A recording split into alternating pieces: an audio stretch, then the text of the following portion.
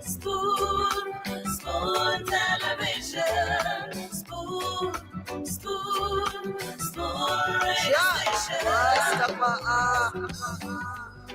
Spoon gonna tell you what is happening in Liberia. Spoon gonna tell you what is happening in Monrovia.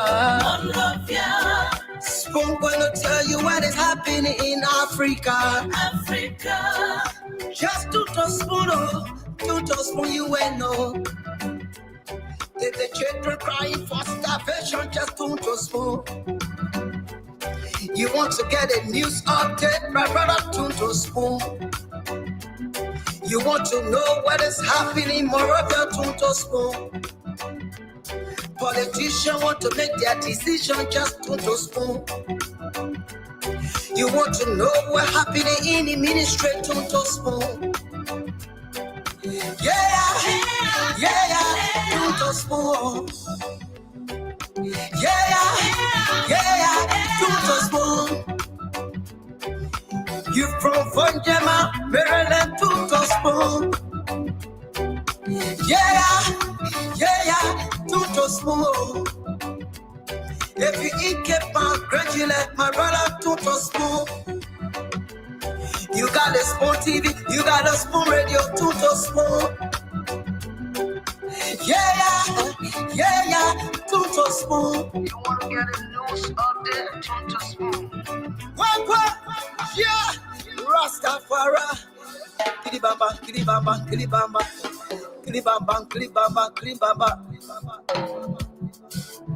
What I want? Yes, what you got today?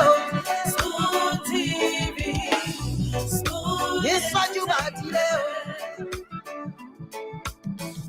Spoon TV. Spoon.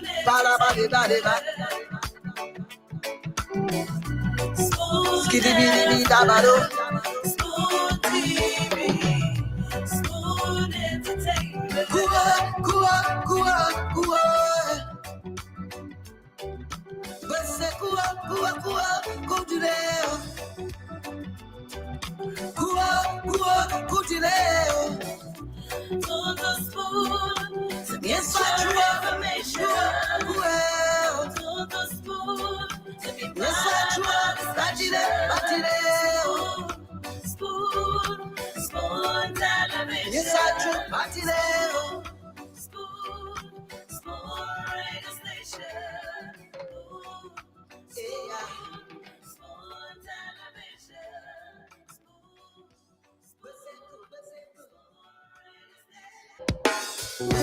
Yes, I, a special one from the CEO, Stanton with the spoon. And your boy, Friday the Southern Band. Charges on the beat. To the spoon to get your information. To the spoon to be part of our discussion. Spoon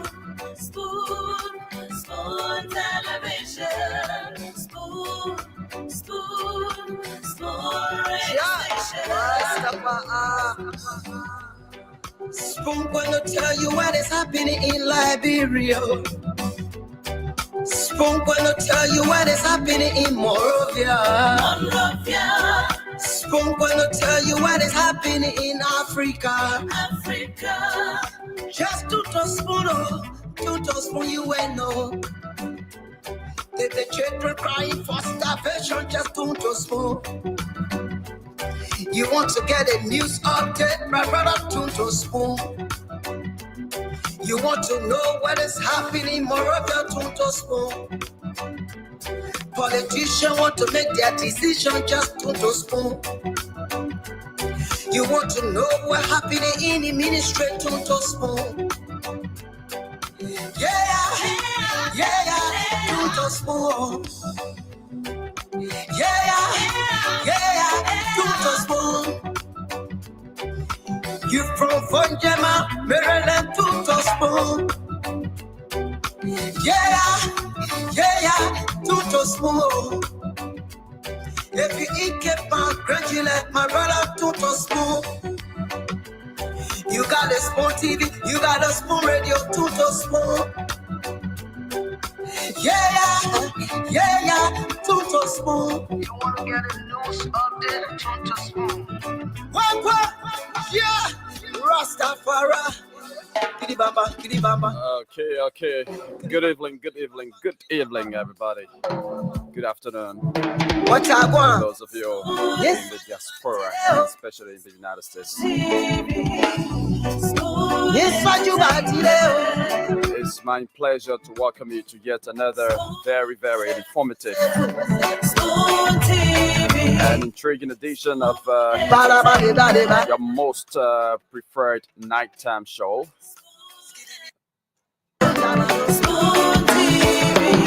This is the Spoon Talk, coming your way on this 23rd day of the month of January, day 2025. Welcome to it, wherever you are and whatever you are doing. Please invite someone to listen or view alongside you. Because as usual, the program promises to be very, very interesting. So sitting in this evening as a producer, my name is Yekezi Zwobel. I'm here till later until the CEO and his team of panelists can arrive to begin the show. So folks, that's it. This is your nighttime show from Odious Congo Town in Monrovia, Liberia. I'd like to say good evening, good afternoon to all of you watching the show this beautiful time. Daniel Tented is watching, Abraham G. Friday, Prince Irigo, Marcus Boaman, Samuel Patrick, Masha Junior, and the rest of the folks watching us live on Spoon TV. We're also coming to you live on Fabric TV, Super TV, and via our YouTube channel. We are also live via www.spoonfmradio.com, and we also live on Fabric 101.1 FM. This show is also being relayed by community radio stations across the country. Radio Iglama there in Saclapie, Central Nimba County, is currently relaying this program. So that's it. What's happening in the country just before we open the lines so that you can speak your minds. Let's bring to your attention some of the issues happening in the country. So the Liberian National Police, as some of you may know, has named 7 representatives as persons of interest in the Capitol building arson attack investigation. And the names are those representatives that have been considered as persons of interest include Representative Marvin Cole of Bond County District number 3, who is right here with us in studio and is going to be a guest on the show tonight. Representative Dixon Sibo of Montserrat County District 16, Representative Priscilla Cooper of Montserrat County District 5, Abu Kamara of Montserrat County District 15, Representative Jacob C. Debbie II of Grand County District 3, and Frank Safoko, the representative of District number 9, Montserrat County. So those are the lawmakers who have been named as persons of interest in the Capitol building arson attack.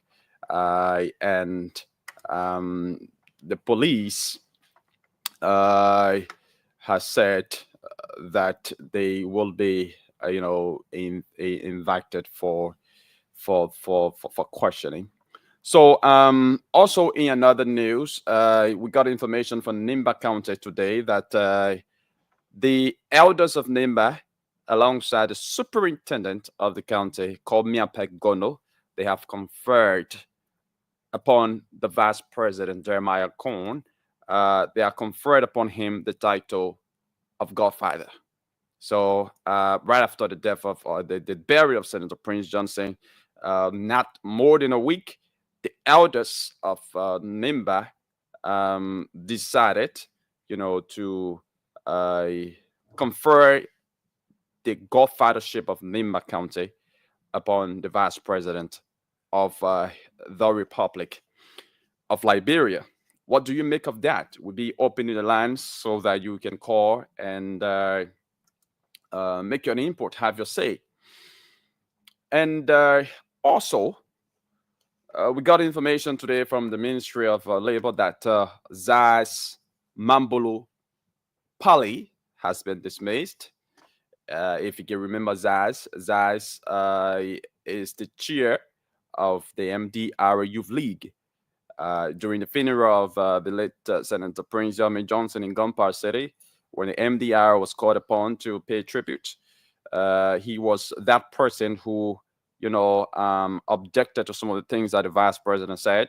And one of the things that he objected to, because when the vice president spoke, he talked about, young people doing away with, chanting the slogan, Amanda, Amanda, but to rather work towards improving themselves, empowering themselves, and all of that. So Zaz took that as an affront, because according to him, when they were campaigning for the vice president and the Unity Party at large in 2023 and chanting those slogans, the vice president, they didn't say anything like that. But now that he's been elected vice president of the Republic of Liberia, coming up to tell young people such, he sees that as an affront. And, he criticized the vice president attributable to that statement. And yesterday we saw an apology on his personal Facebook page, apologizing to the vice president, for the public stance that he took against him. And then today we got information that Zaz Mambulu Pali has been dismissed from the Ministry of Labor. And just before that, that the assistant NSA director was also, dismissed. He was earlier on suspended, but later dismissed by the vice president. He too, had made some statement against the Unity Party. According to him, the Senator Prince Yomi Johnson died from pressure of war crimes court. And he made that statement right after Thomas Yaya, namely the senator of Grand Juda County, has said that the Unity Party of President Joseph Yuma Boaka did not uphold, agreement with Senator Prince Johnson not to establish war crimes court. He recounted other past presidents, who have bought Senator Prince Johnson time, but the Unity Party was not able to buy him time. And he insinuated that that got the late senator very, very, very troubled, and he insinuated that led to his death. And a similar statement was made by the NSA director, for which he was suspended and then later dismissed. All right. So what's the view about some of these training issues? There are a lot of other training issues, but I don't want to preempt some of the things that the CEO and his panelists will be discussing here this evening. So let's open the lines to get your views as we await the CEO and his panelists here on this show. Call us on 0777 771 0777 771 0555 101075 101075. Speak your minds. What's on your minds? Let us know right about now. Let's go to the lines and talk to this very first person. Hello, your name, where you join us from? Hello, Jagasi. Hello. There's a Paco. Paco, let's hear you. Thank you so much to my family. Thank you for the education. You see, the country will have to be serious. And to work on the show tonight, if I'm part of this show. Marvin Cole, the South, who that my representative, will not do anything for her. Yo, after a wicked man or for nothing, they chapter of never print, capital baby. They preach on Jose, so and property. What would you tell? They never print capital baby, all the nothing, and they probably. The time they speak on that, they will you capital baby point, okay, or fire. Then, like, they want to prepare. They put it doing a piece of work. The people that will not honor money, they say, Thank you. Welcome, Dr. Richardson. Doc, welcome. Yeah, can see. Hello, long time no see. Yeah, I'm here. How are you? I'm okay. I'm okay. I have not seen you for. I don't think I even saw you. I was in Liberia. Did we see? No, we didn't. We didn't. Okay, so you're pretty busy, huh? Yeah, sure. No, that's good. Good to see you. Thank you for producing today. I know it gets busy over at the station. You guys are out in the field, but we have some who can produce. Yeah. I don't know. Is that my system? I keep on getting something that says. Yeah, myself, I'm getting that feedback. I don't know whether it's from here as well. Oh. Uh, Let me see. Let me check. I don't think there's anything else that is on. Hold on, okay? all right. Let me go out and come back in. Maybe I'm gonna go out and come back in. Yeah, please do that. Let's see. Mm-hmm. The power station. All right. So let's see if we can take more calls here in the meantime. I don't think that is from Dr. Richardson. I think that is from right here. That is from us because Dr. Richardson is not in, and we are still getting that feedback. So let's just take a very short break to do some adjustment. To be right back.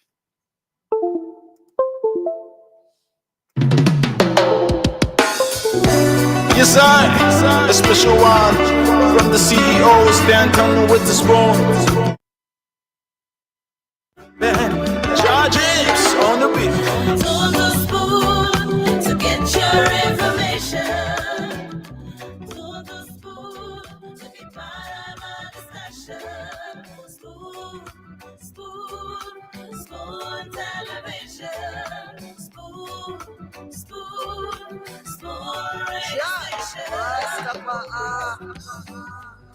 Spoon gonna tell you what is happening in Liberia. Spoon gonna tell you what is happening in Monrovia. Spoon gonna tell you what is happening in Africa. Just to spoon you will know. The children crying for starvation, just to spoon. You want to get a news update, my brother, to spoon. You want to. Okay, welcome back. I think it's all set. Dr. Richardson, if you are listening or watching, you can come on. The problem wasn't from you, it was from right here in studio, but it's been sorted out now. So let's take more calls as we are with Dr. Richardson, the CEO, and the rest of the panelists here on the show. Let's talk to this person. Good evening, your name and where you join us from. Good evening. Good evening. I'm Benedict. Okay, let's hear you. Yeah, thank you very much. You see the advice that the vice president was giving other people taking it to be wrong thing. Since you know the party took a while, have you heard them and wearing party t-shirt, carrying on disturbance, or you know, president goes somewhere for them to go there, disturbing people? No, they're not doing it. But you see, someone Tracy did in the county 3 times during the barrel. The barrel now they went to put Joshua put photo on the motorbike or car, and then they put music on. They start playing CDC music in the place of 30 people until they told how to go on radio to give warning, to advise them. So why is it that this party that they call CDC, why are they causing so much problem for us in this country?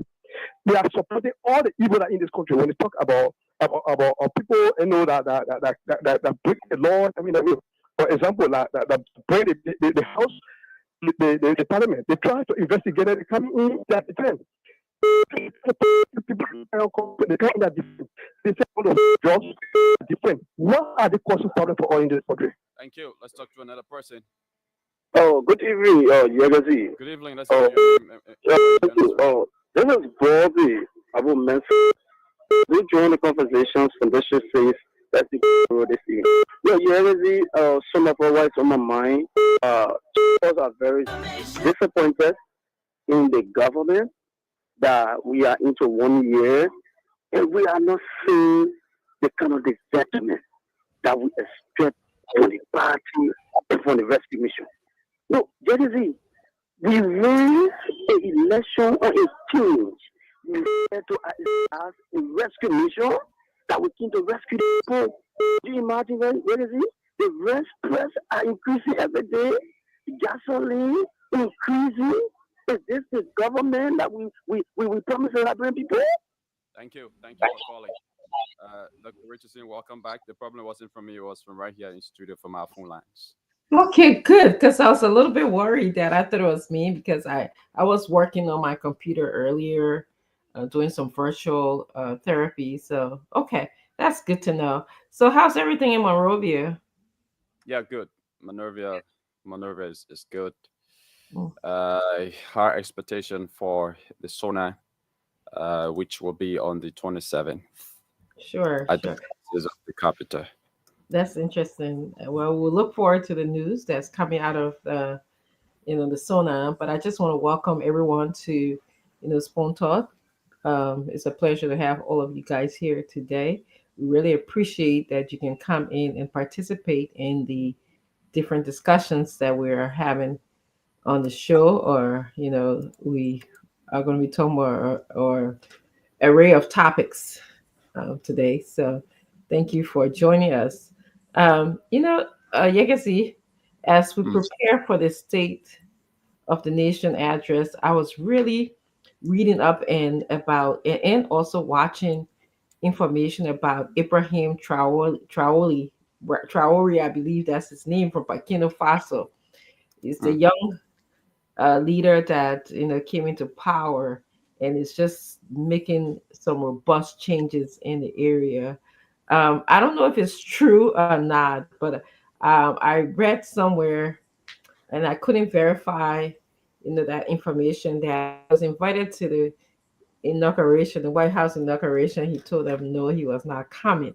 I thought that was pretty, powerful or audacious, to have the audacity to say, no, I'm not coming. Plus, I understand that he's doing a lot of wonderful things in in Burkina Faso. One of the things that he did was ask them not to give him a presidential salary, a hefty president. While we in Liberia talking about, you know, all the benefits of, the president, he's asking him, so don't give me no presidential salary. Give me a salary of a captain in the military. He reduced the salary of all of the politicians, and increase the salary of the civil servants. And I really, if that is true, if what I'm reading and hearing, because I went to multiple sources, I went to YouTube, I went on the internet, just kind of went to some scholarly Google Scholar website to just see who this guy is. He's making some significant changes in Burkina Faso. He's asking for, I know Africa is rich, as you know. We have diamond, we have gold, we have good soil. And he's saying that we don't want any unprocessed mineral to leave our country. He's like saying, like, we're going to make sure that our gold that you take away, instead of taking away and having it processed in another country, you can actually build factories that will process our gold here. There was also an article that spoke about how Burkina Faso produced a lot of tomatoes, Mm.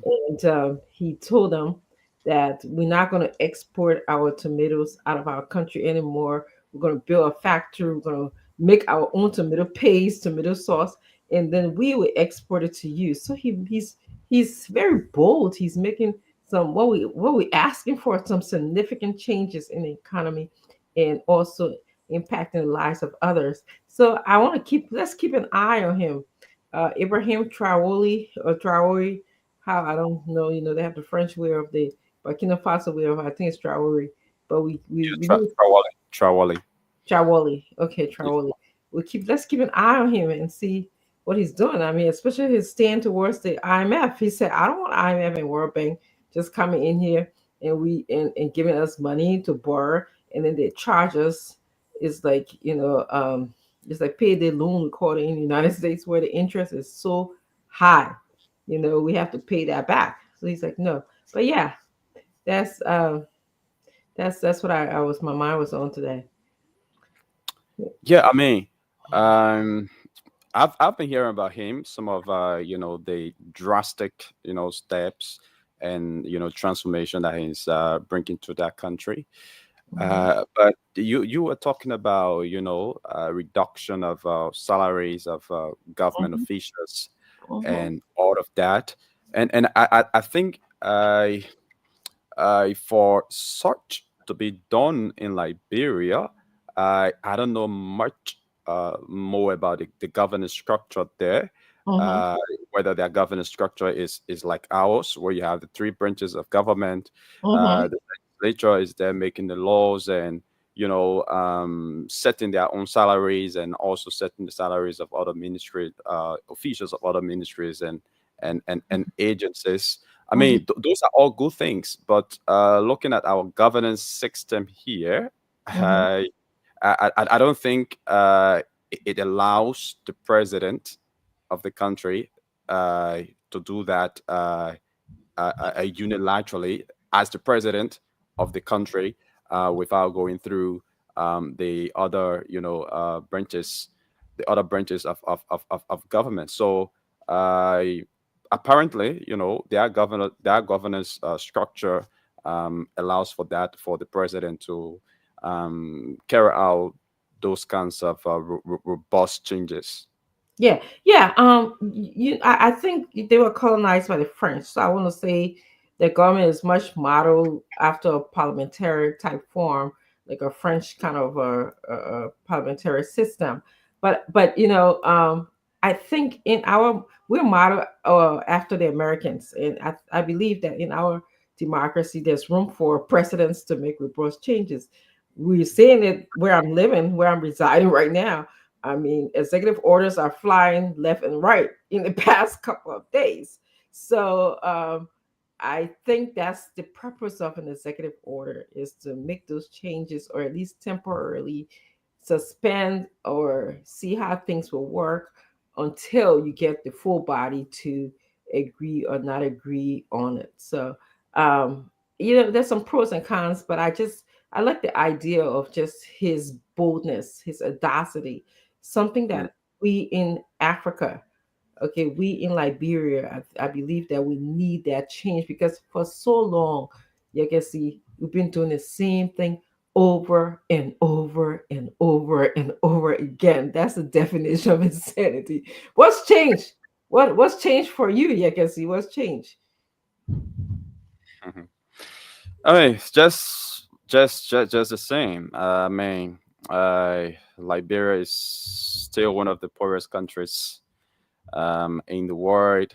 In terms of development, in terms of the living standard of the citizens, and out of that. So yes, it's true that we are not seeing any kind of impactful change here in Liberia. And yes, we need that leader, that will be able to bring about some of those change that we see out there in other countries. Yeah, and let's say I want to give room because I like to follow rules and laws. When I look back at my multiple years of being alive, I've never been involved in any kind of significant court proceeding. I don't break the law. When you tell me to drive 50 miles per hour, I drive 45 miles per hour. When you tell me to stop at a stop sign, I stop. I'm just like that. I don't even like to. I get so afraid because young people these days they tend to be I'm risking some things, but Mm. but not to break the law. like that. It has to be for a significant cause that I would do that. But I think that we need to have some changes in the way that we do things in our government structure in our lives. Even if it's through legal means, but or even if somebody is a leader that is verbalizing those changes, and saying this is what I would like for my country to be. Like today, IMF loan. This is where we are, but these are my plan, my vision for this country. I would love to hear that. Like okay, I'm going to evaluate all of our loans that we have with World Bank, IMF, and see, where we can either make some sort of arrangement with them, negotiate to pay, or can we do without them. It's going to be tough. There's going to be austerity measures, but we're going to have to do these things in order for our country to develop and move forward. Look at all of our resources. I know I hate to pick on one particular company, but I'm just going to say we have diamond, we have gold, we have logs in our country. The people just come and take everything and go, take it, go, process it. We have had one particular company in our country since the 1920s, just producing and producing everywhere. The whole world knows that our country is known for that particular plantation. But what have we gotten out of it? Pure gloves. We can't even produce it in our country. Rubber. We can't even produce none of the things. I'm just holding my grandson toy. This is all rubber made. Come from somebody somewhere else. And we have almost the largest. I was driving through McGibby and I saw this proud sign that says the home of the largest plantation company in West Africa. I was like, yeah, that's all we get. That's all we get. That's all, what good is that sign to us, So, but yeah. Yeah, but also locally there are some trending stories. Yes. Please go ahead and tell us. Here.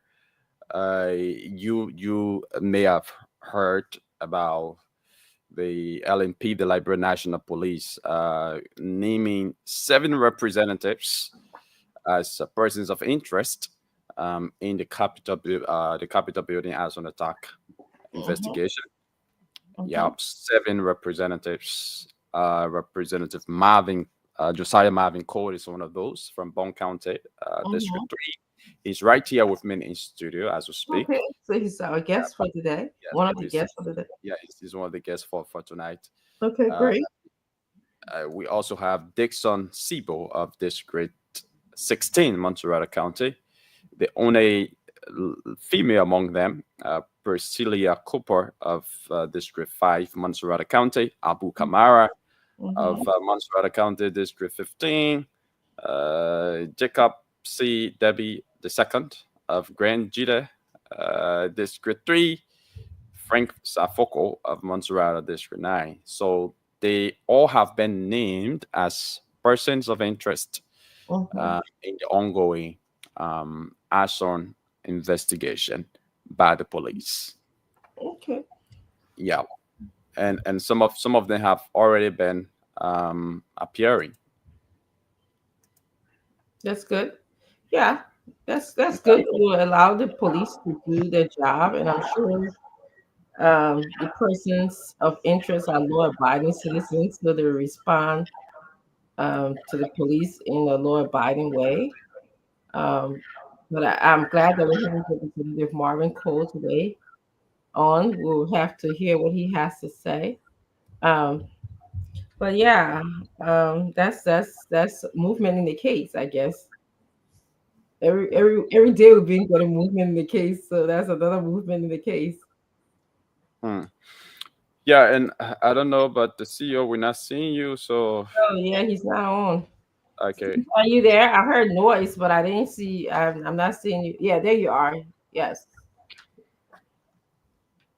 Can you see us? Oh, now he's gone. Yeah. Yeah.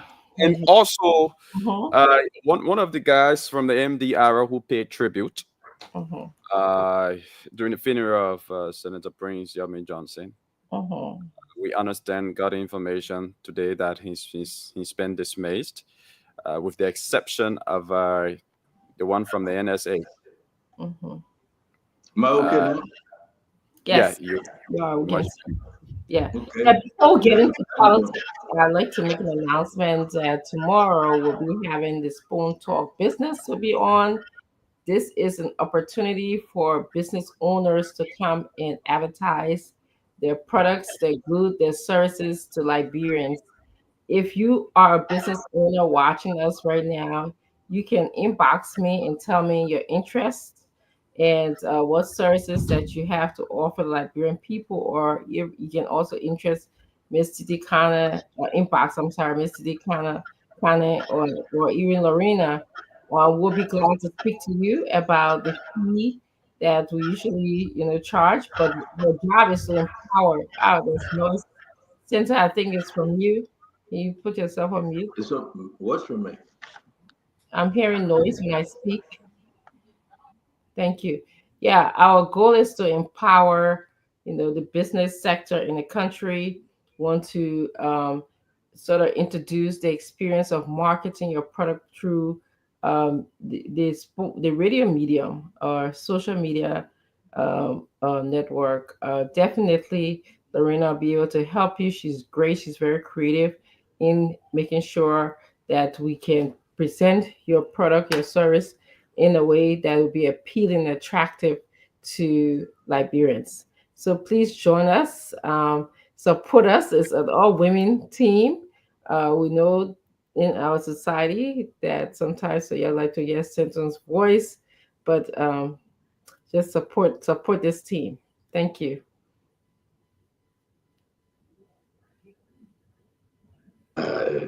You do your business. Why you get worried about what you do? Promote your own thing. You see, you're helping me. I'm fussing with you. Centon told me to say, you always want help. You do your own spoon business. Do it. That's why I say now we're running a competition. People here are on my own, so please kind of more on my own. You have to more. You should be able to help us here. Yeah. It's just about how you would take care of the customers. Customers first. You come with the plenty anyway. That Richard say, how you doing? You see that how you want to spoil my business that you be talking this, that. No, I'm not though. I'm just saying these just common business ideas. I am not spoiling your business. I'll do no such thing. Very good. But you will have your people. They listen to you. They believe in you. Come, yeah, you come. Yeah, my boss is the former CEO is challenging me. Wow. He's challenging me to say that our program. He wants to see how successful the program is. So if you know a business person, just refer that person to me. Let's go far with this business idea. Wow. All right, Dr. Richardson, it's always good seeing you. You can see how you doing today. I'm good, see you. Yeah, we're getting there, Yekazi. We are. Dr. Richardson, as always, we are grateful to be here. I don't know that Richardson. Send us trouble, shovel snow. I've been tired. Yeah. Listen, something I'm not used to, and I try to do it myself. And I'm really tired. But we got to pull through. We got to make it somehow. I want to say hi to Lena Ramsey and everybody. If you get business out there, Dr. Richardson is backing. Thank you. So let me say this to you, Dr. Richardson. It wouldn't be fair. You get the people like buy one, get one free. If you do that, a lot of people are going to come. Okay. If you got to get into the business mindset, right? Try to bring in the people. Buy one, get one free, or make it 2 for $5. And when the people come, then a fast nickel is better than a slow down. Okay. Seriously. That's a if good people idea. say I want it for 1 month, tell us I will give you the other month free. A lot of people are going to come, but you want all this great business idea from me, and I'm not in for it. I'm not, Thank you. Thank you for the little one that you gave out today. I'm sure Lorena is listening. We'll definitely add our. Lorena is not a good business person. She made all the Google business people run away. Oh. Yeah, she's not encouraging. So now people say no, she gone. She's not persistent. You gotta keep on knocking on doors. What the former CEO talking, huh? So well, you gotta knock on doors continuously. yes, And that's what happens.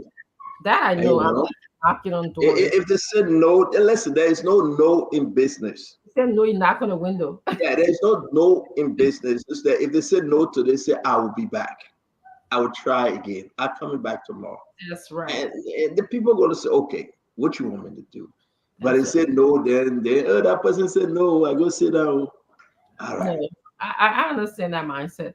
That's Elegant Design say, what's the price to promote my business on Spoon? You see, the people coming already. Answer her. That Richardson. I'll inbox you at Elegant Design. That's why you and I get this person. All you need to do, just tell the person, say, yes, my number. Yes, the business number. I will inbox you. It will not work. Get a business number. Somebody else will come over here. You know, I can get 10 businesses right now on the show. And they can sound right now.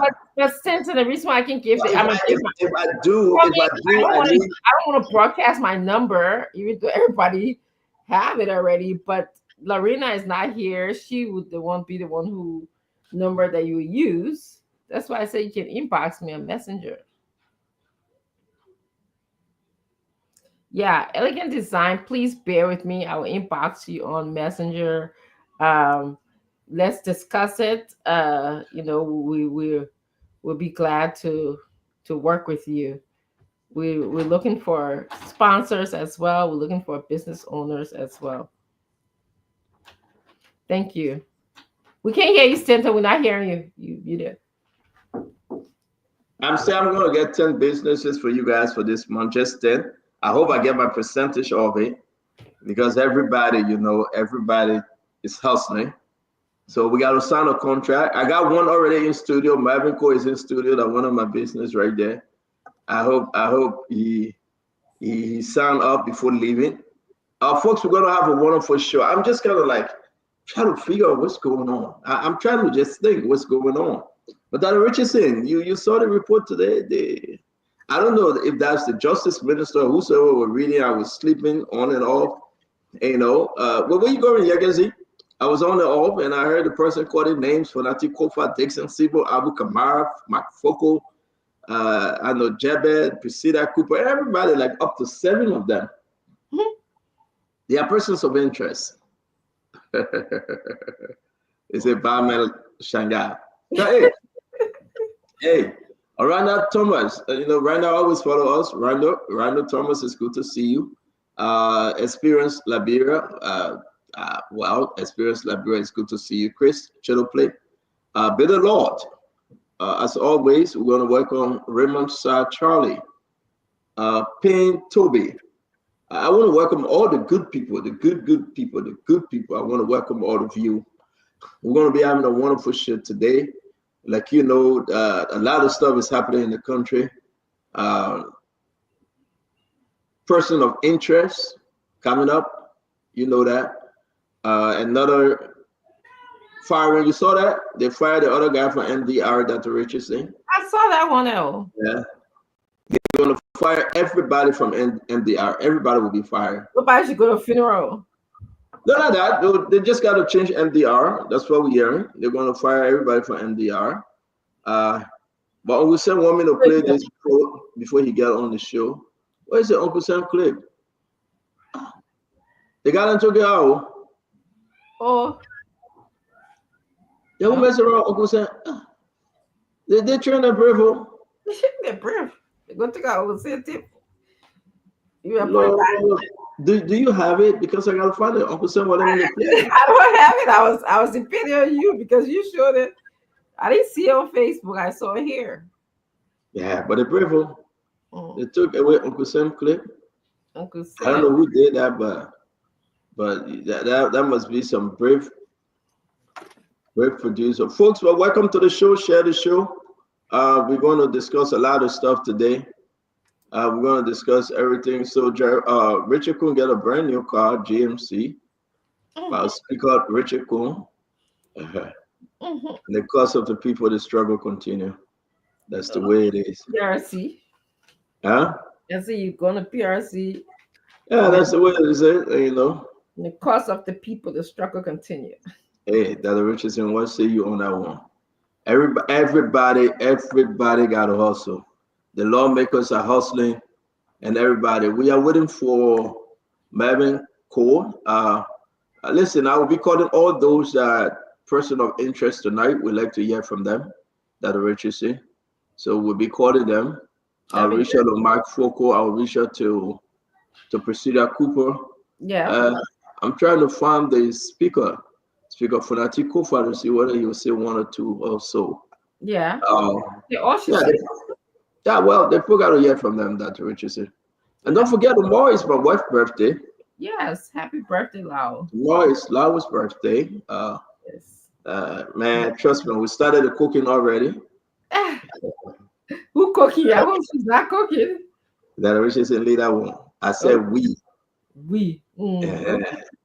Everybody, don't Alex Glenn. Yeah, once I said we, everybody come. Yes, yeah. Rest yourself out. Tomorrow is your day. Don't let we cooking be going on there. Don't let what? We cooking. No, but I know we're gonna bring Marvin Cole. Look at Uncle Sam, and I want to hear sincerely from you. When you make about this Uncle Sam chili in South Africa under the good weather, I want Liberia to really watch this. We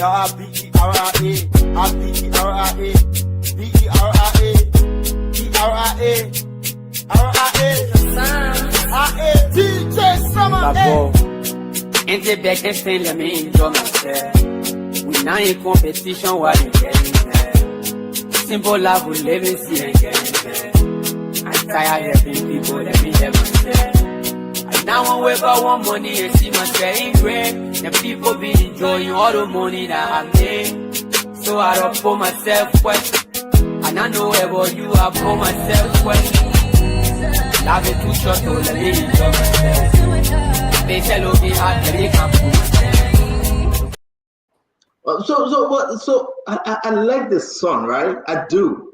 Seriously, the main video that I like the part that said, and guys, if you want this Uncle Sam clip, you can have it. We will share it with you guys. But this is the hottest in the town. This is Uncle Sam Jackson. He asked me to play again today. He said I should play it continuously. This put him in mojo. It put him in Zico.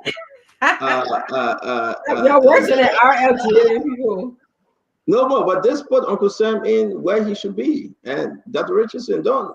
Dr. Richardson don't play with Uncle Sam, bro. I play with you. And, Uncle Sam is the man. And, Yeah, I love it. I mean, I really do. Uncle Sam beat cancer. He's, had a lot of life experiences. It's about time that he enjoy his life, It is. On a serious note, it is about time that he enjoy himself. Yeah. So everybody that when you from Mo Ali, but Mo Ali then can be joking. Steven Johnson, they all be joking, they be kidding. Yeah. But Uncle Sam went through a lot. He did. And he deserved it all, to tell you the truth. And and he's a good man. He's a good guy. He is. Yeah. So what you want to say? He's a good man. See, when you the older you get, Santa, life becomes just interesting. You spend your time focusing on your daily needs, not in a selfish way, but that's just how it is. And so, like when you're young, you spend your time, making it. And so he's at the point that he's enjoying himself. So it was really nice. I kind of relax a little bit. Look a little nervous in our car. What do you mean he look a little nervous, man? I want you to just relax, put your, put some, dance, do something. I mean, he's driving the car because, that's not his car. Well, so he gotta be careful. That's his car. That's his wife's car. So that's his car. Mm-hmm. But to tell you the truth, though, he beat a lot of stuff. He did. So where he is right now, he deserves it all. I appreciate his, dropping some knowledge on this show, his experience. I don't get like you. I'm probably accustomed to serving my mother and father who lived with me for a long time. So I take what I can take from him and let the rest go, just go through, go through one ear and out the other, and then whatever he has to say of value, I take that. I really like, he got some good things to say, like how we should live. He's a walking epitome of how we should live as we age, like you got to make sure that you do the right thing so that when you age, that you should be able to come and sign a contract. And he coming up here and he say he coming to America. I mean, yeah, Uncle Sam is coming. Yeah, you're gonna be signing a real estate contract so you always trying to make yourself better and enjoying yourself. Let me say some. Can you come on? We're gonna put honorable code on your producer's seat. Apparently, that the other computer is not picking up Yekezi. We are waiting for J. Marvin Cole. That is not picking up, so we gotta put him. Yeah. There you go. There you go. I tell him, J. Marvin Cole is producing tonight. He's on the. Yeah, you are right. How you doing? Can you hear us? Hello? Yes, I'm hearing you. Tango, Marvin Cole over. Tango. J. Marvin Cole over. Copy. Yeah, can't over. Yeah, really. Sunshine. If you can hear me, Sunshine, this is Prince Sunshine. Not Sunshine. In the spirit of Prince Johnson. You mind?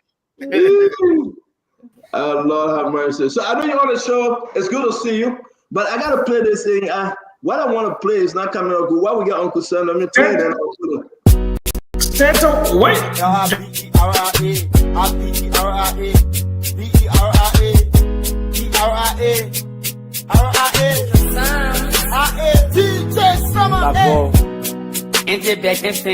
enjoy myself. We now in competition while you getting there. Simple love we living, see and getting there. I'm tired helping people, let me help myself. I now want wake up one money and see myself in great. And people be enjoying all the money that I made. So I don't put myself first. And I know about you, I put myself first. There you go. I'm gonna put myself first. I don't know about you. I'm gonna put myself first. Empty back and stand. Enjoy yourself. Don't listen to you a little bit, man. Enjoy yourself, Uncle Sam. Put yourself first, Uncle Sam. Put that car one hand and just party a little bit. That's it. First, we want to say, Uncle Sam, can you hear us? It looks like I can hear you. The people said I rent a car, so I can see the registration. No. Uncle Sam, you don't have to do that. That's your car. I'm just joking. We want to say welcome to the show, man. I love the song, by the way. I really want to know who put our song together. It's a great one. The other one did it. Like your spoon people did it. You know, like your spoon people did it. We want to say welcome to the show. It is with the highest respect to bring in the Honorable Representative, District Number 3, Bon County, Representative Josiah Marvin Cole. It's good to see you, brother. How you doing? Well, I'm great, and I want to be grateful to the Almighty God for life and strength and for stability of mind. So I just want to be grateful to the Almighty God. It's always good to see you, man. Welcome to the Spoon Talk. You are not a stranger. We got Dr. Francine Chinua Special Richardson. And we have Uncle Samuel P. Jackson, the man from LSE, the city planner, the economist, the man that studied in the newest BMW Beamer. We want to say it's good to have you. But that, on a serious note, though, there's a reason why you are here tonight. We'll be getting into it. We heard today, we played the clip, that you are on the list. You are on the list. Your name is on the list. And we want to, before we get to you, let me bring in Dr. Richardson. Dr. Richardson, you got a minute. What's on your mind, Uncle Sam? And then we'll bring in Marvin Cole officially to discuss the issue, reason why he's here tonight. So before you came on, since I was talking about the leader of Burkina Faso and how he's kind of just changing the landscape of the country. And one of the things he's doing was he didn't accept a presidential salary, like one of those huge packages that come with being a president. He actually told them to give me the salary of just being a military captain, and he decreased the salary of many of the leaders in the country, his executive branch primarily, and also increased the salary of civil servant he's asking for people to use all of the materials that we have in Africa, like we have like diamond, gold, all of those minerals that we have, and instead of sending it outside of our country, exporting it to other countries to have it processed, and then of course divide it around the world. Let's start with us first. Let's do us first. And so I really admire the plans that he has to develop his country. I was talking to you can see he made a good point. There's a different form of government, but even democracy, I believe that can happen. I'm a living proof right now as I sit in a system where we get a lot of executive orders that changing things that used to be to different. We're in a new world now with the executive order. So our government is patterned after the United States, so we can do some of this robustness by using some executive order. So that's what I have to say. That's what's on my mind. I'm also interested in hearing what the Representative Marvin Cole has to say in his opening. I hope that he includes, I heard from somewhere in the grapevine that you got one of the largest voters percentage in your county. I don't know if that's true, but you can verify that, and maybe we can talk about that a little bit more. One of what? Thank you very much. Percentage of voters, the largest voters. Thank you, Dr. Richardson. Thank you very much. Uncle Sam, let's have you, sir. Well, Stanton, I have a very different attitude in 2025. I'm not letting things bother me. I'm having, but it's not about me. It's about Liberia, And I hope and pray that the dreams and aspirations of the Liberian people, to go, and I keep reminding people about that rainy Sunday. I mean, it was torrential rain in city of Monrovia, and those people went in that rain. The feces infested water. They were there, and they voted for this man. They gave him the country on a silver platter and said, "Look, do what you need to do. Everything that you say you're going to do, that you want to do it. Get rid of MedTech. Get rid of CTN.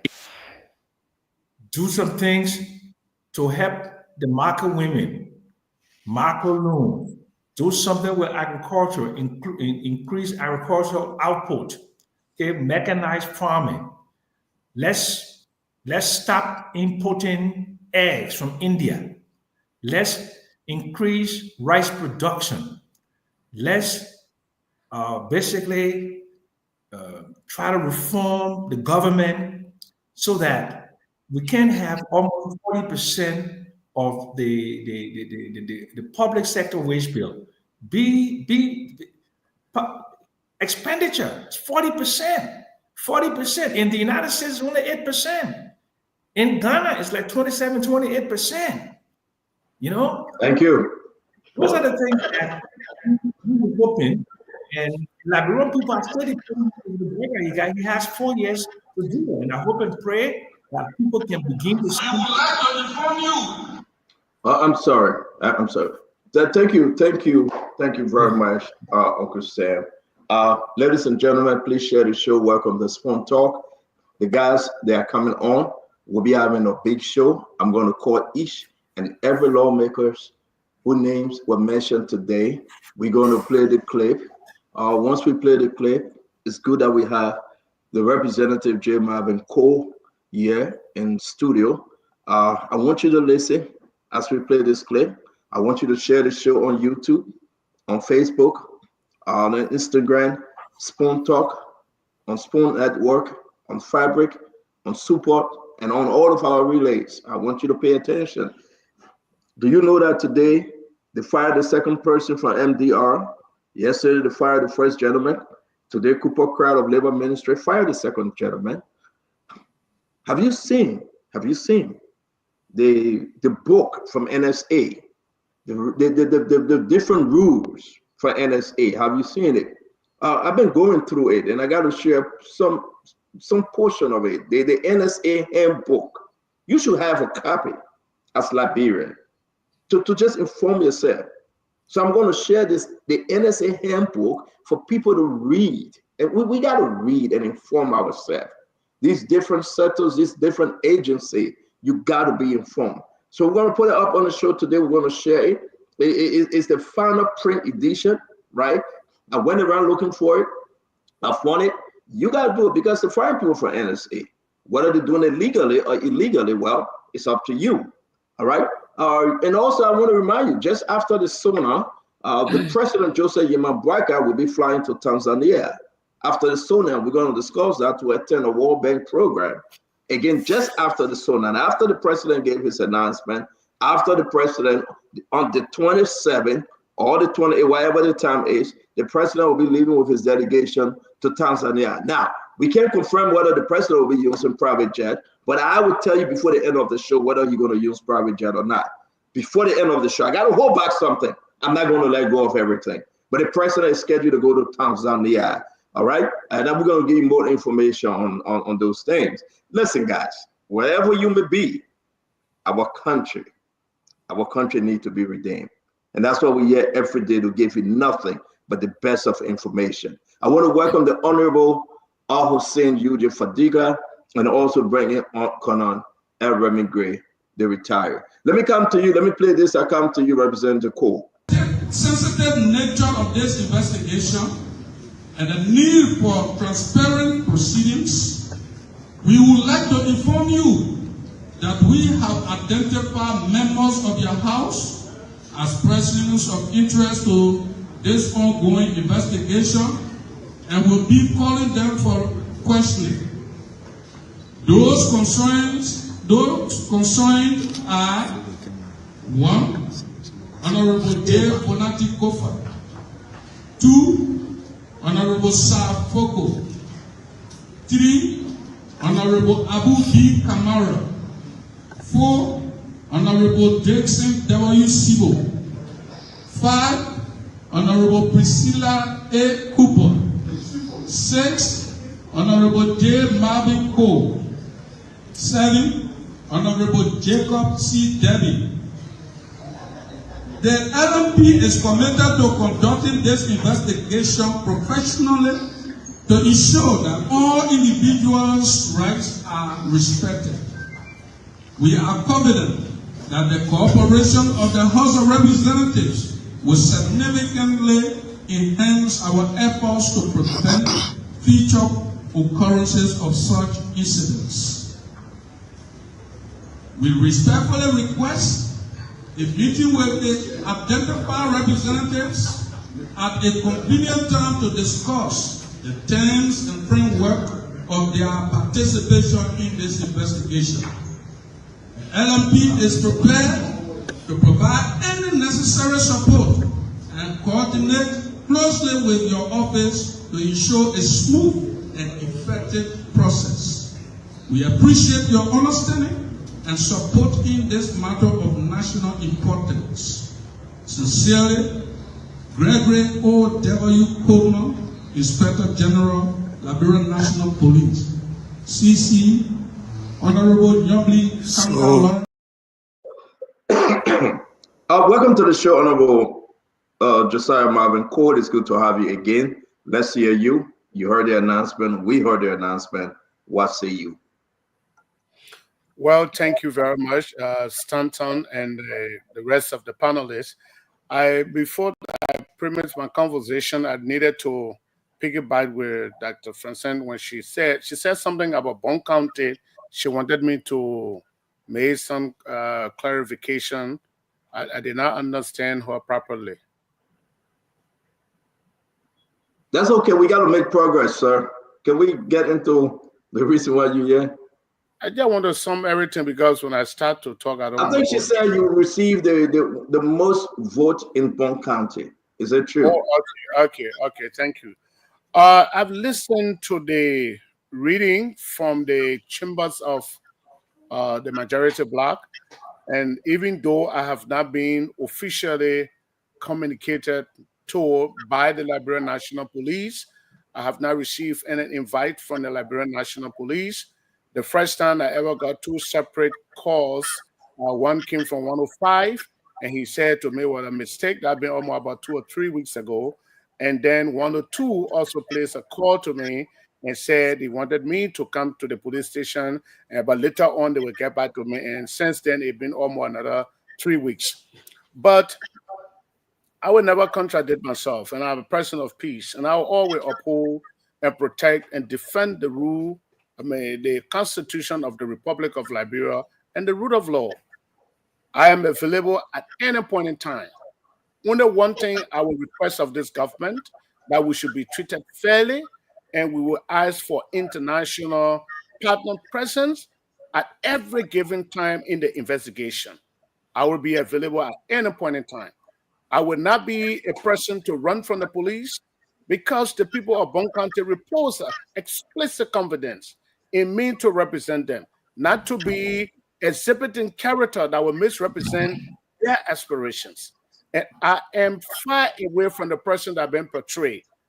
Having said that, the police say I am a person of interest, and it is incumbent on them to provide me whatever information they need, or how I have become a person of interest. I will be available. You know, last night I was sitting down and I received a call and somebody say, "Oh, your name is on Spoon, and you know you need to be tactical." I said, "Tactical about what? There's nothing to be tactical about. Only criminal runs from the police. If you are not a criminal, if you have not committed a crime, there is no reason to run from the police. Even though we have seen the kind of police and the way they have conducted themselves, we have some concerns. That's why I will encourage our international partners, as the police have said, that at every given point in time, we will be treated fairly, and they will allow our lawyers or whatever to go to the police station. So Stanton and our panelists, I'm available. That's why I chose not to speak to you from my home. I have to drive to the studio to make the Liberian people know that I'm not running. Because for the people at district number 3 in Bon County to stand in the queue and vote for me, cast a ballot in thousands, it speaks volume. So I'm not the kind of person to be running here and there from police. I'm going to be running for what? And from who? That's what I said. I want to make it categorically clear. This is not my characterization. I have not been acquainted with the crime or what interest the police has in me. So I will remain very composed. I will remain very, very, very determined. And I will listen to the advice of my lawyer before I can make further statements. So I just wanted to make that clear. And in Bon County, not only Bon County, yes, I've commanded the highest votes. Nobody, no House of Representative members in Bon County. I mean, most of our colleagues who got elected from the county, I mean, if I did not triple all of them votes, it was double in every district in Bon County. So, I mean, that's a serious-minded person that Bon County people send here, and I will not disappoint them. I want to use this medium to speak to our people. Those who told you that I ran and are in Guinea, are in hearing, I've committed crime, it's baseless, it's erroneous, it's far from the truth. I am here in Monrovia, and right now I'm seated in the studio of Spoon Network. So I'm not going to run from anybody. Thank you. Okay, so let's read the letter, Honorable Cole, and that's only fair for us to do so. I'm surprised. You say you have not received anything. I haven't received any communication. Now, Stanton, just to piggyback on that, when I got the information in the air, so to speak, I tested the deputy speaker to ascertain whether I were one of those to be invited by the Liberian National Police, saying the police chose not to communicate directly with me, but through the legislature, even though they have they have a situation that they went to a focal house and they have arrested people unlawfully, but they thought to write the House of Representatives and to write their speaker to invite me. I mean, I have not gotten any information, and I sent here a text message. Nobody has responded. So I'm only hearing in the public. So this will be the first time for me to listen to you read a communication asking me to go to the police. Well, I'm just going to read it because this is a talk show. This is not officially communicated to you. I would not do anything as my lawyers have advised me, except I receive official invitation from the police that I am a person of interest, and I will be able to listen to the pieces of advice my lawyer will give. What are the different steps? All right, if the Liberia National Police or law enforcement decide to go after a lawmaker like you, what are the different steps? The proper way to do so. Can you help us understand? Now we have an incident with the then senator of Maigiri County, Senator Roden Khan, when he was involved in the incident with Charles Benny in Maigiri. There was a whole section that was held, and then to request their immunities to be lifted to allow them to appear before. In fact, it was not even the police. It was at the court, to go to the court and answer to the accusation or whatever indictment was against them.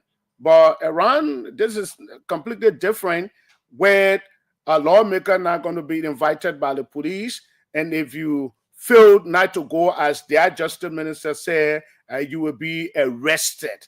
So, I mean, it's something that should be a concern to any citizen of the Republic of Liberia, because the steps that there are certain rights, certain immunities that lawmakers enjoyed under the Constitution of the Republic of Liberia. To have those kind of people arrested or invited, the legitimate process is you have to do a communication to the House of Representatives and explaining in that communication the reason why the police will want that person to go to the police station for questioning. But as I have not listened to the reading of the communication to know why am I invited to the police station. I've only been hearing they say fire incident and you are person of interest and you are person of interest. Let me tell you what this communication or this Facebook situation does to the person of anybody. It damages your international image. We have built our own credibility. One morning, you just have the police put their name in the public that the man is person of interest. You got everybody talking. Oh, you linked to the burning of the Capitol building. You linked to this thing. So the police looking for you. They try to insinuate in the public that you are a criminal. I think this is unfortunate for our democracy and our country. We should have. So let's get into the question, Honorable Court. Again, to all those of you joining us, please share the show. There's the information. There's the letter that was sent to the Speaker, Honorable Richard Coon. Let me zoom in. There you go. The document that was sent to Honorable Richard N. Coon, and it was sent on the 21st. The Honorable House of Representatives, Capitol Building, Monrovia, Liberia, request for engagement with person of interest in ongoing police investigation. There you have it. Dear Honorable Speaker, the Liberia National Police extend its highest regard to you and members of the House of Representatives. We acknowledge the gravity of the recent fire incident at the Capitol building and its profound impact on our nation's legislative activities and heritage. While we proceed, as part of the ongoing investigation into this unfortunate event, the Liberia National Police has identified several persons of interest. Now, person of interest, we got to underline that, and put it in a boldface, whose insight could be crucial to uncovering the circumstances surrounding the incident. Now, they want to tap into your insights. Given the sensitive nature of this investigation and the need for transparent proceeding, we would like to inform you that we have identified members of your house as persons of interest to this ongoing investigation and will be calling them for questioning. Those concerned are Honorable J. Funati Kofa, Honorable Safoko, Honorable Abu B. Kamara, Honorable Dixon W. Sibo, Honorable Priscilla A. Cooper, Honorable J. Marvin Cole, Honorable Jacob C. Dibby. The Liberia National Police is committed to conducting this investigation professionally to ensure that all individuals' rights are respected. We are confident that the cooperation of the House of Representatives will significantly enhance our effort to prevent further occurrences of such incident. We respectfully request a meeting with the identified representative at a convenient time to discuss the terms and framework for their participation in this investigation. The Liberia National Police is prepared to provide any necessary support and coordinate closely with your office to ensure a smooth and effective process. We appreciate your understanding and support in this matter of national importance. Sincerely, the Inspector General Gregory O.W. Coleman, Liberia National Police. CC Honorable Youngbley Kanga Lawrence, President Pro Tempore of the Liberia Senate, Councilor, and Oswald Toye, Minister of Justice and Attorney General, Republic of Liberia. There you have it, sir. So let me say this to you. The first thing, let me just identify one of the major missteps that they have in that in our communication. Number one, you are addressing a communication to the House of Representatives. We have two separate chambers, two separate authorities. And I don't know for what reason they have to CC the President Pro Tempore. The second thing is the executive have always taken side in the legislative impasse. Right now, we are before the court that we did not recognize the leadership of Richard Nangbe-Kun. But the police have chosen to write Richard Nangbe-Kun and identify him as a speaker, taking side in our legislative impasse. So this is just one of the simplest side taking in this proceedings, because if I'm aggrieved, if I feel injured, if I feel disrespected, if I feel harmed or brutalized by the authority of Richard Nangbe-Kun, and you are subjecting me to go to Richard Nangbe-Kun, that is what the government is wanting us to subject ourselves to. Because the matter before the court, the matter at the House of Representatives had not been settled. Unconstitutionally, Richard Nangbe-Kun in his life suspended us, withheld our benefits, even including our legislative projects for our districts. Today in our chat room, there was a message posted by the Deputy Speaker under the instruction of Richard Kun that all the projects intended for the 7 members that are suspended in their various districts should not be paid. But you are asking me, the Liberian National Police, how can two parties in conflict, you subjecting one of the aggrieved party to go and sit with the other one? What do you intend to do? So from just the basis of their communication, we already seen conflict. We already seen compromise. Because if they meant well, we are individual lawmakers. We should be addressed. We are not running away. We are state actors. So Stanton, to tell you that a major mistake, because we are in court and the matter is before the court and we have not settled the issue to recognize. I was deprived not to participate in the election of Richard Nangbe-Kun. How you want me to subject myself to him or to recognize him as a speaker? I believe the intent is Jack go there will write and threaten them, and they will be forced to come and sit down on Richard Kun and accept him as a speaker. I think it's against my person and it's against my democratic rights, because I have a right to participate in the election of a speaker, and I was deprived of that right. So now the police is writing me to go to the police station. We'll subject you to go to Richard Kun. If you don't go to Richard Kun, maybe we'll arrest you anywhere we see you. Thank you very much. Thank you. Listen, we're going to give you, we got but another 20 minutes to spend with you, because we got to call the other lawmakers. Folks, you joining us, you saw the clip, and also you saw the letter. Let's get into the question. Welcome to the show, Vendetta Patricks and the Honorable Akaris Mosi Gray. Dr. Richardson, question, statement. You have your 2 minutes, please. Representative Cole, thank you for coming into the studio to speak to the Liberian people. What should be the process in which the police can get in touch with you? Like in developed countries, they have your address, your zip code. They can just basically send you a letter. So what is the process, considering that we don't have that in our country? The process is the police know very well that Honorable Marvin Cole is a representative. Mm-hmm. I just said to you in the premise of my conversation that 105 called me. 102 called me. They know where I live. I'm not running. They know where my office is.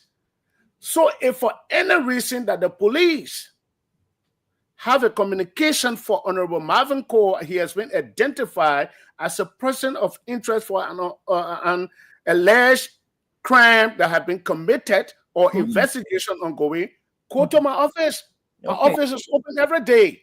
Drop the communication there. We will need to speak to Honorable Marvin Cole. Honorable Marvin Cole staff receive his letter and they turn it over to him. I contact my lawyer and move to the police station. You don't have to subject me to anybody. Thank you. But I am just telling you to tell you this investigation not going to be transparent.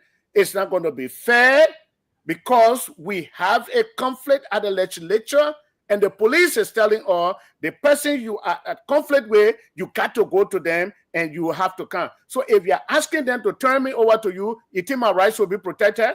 No. So my second question is, I heard you mention in passing that you needed an international maybe person to be involved in this investigation.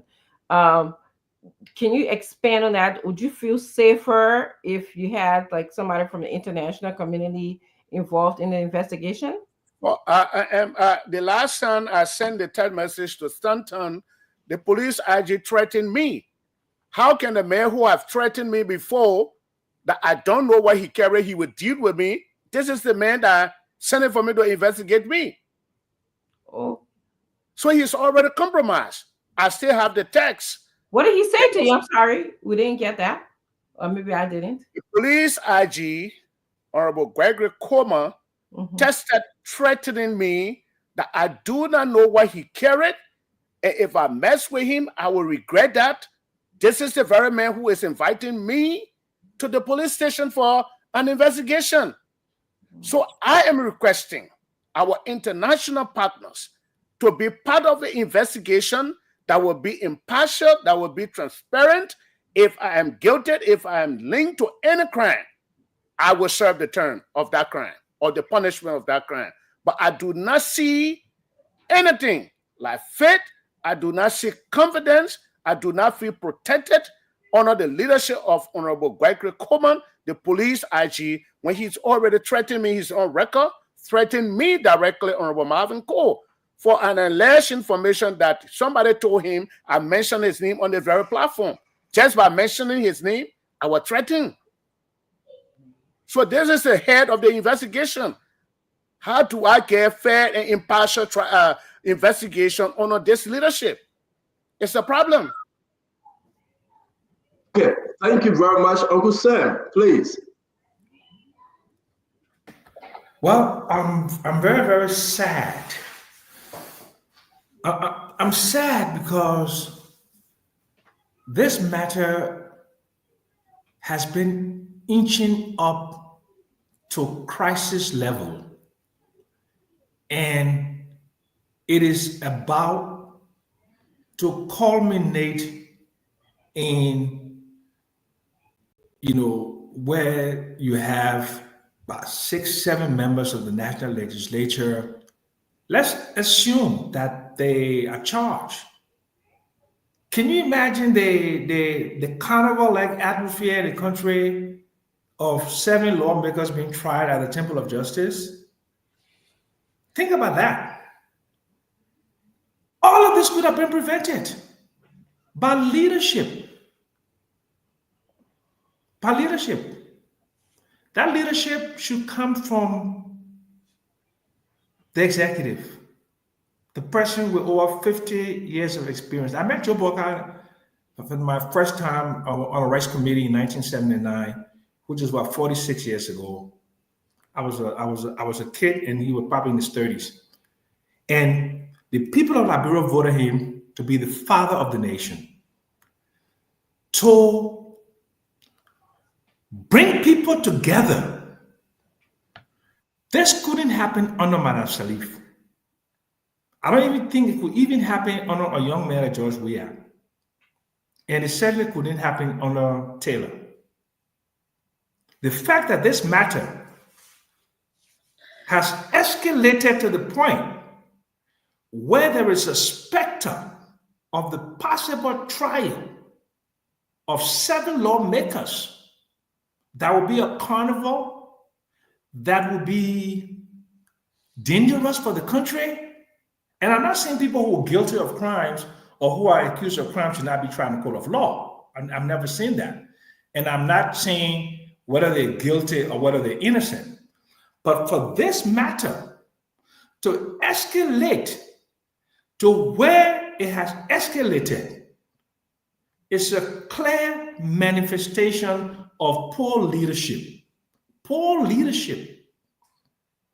And I hope and pray for the sake of the country that I don't live to see the carnival and potentially tragic comedy that is evolving in my country. And I'm appealing to all of my Unity Party youngsters. You have a lot to lose. You have the apparatus of the state. You control the executive. Can we do the question then we'll come to, can we come to just give me that? 30 seconds, please. And you control. This, whatever happens, is on your watch. And I'm appealing to you not to make this a partisan thing, but put on your patriotic and nationalistic hat to look at this in a broad manner, because this is inching up to a place where it could become potentially destabilizing for the country. And that's my fear. Thank you very much. Thank you very much. I'm going to bring in Fadika UJ Hussein. Do you have a question for Representative Cole, sir? Yeah, I have a question and a brief statement. Representative Cole, nice having you here. I watched a couple of videos, I think a couple of months ago, at the inception of this whole issue at the Capitol. In one, you said if they want war, we'll give them war. And you mentioned something about MPFL, and those were threats. At some point, I saw you running in the hall of the Capitol building. I don't know, there was some fighting. And then on another occasion, I saw you insulting Honorable Thomas Fowler. I think you call him a rogue, a criminal. Yeah, that was the word. And almost wanted to fight.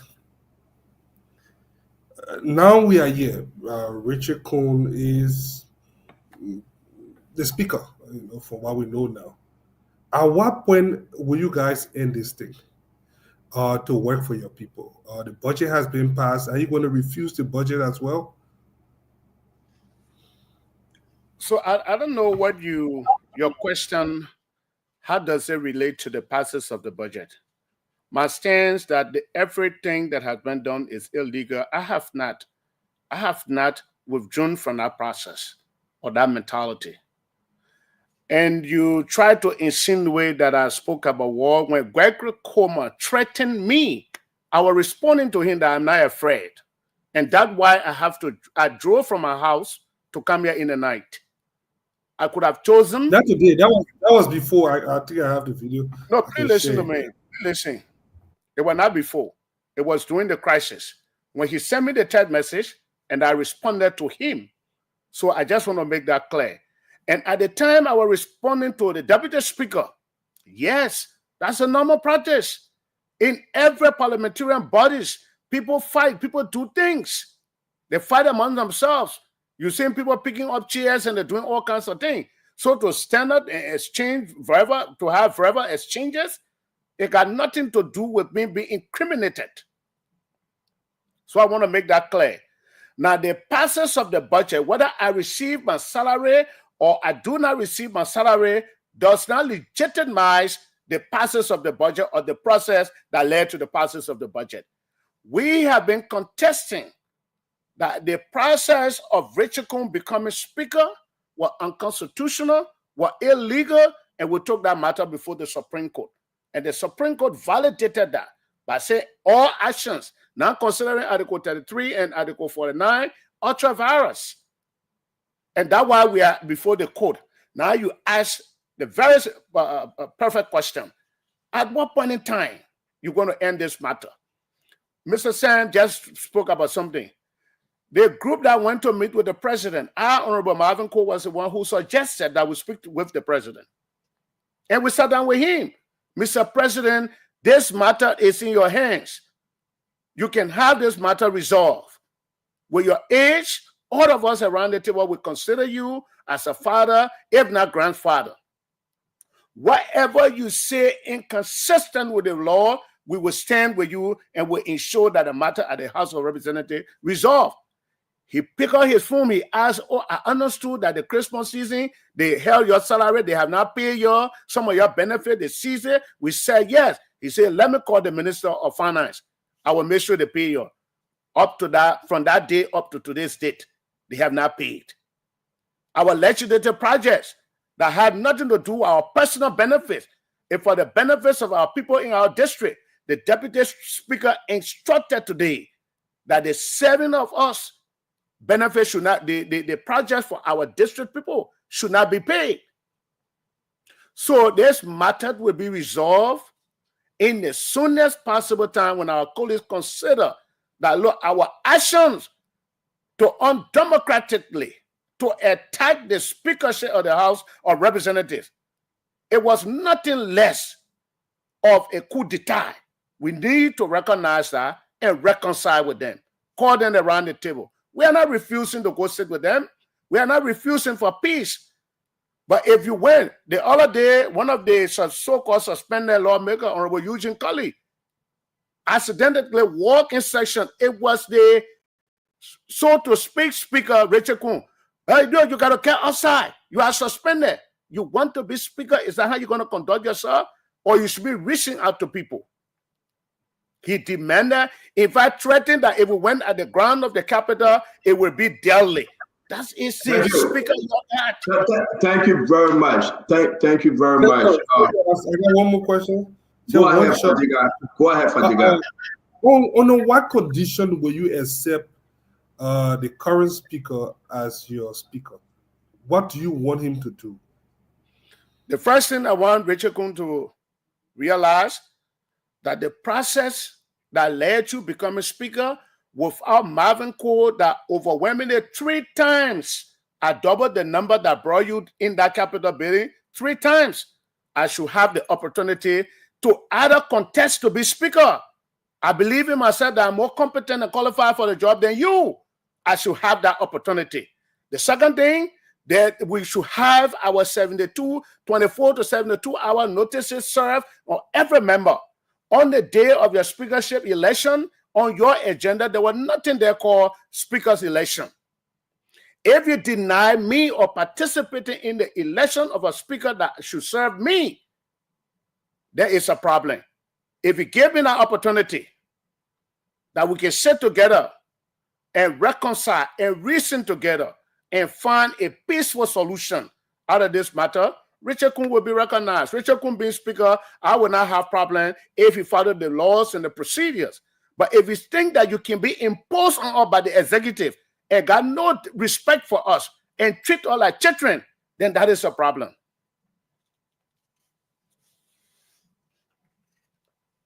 Once Richard Kuhn recognizes that today, tomorrow I will be under his gavel, I will sit with him. We will sit down with Fanatic Kofa. We will prevail on Fanatic Kofa to do the right thing.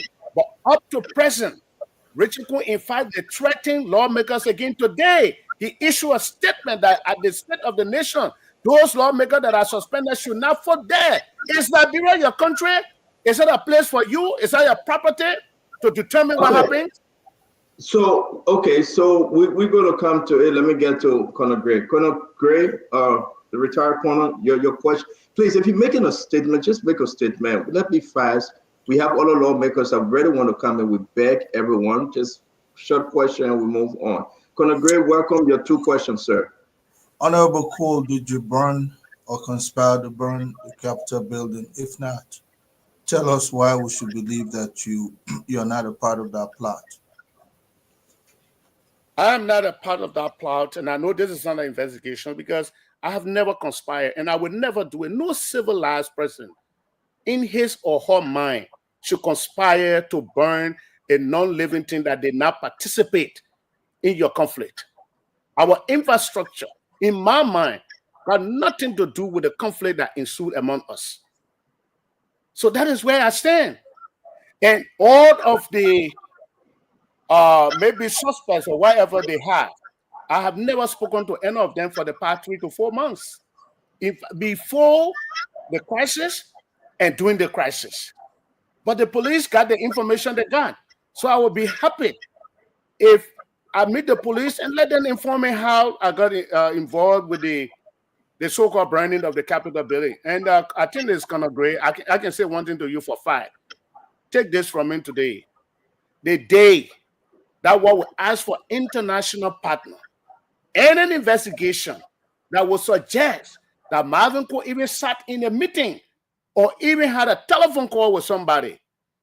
Never ever to have me ever in your life respected, and I will resign that very day when that matter, when that issue is proven against me in a competent court of trial jurisdiction.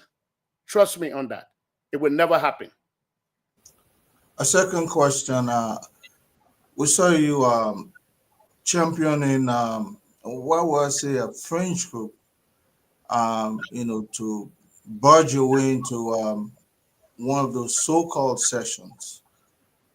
Did you think that action was conduct becoming of a representative? I saw you barging into with a group of people, that spearheading, like French group going to disrupt another session. Was that conduct, a becoming conduct for somebody being a representative? But you have to watch the steps that led us taking some of the decisions we took. At the legislature, when lawmakers are having issues among themselves and the police decided to unauthorizedly got involved and brutalized 3 of our members, and they decided to shield those people, we told them they should get out and we are going to sit in the same session with our police. It was the police that created the altercations because we are peaceful going outside to our colleagues.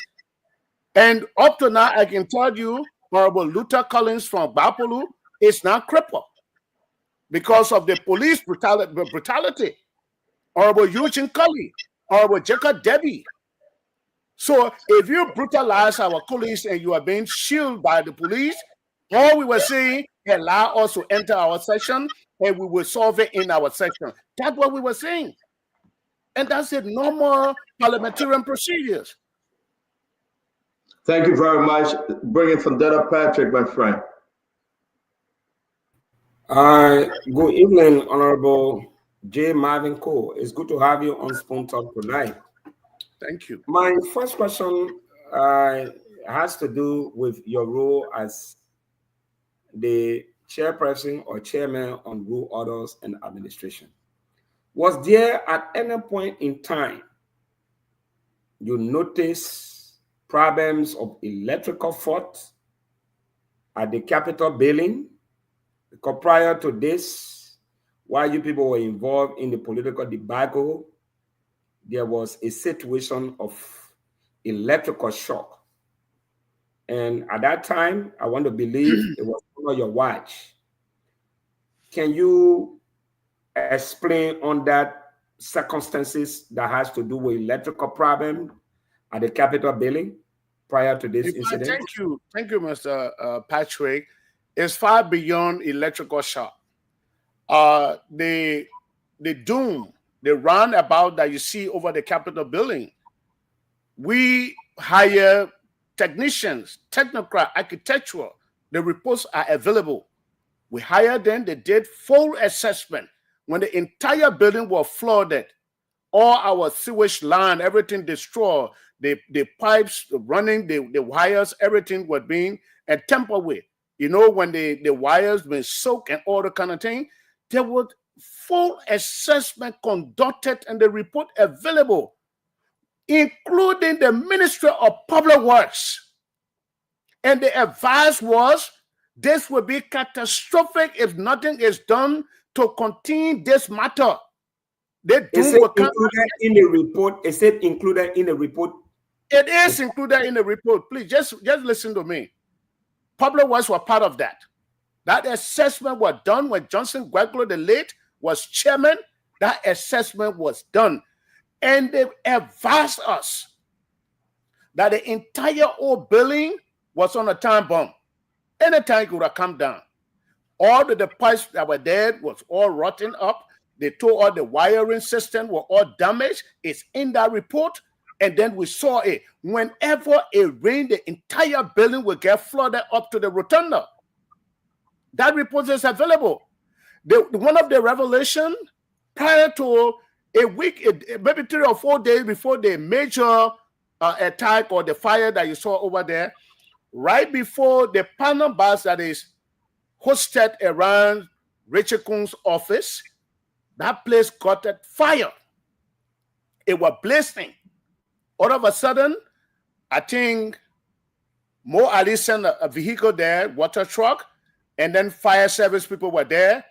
It was only Honorable Richard Kuhn and Honorable James Cole, with few members of the majority black went there. It was a huge smoke. The whole place was dark, and people started to run out of the building. All of a sudden, they quenched the fire according to them. There was no report. There was no incident report. There were no report to plenary and nothing of such. After that, they said, we only heard with a rumor that, oh, it was electrical fault. It was electrical fault. The people from the generator, our technicians who contacted them, what was the cause of the fire? Some of them said, oh, that shock from the panel bars are hanging before Richard Coutin. So let me tell you the danger. When the empires were ongoing, if Richard Kuhn's office has burned, it was going to be insinuated that it was because of people from Fanatic Cover Black. But Richard Kuhn himself, with James Clare and their likes, they said it was electrical shock. After 4 days, the whole building got in flame. So they need to explain to us what happens, how did they derive at determining that that place was electrical shock, what report, who were the technician that did the report. We don't know up to present. Yeah, so Honorable Cole, I think the Spoon Troll will be very interested in getting that report that indicated some red lines, because it was during your leadership that an assessment was done and the red flag was raised. We need that report because it could be used in the code of competent jurisdiction that there were already pre-warning signs, and you people fail to address that. The second thing is that let's see, Vanilla, 1 minute, please. The architectural, the contractor that were hired over there, I will speak with the contractor tomorrow to see. We will do everything to lay our hands on that report, but the contractor is available. The engineer that did the assessment is available, and I think that it would be good to get that report, which even slipped my mind. And thank you for asking that question. And the very contractors have up to today's date with the Capitol building. Thank you. So my second question has to do with the formality in protecting lawmakers. I'm sure Honorable Akara's Gray will speak to that. When a lawmaker is entangled in a legal process or criminal process, is it the national legislature, House of Representatives, that provide legal representation for its members, or you go to court on your own and defend yourself? Because the police has written. So in my mind, I'm thinking that they are treating the national legislature, specifically the House of Representatives, as an institution. And if you engage the institution, it suggests that we are writing you to make these people to appear. So in an event, they don't have lawyers, it means the institution will provide them lawyers. You argue here that you don't recognize Speaker Kuhn or Representative Kuhn because he did not get elected through the democratic process, and in line with the rule of law, which I pose no objection. Having said that, if it has been established in the past that when a lawmaker is entangled in, like in the case of Yeke Koluba that was suspended, and he went to court, did the House of Representatives saying a lawyer to represent a legal interest? If yes, how? If no, do you also believe that going to submit yourself before the police investigation, will it be the responsibility of the House of Representatives to send you a lawyer, provided that everything was okay? You recognize Speaker Kung as a speaker. What could be your own? Well, for me, there are two ways. I can either choose that I will have my own lawyers in the case of Roden Khan, as I've always gave my scenario case when he had his situation. He hired a private lawyer because, mind you, the House of Representative leadership control the administrative staff. At the time, my lawyer should be in court representing me. If you are in the crisis we're in, the, so to say, speaker can choose to reassign that lawyer to say, go and do this. What will you do? So it will be for your protection. I should rightly state that if the House is treated as an institution, for example, the incident with Yeke Koluba versus the House of Representatives. Now, the House of Representatives, under a normal circumstances, under a normal condition, without any crisis, the House of Representatives will assign their lawyers to go represent them. But to have the situation that we have right now with this crisis, I will be worried. I will be concerned that Representative Rachel Kuhn or Deputy Speaker Thomas Fala will agree to ask the people from the legal department to come and represent me when they already feel that, in fact, they are unjustly punishing me, so to speak, and the executive is siding with them. So I would choose to hire my private lawyer to protect my legal interests. Thank you very much. Thank you very much, Representative Cole. Let me bring in the Honorable Gray. Your question, sir. Oh, thank you very much. Again, let me say good evening to the panelists. Honorable Cole, let me say thank you for your appearance. Your tenacity and your eloquence are brilliant. And let me appreciate you. I will have a statement, maybe a question. Under Rule 57.5B of the House of Representatives, 57.5B,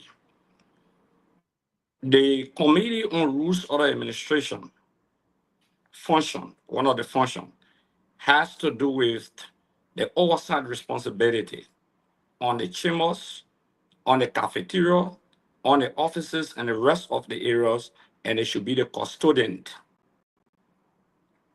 of the maintenance, the welfare, and protection. You being the chairman of Rules of Administration that was illegally ousted by the majority bloc, and the majority bloc appointed a chairman of Rules of Administration, one Papa Cole, from Bon County, who automatically became, usurped that function or took over that function of yours. And the majority bloc was attending session consistently in the joint chambers. My concern here is that the police has not been able, the chairman of Rules of Administration who were taking care of the joint chambers that got burned. My first concern here is, what could be your take on that? Now, that's my first concern. Thank you, Representative Gray. At the point in time where we were being ousted from office illegally, the first thing is the custodian of the keys to the chambers were under the direct supervision of Representative James Cole. Almost about 2 weeks, we lost jurisdiction. Administrative staffers were no more taking instructions from us. So the maintenance of the chambers, who were keeping the keys, who are minding the doors, the securities that were there, they were under his direct supervision. So my take here is the police should be able to invite Honorable James Cole or the custodians of the keys to ask, have there been any incident report, whether the doors of the chambers were being burst into or was being burglarized? At least the police should be asking for incident report. Against that, they have not been able to do anything of such. So my take is something is not adding up at all. Something is not right, because the chairman on rules, order, and administration that controls this chamber should be questioned. Who did you leave the key in charge of? Because the door was open. They never bust the door. So whoever perfected the action, so they say, I'm quoting from that because they say as an action attack, meaning that somebody did it. Whoever perfected that action gently open the doors and walk in to do that. So they need to invite the custodian of the keys. They need to ask the securities that were on duties, the police that were assigned at the Capitol building, to ask them the question why and how. Thank you. Okay, my objective was to expose the partial nature of the police, the lack of independence by the police. Under Rule 48.7, the horses rule, lawmakers can be suspended for 30 meeting days, which includes session days. The punitive action says the body can make a determination to hold your salary and allowances, but not all of benefits that include your legislative projects and other things. Those are not your allowances and those are not your salary. There was a text message according to you today, which is a violation of Rule 48.7. But let me go further. Police has written an illegal speaker because the Supreme Court has come up with a ruling. You all have gone to court for the police to address Gentleman Richard Kuhn, because under the rules you can call honorable or gentleman. Gentleman Richard Kuhn, as speaker, that first undermines the legitimacy of Speaker Kofa. Not only that, it makes the police a conflict and to the classes in the legislature that the police has taken aside to write a legitimate speaker. Secondly, the plenary has no jurisdiction or enforcing any law to submit any lawmaker. It's just a matter of courtesy to the police. The police responsibility is to write directly to that lawmaker, and they could show a courtesy to the plenary itself.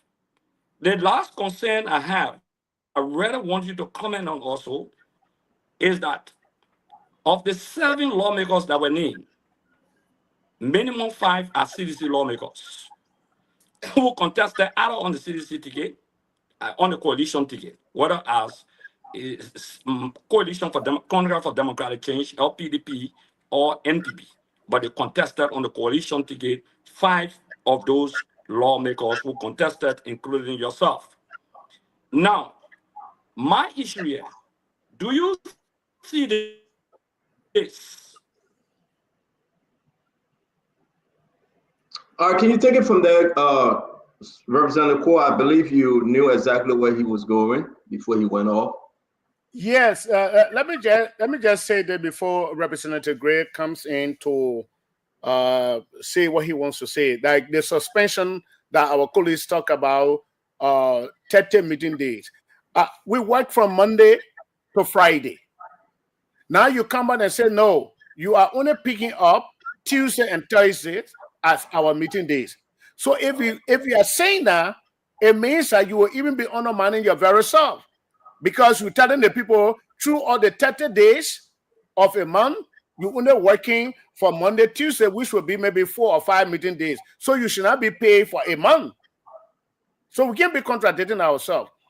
Now, the last aspect that he was saying, Representative Gray wanted to talk about, if our colleagues do sincerely believe that they are looking for peace, they're looking for us coming together to work together. I think what the Deputy Speaker did today, it was the saddest thing that he could have ever imagined, to give instruction to Liz that, look, do not pay the constituency project that for the 7 lawmakers.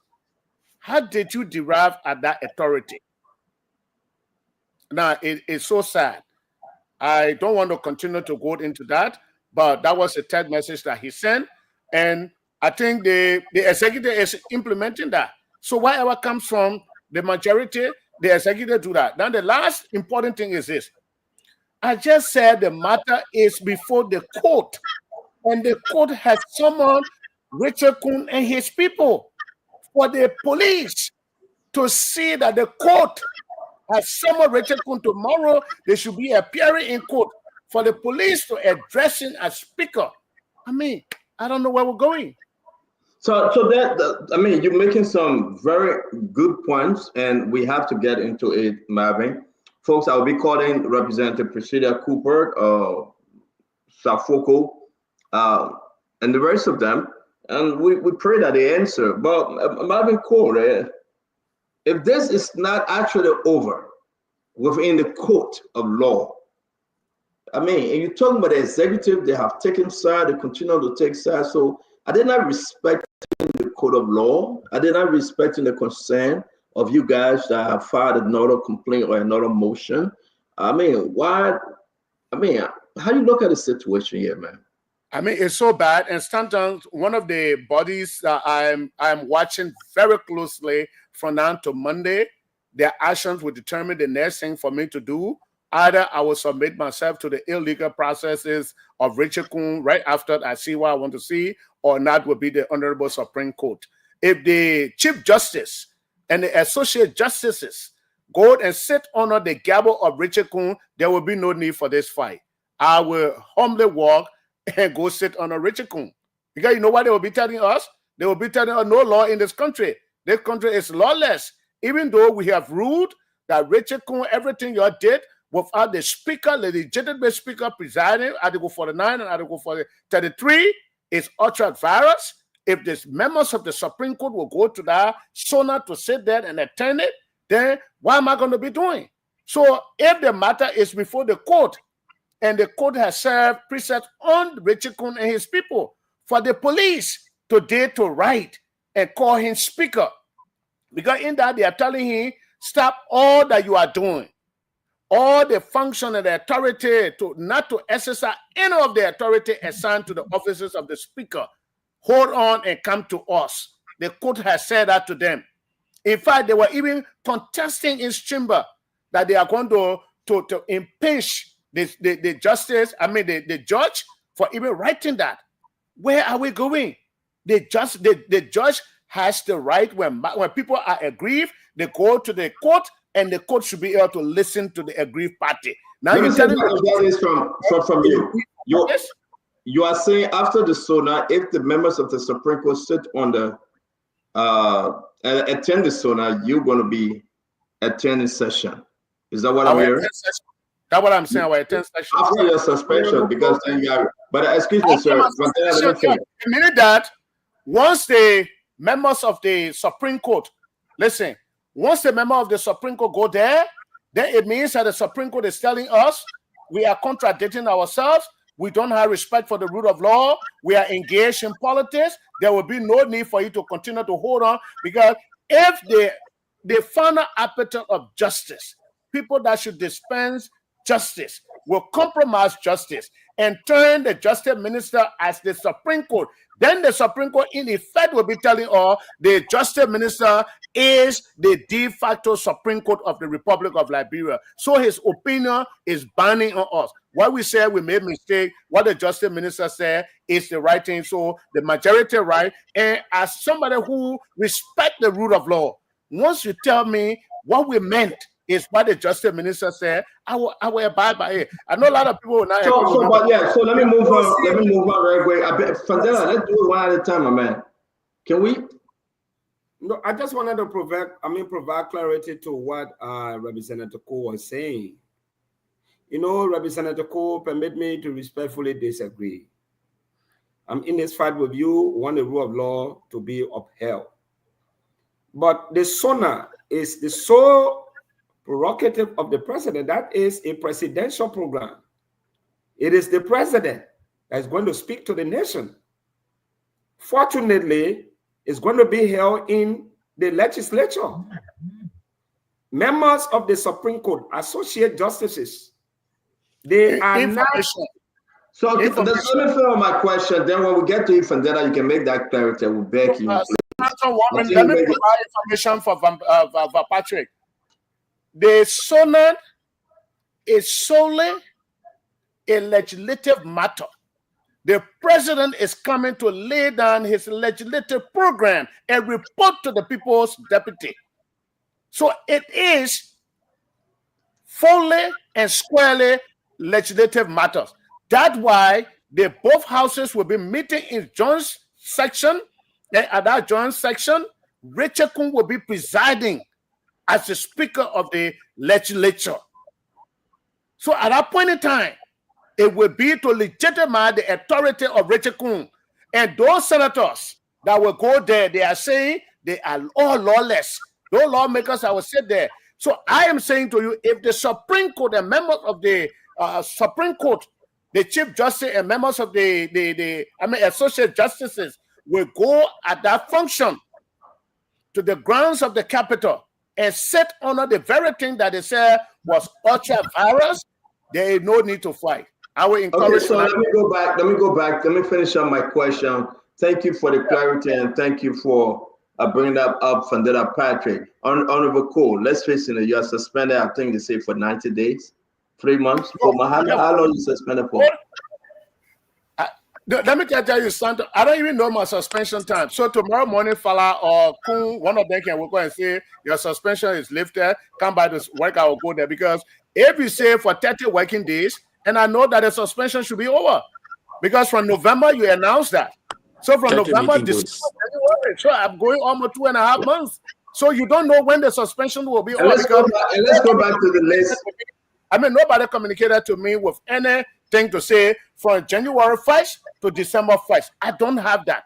All right, so let's go back to the last issue. You said Thomas Fala, yeah, okay. You said Thomas Fala saying that they shouldn't give you guys your community engagement forms. You talk about the amount in $100,000 each, correct? Please come back. The $100,000 amount, is that what you're talking about? Yes, initially it was $100,000 for a legislative project. And when the recast was done, that amount was reduced to $50,000, and the $50,000, that was the amount that remained in the budget, and it was passed. But unfortunately, I'm hearing that money for a certain group of people, it has reduced to $37,000 for recent best known to themselves. So they are giving us a question. You are, so let's take it slow. It's okay. I just want to push him quick. The other guys are coming with the last question, then we're going to make progress. You are telling the nation tonight that you guys were scheduled to receive $100,000. Recast brought the amount down to $50,000. The end of your colleague received $50,000. Yes, from the majority block. That is the information that we have received. Oh, so they have received their own money. Yo. Just as they did for the Christmas season, every one of them received the. You are not in camera. Can you get in camera, please? You just move your. Can you come in? Thank you very much. It's okay. Can you say that again? During the Christmas season, all of them, the constituency visit amount that they receive, each of them received $15,000, and every member that were associated with Funati Kufa were deprived of that amount. None of us received it. If you went to the CBL and Minister Kwehe Gafwan were contacted and said the money that was intended for the 72 lawmakers were disbursed to the House of Representatives account. We are investigating. That investigation, Minister Gafwan yet to come out to tell the people. These are people who are talking about accountability. No, we have for the family on the share and say your portion of the money, the 28 or 29 folks, lawmakers, were put in an escrow account. Is that true? What escrow account? Is in the escrow account in Farmer in Simple River. I don't like to dignify those elementary boys. I don't want to waste my time. We are talking serious matter here. What escrow account? How you take my legitimate benefit to put in escrow account when I'm here and legislating and visiting my people, but you took your share and went and bought 30 motorbikes and you own nothing for yourself before. You bought 30 motorbikes and you're telling me my share went to escrow account. Who authorizes you to go put it in an escrow account? Who did that? Now, these are the people who have come to talk about equitability. And if you want to preach equity, No, you real must come. quick, I gotta go. I understand you answered my question. My last question with you. Honorable Gray, let me mute you. If you're ready to speak, you can unmute yourself. We're getting that bad feedback, please. If we just keep, let's just mute ourselves. I will come to you after Dr. Richardson, that I promise, because I left you out when you went out. Representative Josiah Cole, real quick. You are saying in addition to the 45,000 for vehicle, the lawmaker then received 15,000 for Christmas break and another 50,000. The 50,000 intended for legislative projects. Those are the projects that are in the 73 districts that have been identified, and those projects should be executed.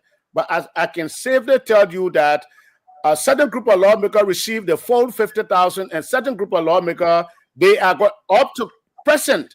All those associating or have associated with Fanatic Kofa, their packages were delivered, and then they are telling them they will see what they will do during the Sona, and they are not going to pay them until after the Sona. Maybe when the Deputy Speaker, Tomo Fala, or Richie Kuhn, Macaulay, feel certified. I want to be clear here, sir. Please, I've really got to go to my colleagues on the show. I really want to be clear. With the exception of the 45,000 for vehicle in the budget 2024, you are saying 50,000. Let me answer your question, please. Yeah.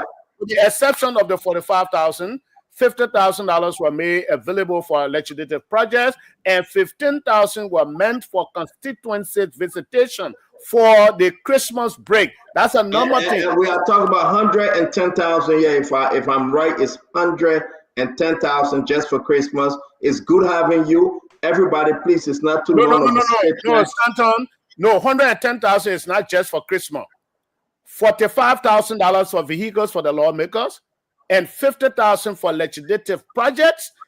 The projects that have been identified, the lawmakers should use that money to do the projects in our districts, and then 15,000 that goes directly in the hands of the lawmakers, and they determine how to engage their constituencies. That's what I'm saying. Are you also talking about the sitting fee? Is that also included? Because you guys will fall back.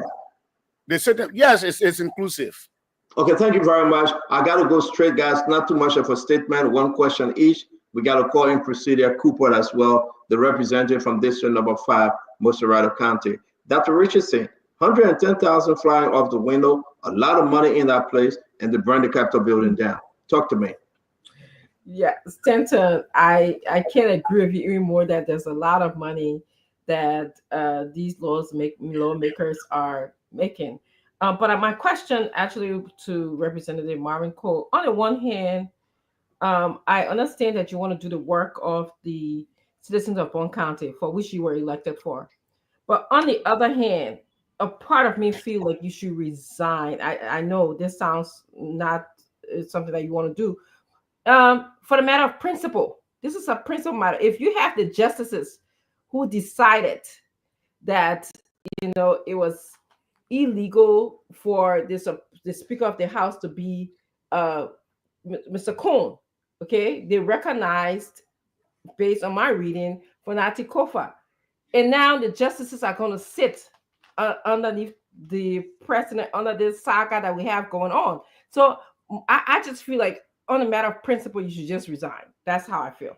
But I understand that you have to do the work of the Bond County people for which you were elected for, and you're in a hard place. So I don't. Do you care to?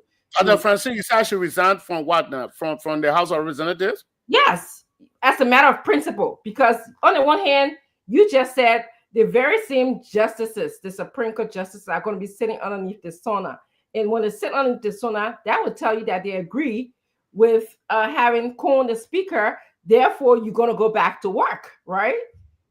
Therefore, we have no law in the country. So I'm saying to you, as a matter, and I know that's a hard place for you to be, as a matter of principle, I would just resign. But I do understand, that you were elected to do the work of the Bond County people. And so you should fulfill, that need. But it's the matter.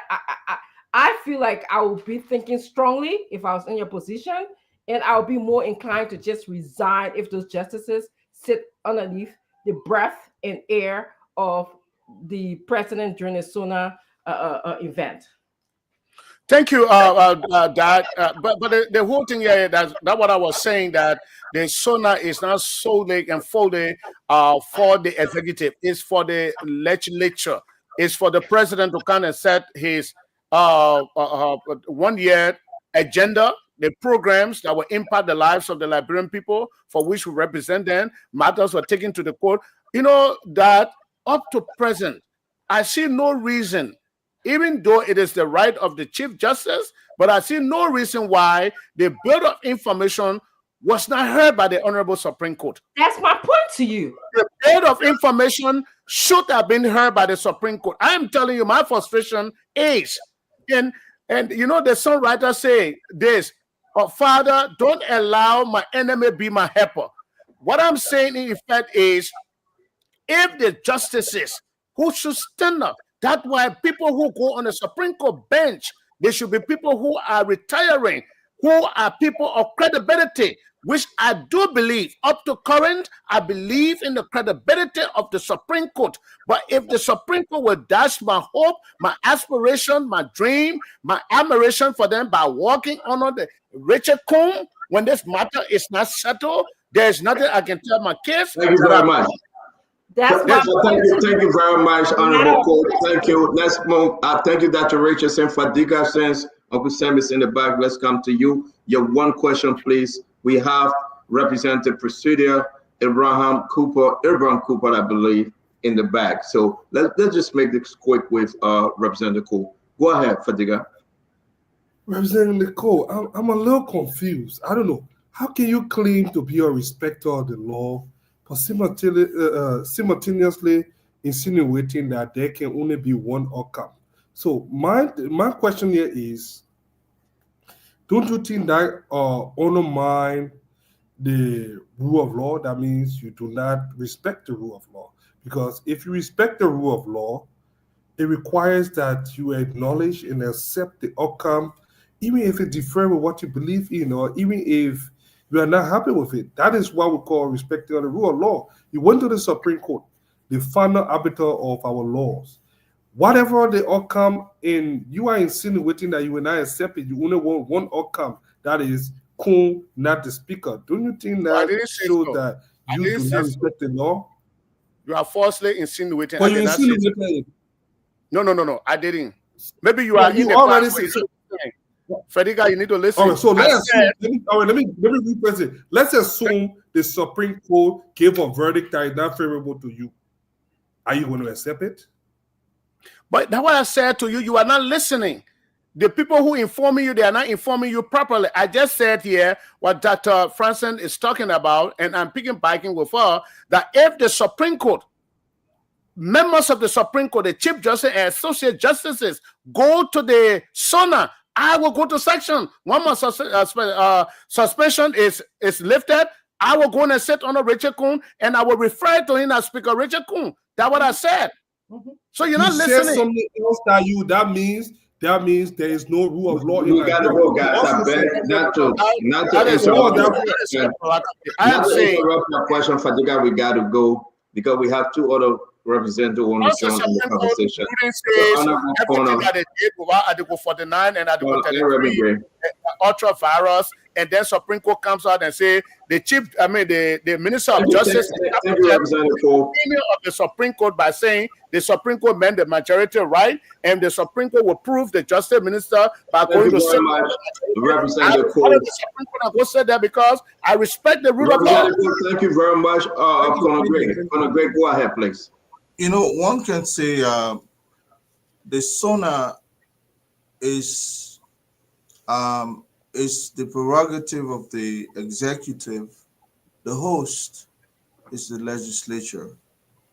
The president or the executive invites, and if the executive invites the Supreme Court, by matter of principle of checks and balance, they can attend. Their colleague making a presentation for his annual plans for the country. How can you not see that as more or less the right of those people to respond if they have been invited to attend? as opposed to seeing it as legitimizing the presence of quote unquote Speaker Coon. Did you get my question, sir? Yeah, I did understand that. Yeah, go The ahead. reason is conflict has ensued at the Capitol building. The matter was taken before the Supreme Court for redress. The Supreme Court said, Fonatikofa, the interpretation of Article 33, that the minority shall meet day by day and adjourn, and then compare the majority to attend. There is no law to compare the majority to come to you. Majority, to have a majority and have a quorum, it must be presided over by Article 49. Anything short of that is ultra-virus, unconstitutional, illegal. That's what the Supreme Court has said. It is not only a normal condition that one branch is inviting another. Now, conflict came about. The Supreme Court has made a determination to resolve the matter. At that point in time, the Minister of Justice, this is the only government that this stuff has ever happened. No history that a Minister of Justice has interpreted the opinion of the Supreme Court to the country or to the government. This is the only government. So I am saying to you, if the Supreme Court will agree that yes, what the Minister of Justice said to the public, that what we meant, I will follow the Supreme Court there. Thank you very much. Uncle Sam, just one short question, sir, if you do. Oh. You know, politics, I don't understand how it clouds the minds of very intelligent people. I shudder at that every day, and it's not just a Liberian thing. It's a universal thing. The Supreme Court was very clear that actions taken were ultra-virus. The minority never took any action. They never made anything. And let me remind somebody, the Supreme Court does not get invited to the Sona. It is part of their responsibility to go there. And one time they boycotted. Tony Lewis. They boycotted. Thank you. How can you not know that? That they boycotted. And how can you not know that they don't get invited? It is a part of their function that 3 branches of government assemble on that day for the state of the nation. I mean, this is very troubling to me. But this happens in America. It happens every place. Politics is the art of the impossible, and Thank you, to learn that late in life. And I should have spent a lot less of my time in politics and just enjoying myself as I'm doing that. I wasted my entire life. Thank you, Uncle Sam. Thank you. For that, Patrick, please go ahead. I want Talk you to to give us. invitation, Uncle Sam, to come see that house. So, I want invitation to come see your house. Oh, anytime. I mean, it's here. I have a 3-bedroom house. It's just the 2 of us here. You can come anytime. Thank you. CEO, the intent of the Constitution is to be applied against individual and institution. Let us go to Article 58. The President, on the 4th working Monday in January of each year, present the administration's legislative program for the ensuing section, and so once a year report to the legislature on the state of the republic. In presenting the economic condition of the republic, the report shall cover expenditures as well as income. From this constitutional article, it is an extension of executive program. In the minds of the crafters of our constitution, they selected a venue, and that venue is the legislature. If you go to somebody's house, you don't tell them how to conduct themselves before you go in. You are an invitee. You have to follow the protocol there. By you following the protocol in somebody's house does not suggest that you obey or you believe how they conduct their homes. When you leave from there, you have an opportunity not to go there again. In this context, I am admonishing my dear big brother, Representative Marvin Cole, whether the Supreme Court members show up or not, continue to fight. They are now going to validate the illegality that is taking place at the legislature. The crafters of the Constitution were clear at the time you and I might not say I know before 1986, you were older than me. At that time, we were young. They said the legislature should be the venue for the president to present his report. If you are the one going to present a report somewhere, you are the one everybody looks up to. I can decide and say, look, please join me. It is not mandatory that the second branch of government or the judiciary is under constitutional mandate. Why if they say, oh, we're not going, they can get their own reason. Thank you, Vendetta. Thank you. Thank you, Vendetta. Thanks a lot. Other people talk too much. Oh, I just talk Vendetta, thank you for talking for 1 minute. Thank you for talking for 1 minute. We got to go. We have 2 lawmakers in the back we got to bring on. Honorable Akaris, most a great please.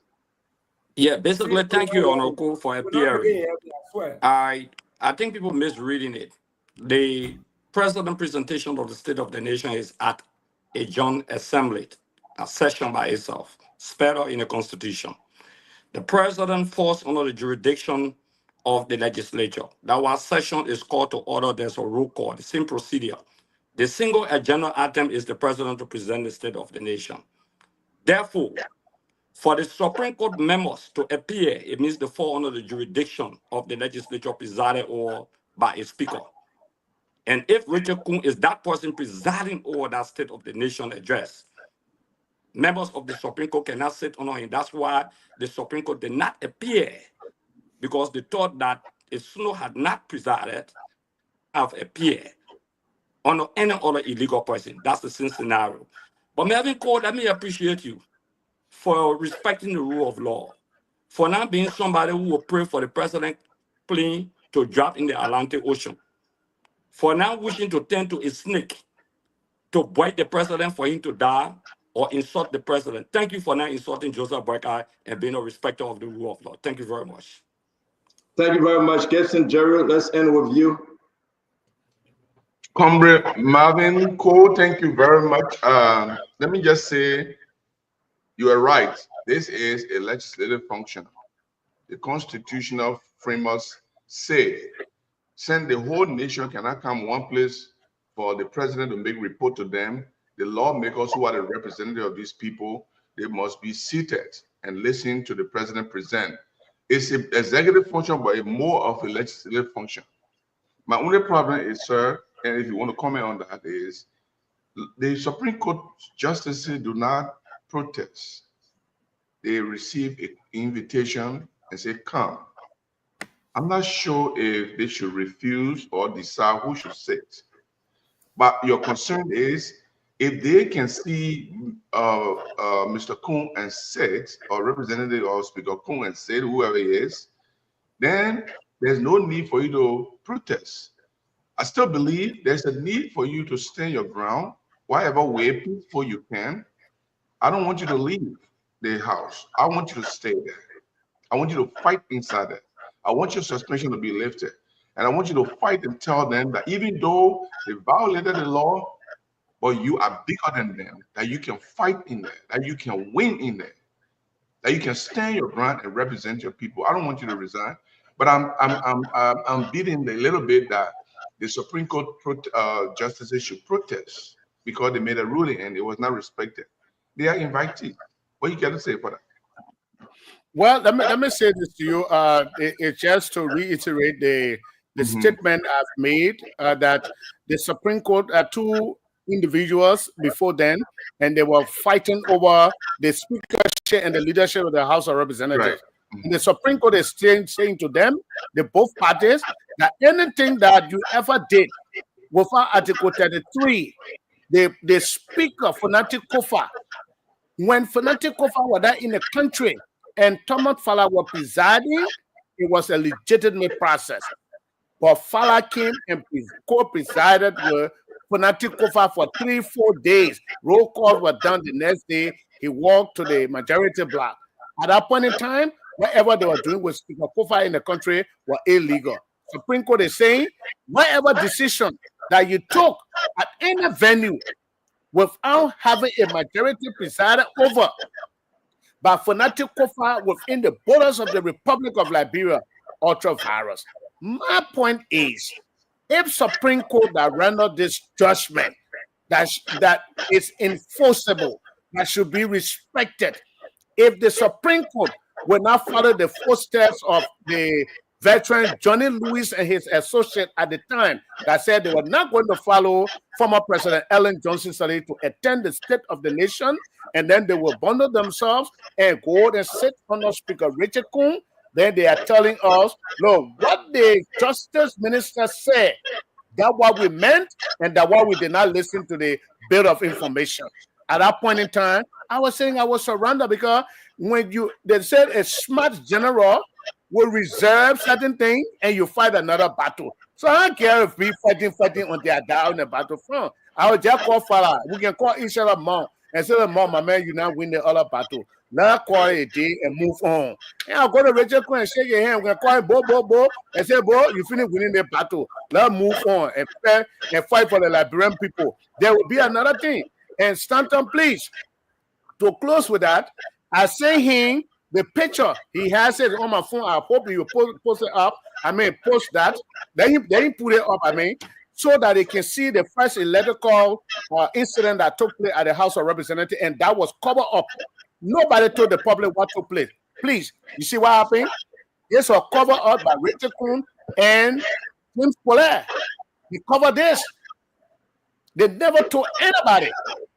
It was right after this incident, after 4 to 5 days, a major one took place. Can the police please invite the very speaker that you're protecting?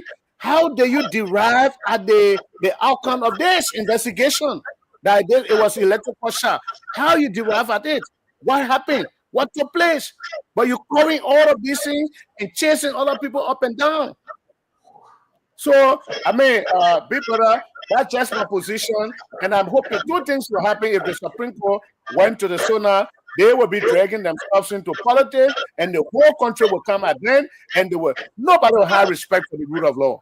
That's what will happen. And the way Liberia is going, the way people conducting themselves in this country, we have to have a judicial system that will stand up to the executive.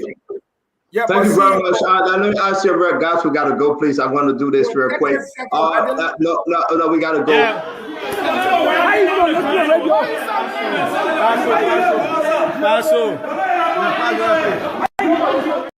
All right, because of time, I can't do that enough, but there was another incident today, a little incident of fire. Fandela, please, I beg you, we'll come to you. Fandela, hold on 1 minute. Because of time, we cannot play the entire video. Let's just understand that something almost took place about fire incident again. We were privileged to go into your chat room, and I think it was Reverend Elders that said, well, it was a false alarm. They say another fire at the Capitol. This is from your chat room. Then Honorable Bernard Blue Bims said false alarm as fire service on ground. I know you were absent, and I will ask Priscilla on this. But again, the electrical issue, this will be the 3rd time. The first one is this, and Liberian people are still waiting for this report. Everybody saw this. No one was charged, nothing whatsoever. The big one happened December 18th. The big one was this. This is the bigger one, the biggest one ever. December 18th. That's one time. And everybody saw this. The international community, everyone saw this. And here we are. It has Samuel Enders, the representative, said, another fire at the Capitol building. And then Blue said, false alarm as fire service on the ground. Let me ask you, it's about electrical. Why are the electrical report you talk about? Why it's not in the public? This is the 3rd time today where it happened again. Briefly, while you close, I'm going to read the last text messages real quick. You sent this to me, but you choose the wrong fight. Your desire to drag me into your nasty politics will never work. You do not know me, and neither do you know what I carry. I advise you to think twice the next time you intend to lie to me publicly. Who sent you this message that you talk about? Now, that is the message from the police IG, Gregory Comer. You remember the time you spoke about the car that Amin Mudad were riding, the LRA bus, and then the police IG riding something around 100,000. And I was just re-echoing what you said. And somebody told him, Marvin Cole is on Spoon, and he said, you're riding $120,000 car. Immediately, Gregory Comer sent me that text message and followed with several calls threatening. So I was forced to come out to tell him I have been part of a system I've lived. Right now, I'm 51 years old. Gregory Comer, older than you. I've seen a lot of things. So you can't make me scared. And I'm not going to run from you. But you need to ask the person who gave you the information. It was issue that came on Spoon, and I just decided to comment on it. But the most important thing here is if the IG of the Republic of Liberia, all of you, and I want the world to listen, I am afraid to go to the police for investigation when I've been constantly threatened by the IG. I believe there could be any orchestration or conspiracy to indict or put some crime on me that I would not even know what to say about. Let me run through this. Let me run through this real quick. This is from your Senate chat room, your entire representative that Senate representative chat room. Thomas Fada, this is from him. Good morning, colleagues. After consultation with leadership, I hereby reconfirm that members should proceed to Lays to do the needful for the project, with the exception of the 7 suspended members. Honorable Colin, please bring packages from Lays that was mistakenly taken. This is from the Deputy Speaker. Let's go down a few guys. Musability, right. Fala, you think this legislature is your farm? Do you think you are a lord unto yourself? We will prove you wrong. This is complete nonsense. What right do you have to determine the legitimate right of a fund intended for the people through their legitimate representative? Because of bogus suspension, I'm blaming you, but we are here. And time will tell, just like you said to Speaker Kofa in Farmington. Let's go to the next one. Musa Benete, who told you Fala wants peace? He's enjoying what is happening. That's why he masterminded 8. Let's go to the next one. Honorable Fala, Honorable Foko, replying to Honorable Fala. Ready, Honorable Fala? You put yourself on record, follow Tifa, sir, but we move. This is Liberia. And please note that there were powerful men before and there will be powerful men after. And we here, Chief, as for us, we may not have the financial and political strength for now, but with God above and time, everything will fall in place. We will keep everything for future reference. May God save our state. We got a few more to go. Honorable God, Musability. He is replying to Musability. You are an agent of division, Musability. You will definitely be rewarded by your deeds. Samuel Edwards. Another fire, a Capitol building. Honorable Benson, Blue Benson. False alarm as fire service on ground. We got 2 more to go. Honorable Tuan Blackhead of Nimba, replying to Musability. Musa, you are a so-called leader, and we expect you to be mindful of choice of words. Note that respect is reciprocal. Let's make progress here. Musability to Honorable God. I will not respond to you, Mr. My man. Musability to Honorable Tuan Blackhead of Nimba. Your reward is much greater than mine. Time will tell. This nonsense you guys are doing will be halted much sooner than later. The last of this, and I really don't have time to share the rest with you, but I will end with Honorable Kakula M. Kamara responding to Honorable Fala. Good afternoon, colleagues. This message specifically go to Deputy Speaker Uncle Fala. I believe that you can cut off this long-standing fire in the House of Representatives. You not call the Dean of the House just for name. It's because of the long-standing record. It's about time you play the leadership role. Now to put an end to this. Thank you very much. We'll give you the last word, Representative Josiah Marvin Cole. Thank you very much for affording me this opportunity. A fire was not on the ground of the Capitol, but fire service people were there. So something precipitated the call for the fire service people to come. So something happened there today. They say where there is smoke, there is fire. The cover up can be the problem. You saw the panel boxes. You see the how they got burnt, and then there's no report, and the police is not investigating that because it's with a majority black. So I think this is the precedent. This is the starter of the fire that altered the Capitol building. They need to go to this record. How you cover all this whole mess when it took place the first time, you did not publish it. You did not tell your coalition display that the electoral thing took place. Why? Because if this thing had led to Richard Coon's office burning, it was going to be insinuated that people planted something to burn it. So maybe it was their same tactics to burn Richard Coon's office, but they did not burn faster, and the fire service people can't cut it off, and they just cover it off and move ahead. I want to say this. We cannot just discuss the problems without a solution. Now, it is incumbent on Thomas Fowler. That's what Muka Kamara was saying, that you have been referred to as Dean of the Honorable House of Representatives.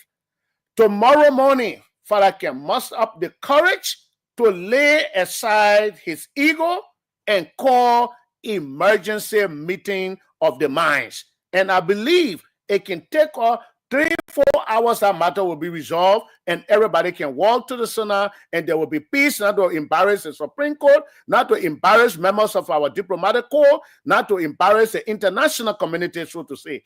Because those powerful nations that believe in the rule of law, we are also carefully watching them, whether they are going to come and sit on an illegal process.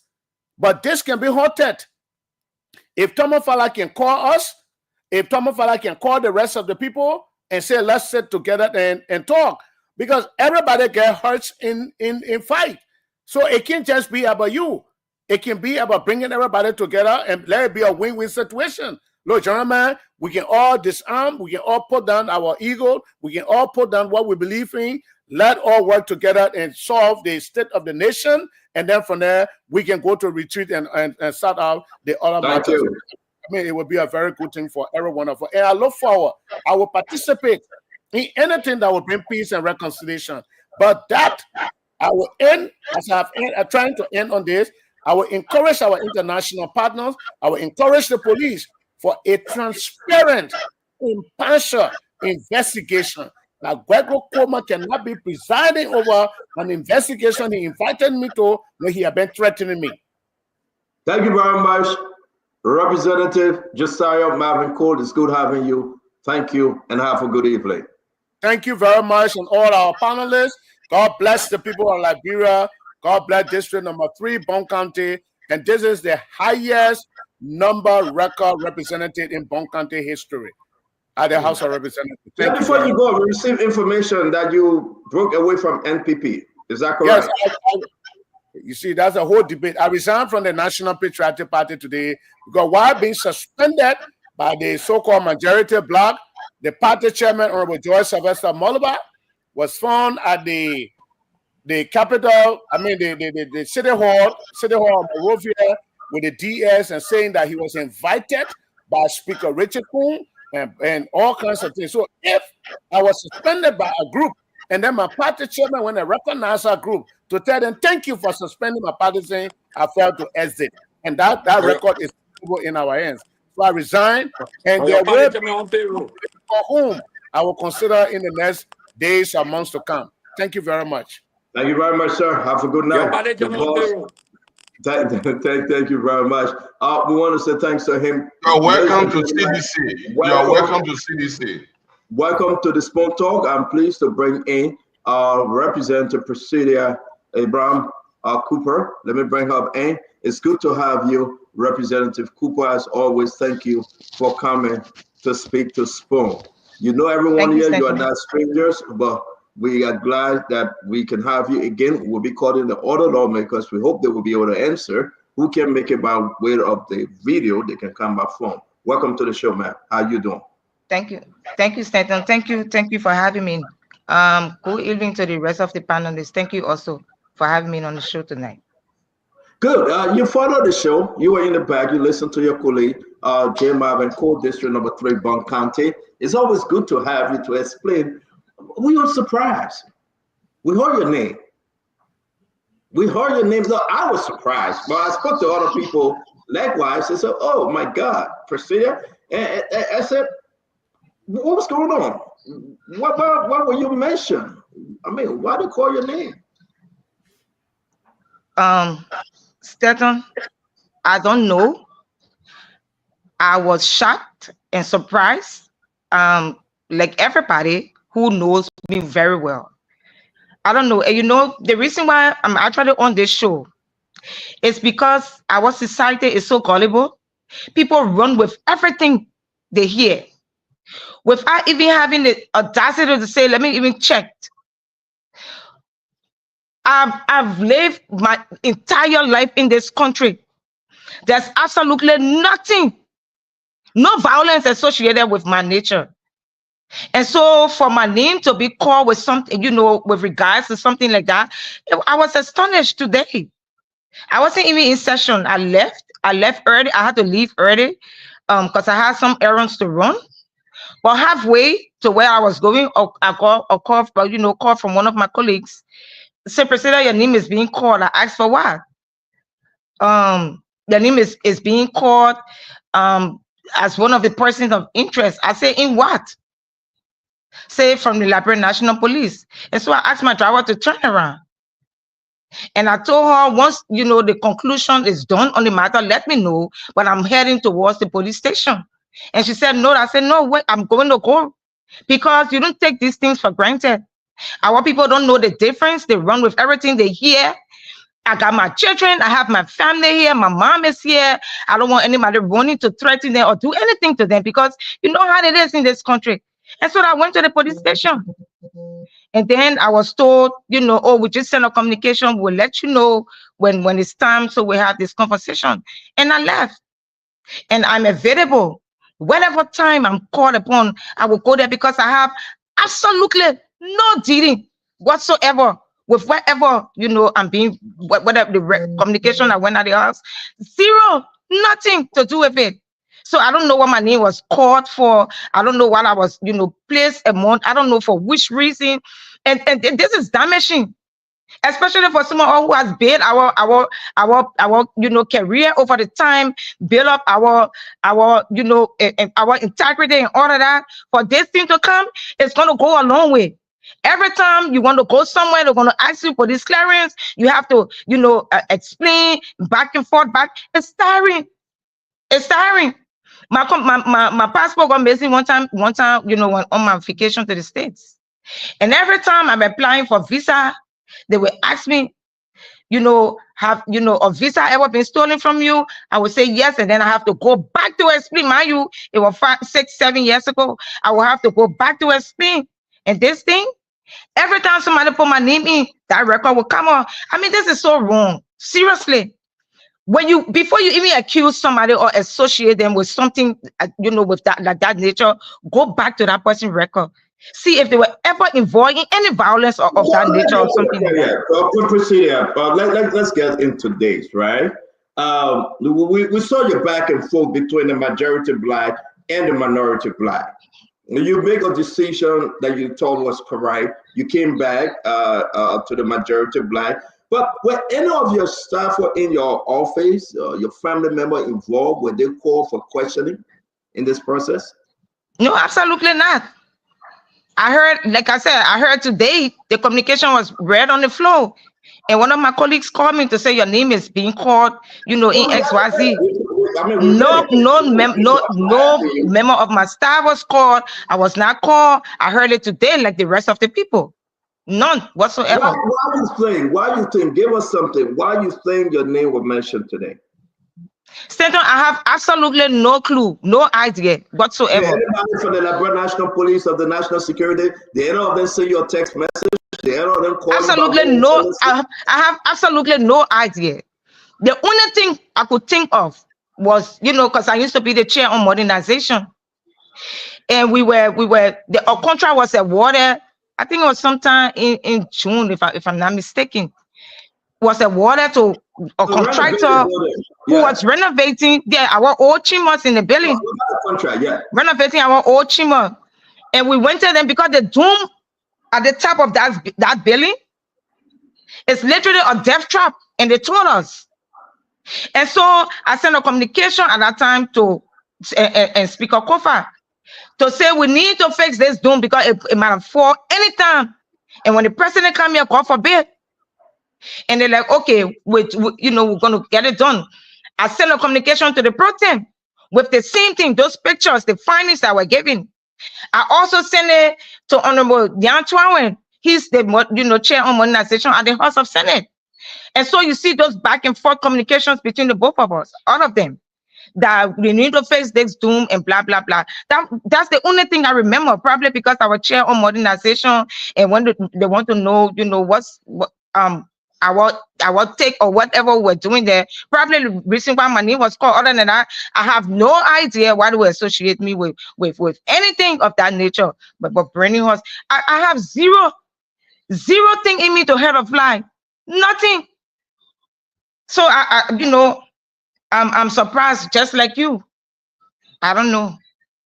So let's get to the group and let's ask our folks, the panelists, to ask questions. Dr. Richardson, are you there? What say you? Yeah, I can hear the pain in your voice, Honorable Cooper, that you're so concerned about what is happening. My question to you is, do you think that this is witch hunting, considering that you have no idea why your name is being called? Well, I don't think it's witch hunt. I personally do not think so.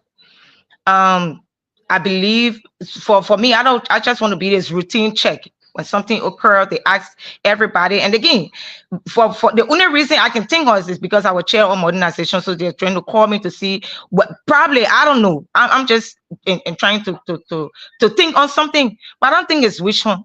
Why would they want to witch hunt me? I don't think so. Dr. Richardson. Okay. Do you have any thoughts about why majority of the people whose names are being called are from the minority bloc? Well, I don't know. I don't know. Like I said, I got zero idea on what my name was mentioned, but I don't know why are they calling those people. So I don't know. We're gonna leave it with the police. They will eventually tell us the reason for naming those people, including me, that they named to. Thank you. Thank you, Dr. Richardson. Thank you, Uncle Sam. Yep. Honorable Priscilla Cooper, welcome. I see a contradiction. You say it's not a witch hunt, but yet you are expressing you're flabbergasted. Why did they call your name and they shouldn't call your name? So how do you reconcile the two statements? If you feel they shouldn't call you, but they call you, so how do you reconcile that?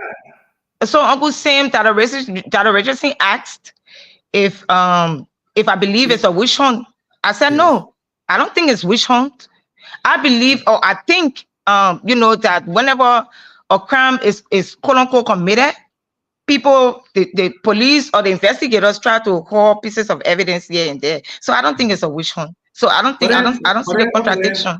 Why are you surprised? And this would be like an impact on your integrity.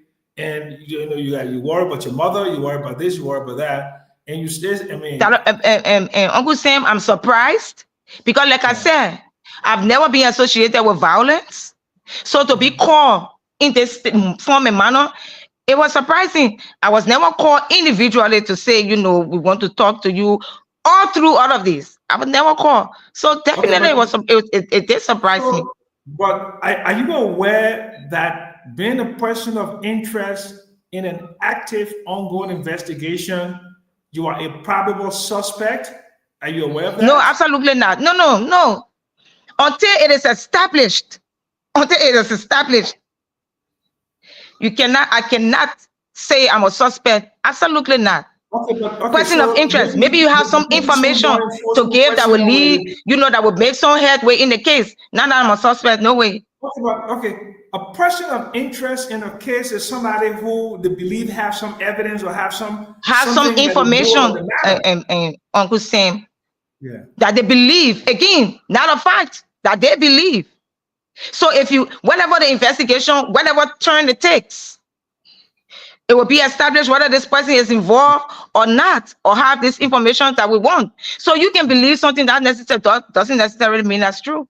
So, well, Madam Honorable, you can't have your cake and eat it too. No, absolutely not. You can't have your cake and eat it, but Uncle Sam. Let me finish that, I beg you, Mama. Okay. Either you're a person of interest or you're not a person of interest, or you don't have, there's no information that you can give the investigators that will impact this case. So if you're a person of interest, there is something they want you to tell them, they believe that you know that can advance the interest of this case. But Uncle Sam, you're saying the same thing. You just said the same thing. They probably believe that you have something that can advance the case. So that their belief, that doesn't necessarily mean that's a fact. So again, when I'm called upon, I'm going to go there, and they will doing the investigation. It will be established whether I'm involved or not. Yeah, but then you shouldn't be expressing consternation that they invited you, because this is routine. Uncle Sam, again, I'm shocked because I've never been called for anything of this nature. And so I was shocked. Again, I said, I do not associate with violence. I got no record of associating with anything in any violent nature. And so definitely I was shocked. I'm still shocked up to now. Thank you, madam. Thank you. Thank you very much. Reverend Conor Gray. In the repairing of the dome, were there any likelihood that the panel boxes that we saw 3 panel boxes in the last episode with Marvin Cole, was that part of your function as well, to check on some of those maintenance work? I'm trying so hard to get to you, kind of low, very low. Matter of fact, it's so low that I got to practically come towards the camera before. So I believe I'm clear now. Now, okay. in the repair of the dome, right? Did I include also the panel boxes that they showed us that gathered with fire a few months before this other episode of fire? Okay, so so the repair and maintenance of any items with regards to the Capitol lies with the Rule Order Administration and not modernization. So the dome, we had not fixed them, or we had not started to fix them, because right in the middle of that, whatever, the whole crisis came about, the impacts at Capitol. So everything was brought to a standstill. So are you showing those panel boxes that were placed there in the 1950s? The panel boxes, that's what I say. Any repair and maintenance is with Rule Order Administration and not modernization. Modernization. You said modernization. So modernization. Those boxes that were placed there in the 1950s, they were not part of your modernization plan? No. So the plan, so there were stages to follow. So we started on the chamber in the old building that was being renovated and fixed to bring it to modern state. And afterwards, they would have come down to change anything. So we started off with the elevators, the 2 elevators, and the chambers upstairs. That did not include maintenance and repair. So if we change anything, modernization would have changed the entire thing and brought in modern equipment. Let me ask you one more question. So thank you.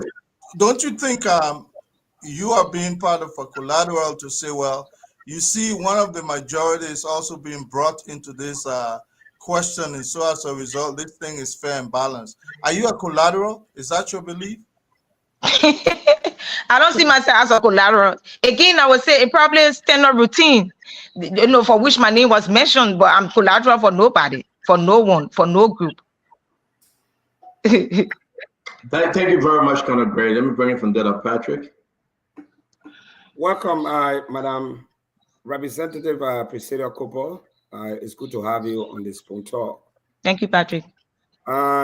With reference to the ongoing political debacle at the House of Representatives, where do you stand?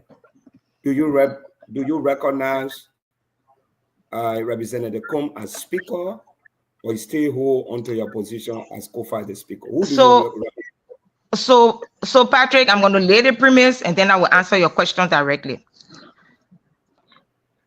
We had an impasse at Capitol Hill. There was this thing about speaker removal. I signed the resolution. I signed on a resolution. To date, I still stand by my signature. My only thing was follow the actual steps to remove the speaker. And so I sent a communication the very first time because I know the question will come up. So I'm going to, pass it and then answer your question directly. I signed a resolution for the removal of Speaker Kofa. And then I had to travel. So when I travel, as soon as I got into somewhere with at the hotel, I got all these messages on Facebook back to back, accusing her of taking $15,000. Some people say $18,000. And this country, one thing getting the public, one negative thing, they're wrong with it. And so I issued a statement to say I did not receive a dime from anybody. At no point in time am I going to receive $1 for exercising my constitutional duty or exercising my right as a lawmaker. Bear in mind, the removal of a speaker is not illegitimate. It's constitutional, but there are steps.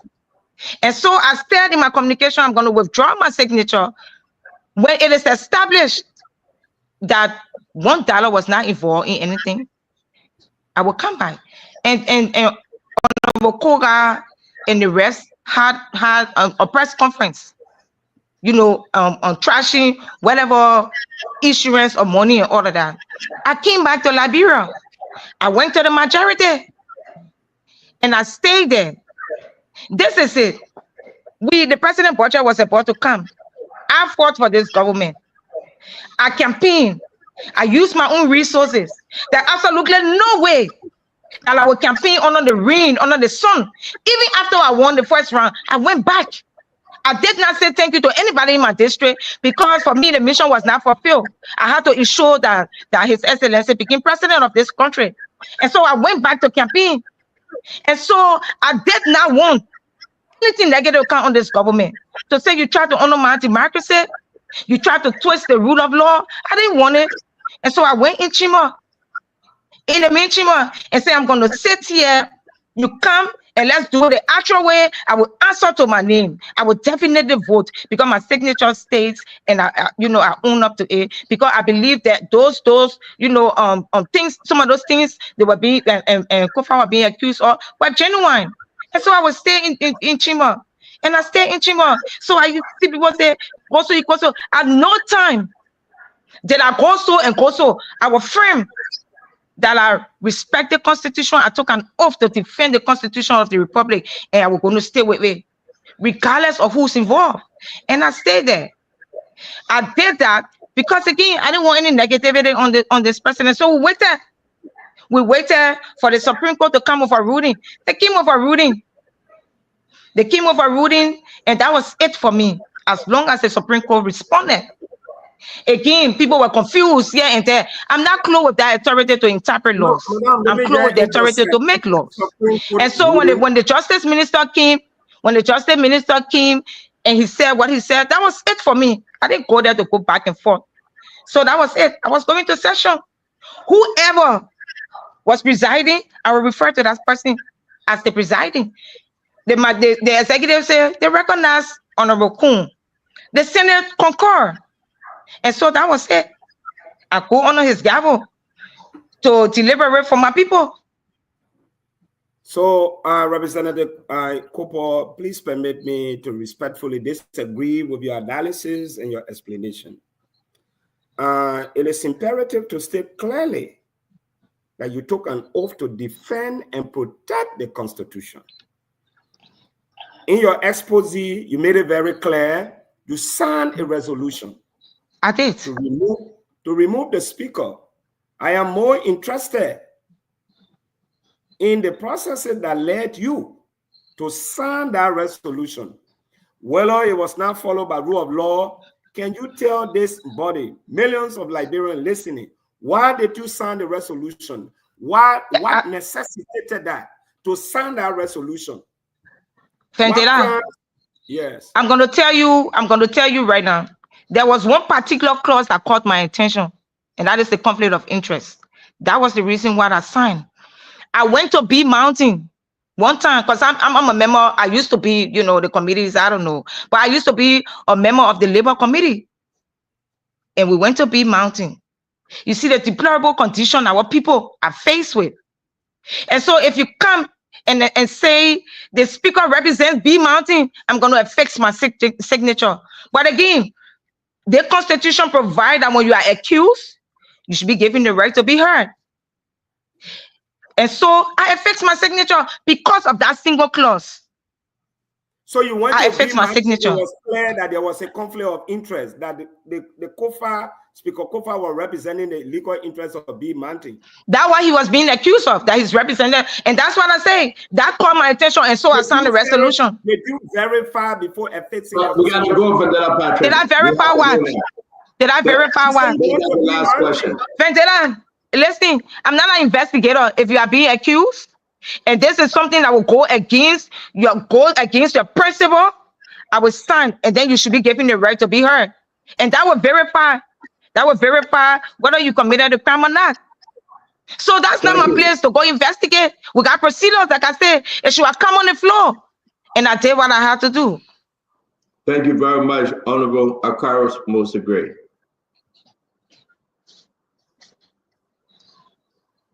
Honorable Gray, can you hear us? All right, I think it's internet got problem. Gibson, can we come to you? Well, I mean, Honorable Cooper, I listened to you very carefully, and I don't think I fought you on this thing.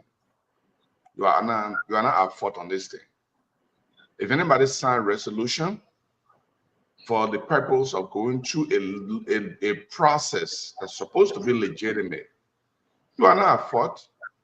I can also do that same thing. Oh, the speaker for conflict of interest. Yes, I will sign because there's a process set in place to remove the speaker. He will come and defend himself. That I understand that process.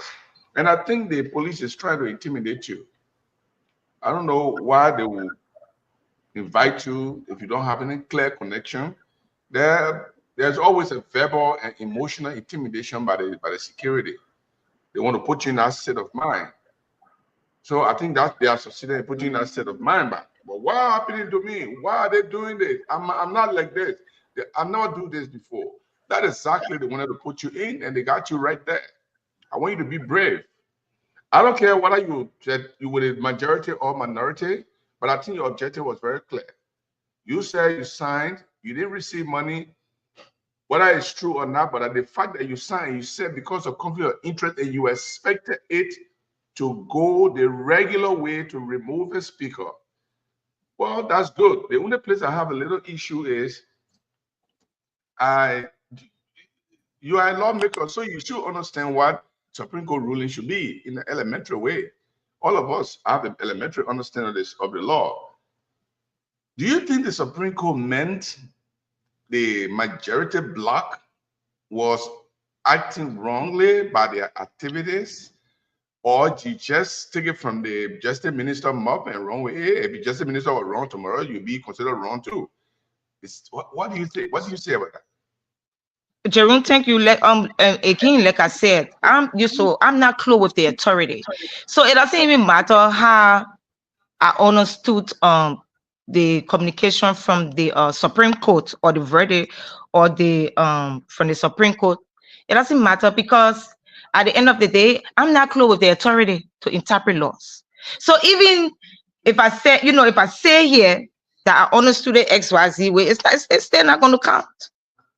What's going to count is when the proper people who have the authority to interpret laws come and say them. So it doesn't matter. Like again, I stand by my signature. I signed that resolution. I will defend it any day. But again, I have to make a conscious decision to say, let's do the right thing. Let's ensure that it go on the right way. Because this government is my government. We brought the government to power. I don't want anything negative on the government. And so I still stand by it. But again, I'm not close with the authority to interpret laws. So once that part was done with, and the executive said we recognize Honorable Kuhn as a speaker, the Senate said we concur, we recognize him as a speaker as well. I can't do anything else because I said I was waiting for the law, and the law spoke, and we got to follow suit. I'll ask my final question, and this is a matter of finding a way forward. Now you are with the majority bloc, you are attending section. You can be faulted for A, maybe, but let me ask this question. What would be your proposition for members of the minority who are currently attending the section? So, Jerome Gibson, Mm-hmm. you see that we all go to session. Right. I don't think it should be black this, black that. We are all members of the 55th legislature. And so we all go into session. And that's the biggest thing, count under one umbrella. And so we can forge forward because it's draining, it's tiring for this thing to continue to linger. And so when you do that, who suffers? The people who suffer the most are the ordinary Liberians. And so we are all there. So I would advise that we come, just come to one place. But then again, we were being called by the police, so we're going to wait for the investigation.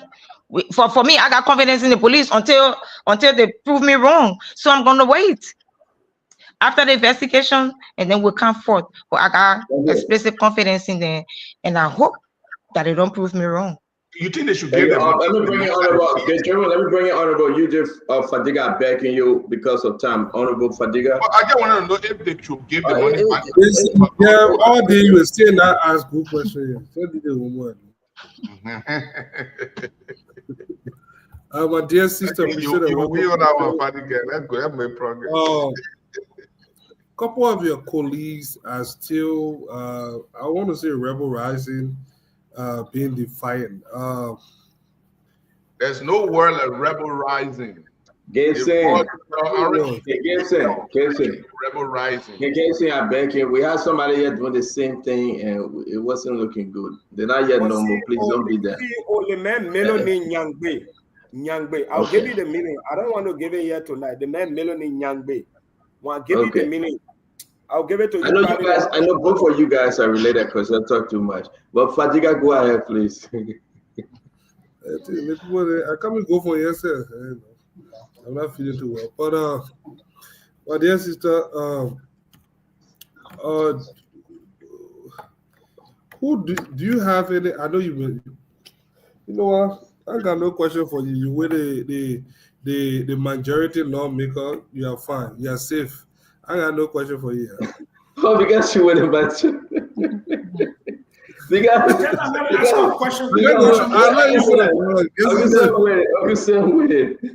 So you actually proving your biasness here. You're not a good I'm biased. It's clear. I'm biased.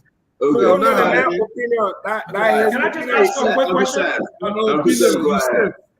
Priscilla, did you spend any time at RLJ with the majority block? Did you spend any time at RLJ? Anytime I seen sleeping there? Well, anytime. No, be specific. I never lived there. I never slept there. I went to my colleagues. We sat down, had conversation, but at no time did I sleep there. I can't ask you where you sleep. You're a responsible woman. I just ask you, did you spend any time? Uncle Sam, I know where you're driving at. So I'm going to answer it in twofold so that you don't come back to ask a question. I know where you're driving at. I didn't live there. I went there, had conversation with my colleagues. We all went to work together, but I didn't stay there. I know where you're driving at, so I'm not going to be calling that web. I got to answer that question before you come back. Did you spend any time at RLJ with the majority block? Yes or no? I did. But there are differences in the time, so I got to make that clear.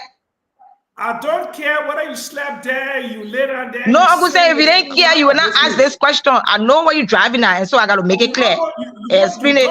If you never had, if you didn't care, you didn't ask this question. So I will answer it in detail so that you don't come back. Because if you ask me, spend any time, I say yes. I said, did you sleep there? Or no, I don't want all of that. So I answer all the questions. Priscilla, thank you. Uncle Sam, we have your answer. She was living there for 100 years. She was there, she and go she on answered the with this, question. like, Thank you, Uncle Sam. Honorable Constable Gray, can you please? Honorable Gray, can you please? Thank you very much, Honorable Cooper, for appearing here. I understand struck a point, the first concern, and our sister also struck that same point. And I just did a quick research. A person of interest is suspected of being involved in a crime, but has not been charged or arrested. Let me repeat. It means that you are suspected of being involved in a crime. You have not yet been arrested or charged. That's a person of interest. And I believe that you have confirmed on this program that because you had chaired or you do chair the Committee on Modernization that has been doing some renovation in stages, though you have not yet reached the dome where the Joint Assembly, the Joint Chamber is, you have not reached there yet. But you have some report on that. So fair enough, in my belief, the police invited you on the basis of being chairman of modernization, being involved in the renovation of the building. Do you also share the view and concern that the police is being partial? If you are invited on the basis of being chairman of modernization, and the majority bloc was in the Joint Assembly consistently prior to the burning of the Joint Assembly, or the quote-unquote arson attack, according to the police, and there's a chairman on rules order administration who takes care of the administrative function of that entire Joint Assembly. The adjacent officers under your rules, section 57.5 C of your rules. Don't you think if it's on the basis of you being chairman of modernization, that Honorable Cole, who served as chairman of rules order administration of the majority bloc, who have been holding session in Able, don't you think he should have also been a person of interest called by the police to see as a fair play, or some members of the majority bloc to see as a fair play who had used that Joint Assembly? That's just my concern. Concern number one. So, Honorable Gray, again, I do not want to preempt whatever the police is doing. This is an ongoing investigation, so it's very possible that other names might come up. The investigation is not closed, so I don't want to preempt. I don't want to see it. I don't want to see it as being they are targeting one group of people or an individual. I'm a member of United Party, so I don't want to see it in that nature. Again, I have confidence in the police, so I'm going to leave them to do their job. And then when the time comes, if it's anything on the contrary, then we know how to tackle it from that point of view. So I think it's an ongoing investigation, so I'm going to leave them to do their job. I don't think, for me, I don't think we are being targeted. I don't see it in that nature. I'm sorry. No, I didn't say you have been targeted. I asked a question again. Let me paraphrase. You have said that the only thing you can lay hand on is because you are chairman of modernization. That means you have had access to that area as chairman of modernization. From the assessment, you are doing the work in stages. Don't you think, if that is the only thing you can lay hand on, don't you think you can also lay hand on the fight that the chairman of rules order administration, if that is why you lay hand on because of your access on the renovation? So I'm speaking from a personal point of view for myself. I don't know why those my other colleagues are being called. I don't know.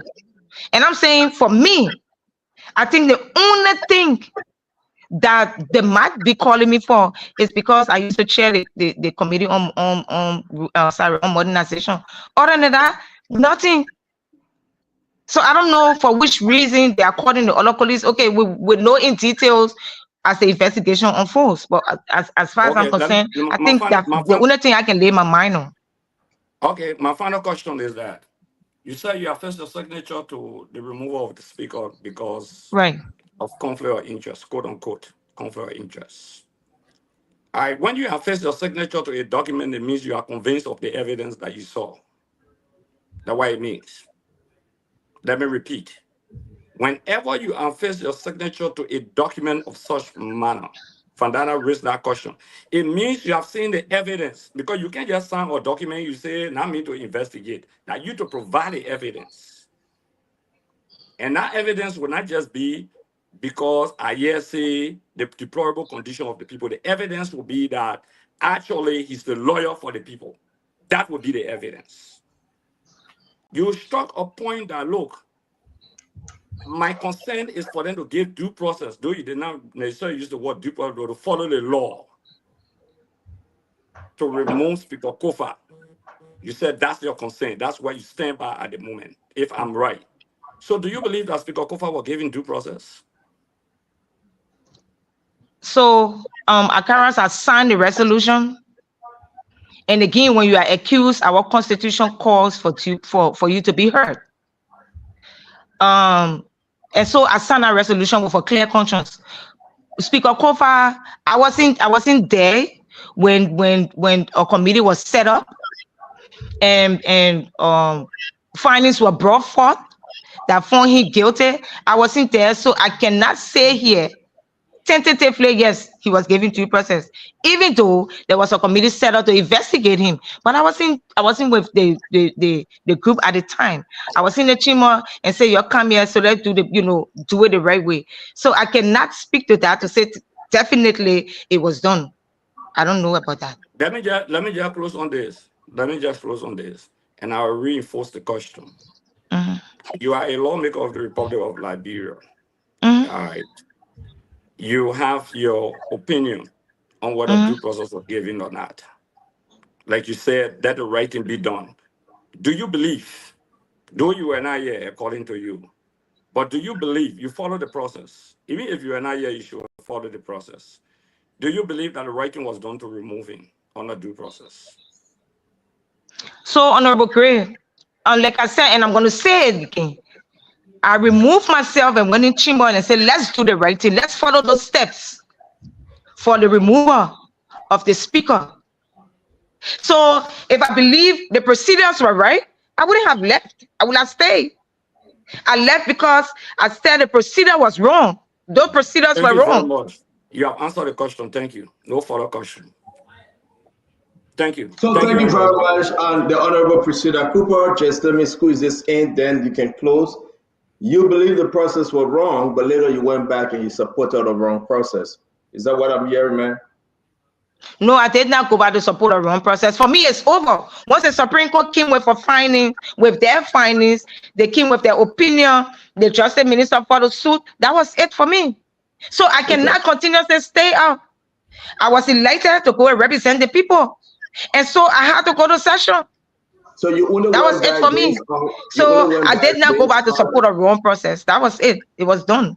So you only went back based on the Supreme Court ruling and the opinion from the Justice. I went back to session. Under the gavel of Speaker Richard Kuhn. I went back to session. Again, Staton, the executive, the Justice Minister came and interpreted the opinion of the Supreme Court. The Supreme Court came with an opinion that was more confusing to the Liberian people. I'm not close with the authority to say this is what it meant. This is what they meant. Even if I explain, nobody's going to listen to me because I'm not close with that authority. And so the Justice Minister, who's the advisor to the, on security matter for the executive, explain. And the executive, in so doing, we concur. The Senate, the half branch of the legislature, concur. They say we agree. This is the right thing. So I, as an individual, at least I stood my ground. I stood for a principle, no matter what the situation was, no matter what the hoarding and putting was, I stood for a cause. And so at the end of the day, we have to go to work. And that was it for me. Just to be on the record, at my last question, I got two. The second to the last question, to be on the record, you didn't vote for Speaker Kofa during the speakership election. Am I correct? Sorry? During the 2023 speakership election, did you vote for Speaker Kofa at the time? No. I supported Richard Kuhn for speaker during the 2024 speaker election. Yeah, you supported Richard Kuhn. All right. Yeah. So just a jovial takeaway. Have you forgiven my dear friend and brother Kalando? So Stanton, I can't get to tell, but the people think when they call me, I'm talking about Kalano story. But Can let I me just say, send me a text? No, wait now. let Can me I just send me a say in text passing message? that Hold on 1 you minute, know, sister. thank you all for Priscilla. having me. Priscilla, 1 I minute. just Priscilla, want to 1 say minute. to you, Stanton. Anna sent me a text message. He want me to ask you, have you forgiven him? He sent Yes, me a yeah, I message. forgive him. You know, Okay. people make mistake, people come to the senses, and that's it. So Bravo. I forgive him. I Bravo. don't Thank hold you grudge. very I don't much. hold grudge. I'm a clear person. I don't hold grudge. So you know, he's okay. I forgive him. Thank you very much. But again, Stanton, I just want to pass this by. You see the old building, the Capitol building, that actual building. I hold a historic tie to that building. My uncle worked in that building. My father worked there. Matter of fact, two of my uncles worked there.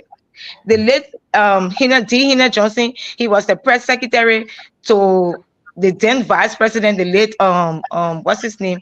Nicholas Podia. And my father worked there. The late Isaac Johnson, my uncle, he was senator for River G County. He worked in that building. I was young. I was in the Moreover, at the Moreover demonstration school. And after school, every day I walk up there to go to Capitol building. And so once I won, when I won the election, I said, and I will continuously saying it, I have to have an office in our old building. And people said the building was dilapidated. I said, no matter how the condition is, I'm going to fix it. I spent almost $15,000 fixing my office to be comfortable. And I stayed there. It doesn't make any sense that I will go and destroy the very thing that I hold so sacred. I can't. So again, I want to say thank you for having me, and we'll follow the process whenever whenever I'm called upon. I'm going to ensure that I go, I will avail myself to go. You see, I'm using we and I interchangeably because I represent the people of District Number 5. So, I like to put it in that context to say we. But I'm going to avail myself whenever the time comes to go to the station to, whatever the police want, we will give it to them because we know we are not guilty of anything. Thank you for having me. The Honorable Priscilla Cooper, thank you very much and have a good evening. Thanks. Thank you. Yes, ma'am. All right, so we want to welcome all of you again. Thank you for joining us on Talk. We're going to close this show. I think it was just a peaceful Thursday evening show. But before we do that, we'd like to announce that President Bwaga, a member of his team, would be going to Tanzania immediately after the Sona. He will be heading to Tanzania, President Joseph Yema Bwaga. Now, the question I begin to dig deeper, will the president go with ASCA or will he take another private jet? Now, I can say this maybe in the confirmation that President Bwaga will be taking another private jet to Tanzania. Again, I will say this, please, yet to be confirmed, but I'm around the 75% confirmation that President Bwaga again will be taking another private jet. So don't ask about private jet. I'm telling you right now, we put it in the back. Do not come back and say, oh, President Bwaga, no. Private jet will be the routine of the president till 2029. If he's re-elected, maybe a friend will say, keep it. Joe, our friends say, Joe, should keep it. Maybe. All right. But the president, I can tell you, after the Sona, he will be on his way to Tanzania after the Sona. The president was selected, Liberia actually was selected to one of the 15 countries, all right, for this mission, the 300 million. It's a project supported by the World Bank and the African Development Bank. The goal is to connect 300 million people to electricity by 2030. So therefore, Tanzania is hosting, and the president of the Republic of Liberia and 15 other countries will be attending.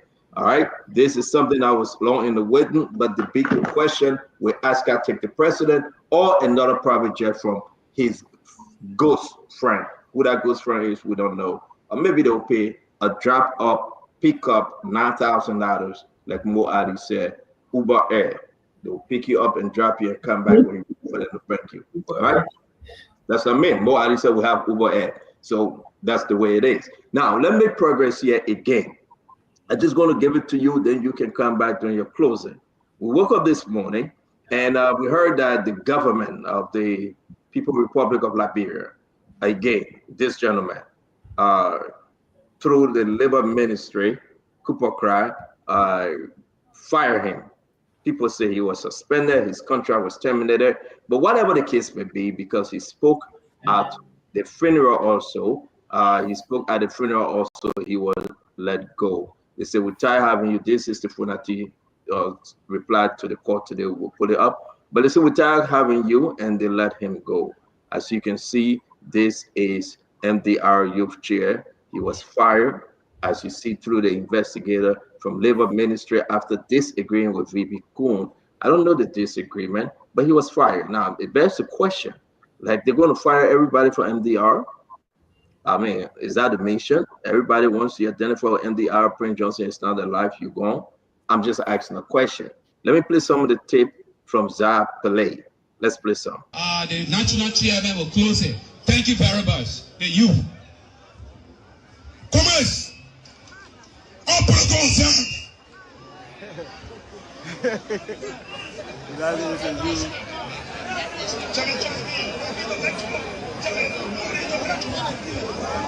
we came specifically as the movement for democracy and reconstruction to send this caveat to be this privilege to speak.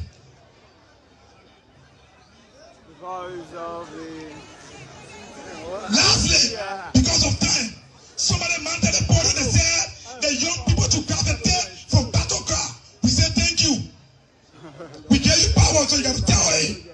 Another person for the Unity Party chairman mounted this podium and supported the debate that Prince already prepared himself. So he knew he was going to die, and he has died. Thank you very much. Yeah. So there you have. I want to say to all of you, I'm going to stop. That's a firing. Don't forget, yesterday, Wolo was fired also. They took everything away from him. Today, another MDR was going on with the MDR party. The chairman is Cooper Crack. Cooper Crack himself was on attention, I heard, and he had to fire, or he had to terminate the contract of Zah Pillay. Now, how many members of MDR are going to let go? Those are some of the very important questions. Why are they letting them go? Is there any way they can do a backdoor conversation? Yesterday, Mo Ali or some members of Unity Party met some of the youth 2 days ago, the youth organization, to bring them close together and say, listen, we got a long way to go. We got to help and work together. But then today, you're firing Zah, you're saying that you don't need him anymore. MDR is in a bad spot right now. MDR is going crazy. What's happening? Our political leader is dead. Our political leader is gone. He's not here yet. The 3 days feast is not over yet. You guys are firing up. What have we done? Yo, wouldn't that Prince Johnson die, bury, and then you guys gonna come after us? Now, what is in play for MDR? Is it the rest step? My man, let me talk my own back. That what we're doing is phone talk. No, it's just kind of strange. Do you think if Prince Johnson was alive, they were going to fire those guys then? That's the question. Anybody can answer the question. Do you think if Prince Johnson was alive today, is that Pillay and Water were going to be fired? Are you kidding me? No. If Prince Johnson will be caught on this show right now, screaming. So is it a good strategy that Unity Party, this government, is firing Prince Johnson's children? Because those are his children. And Liberia need to hear this. So let's be serious for God's sake. Who is advising who in this government?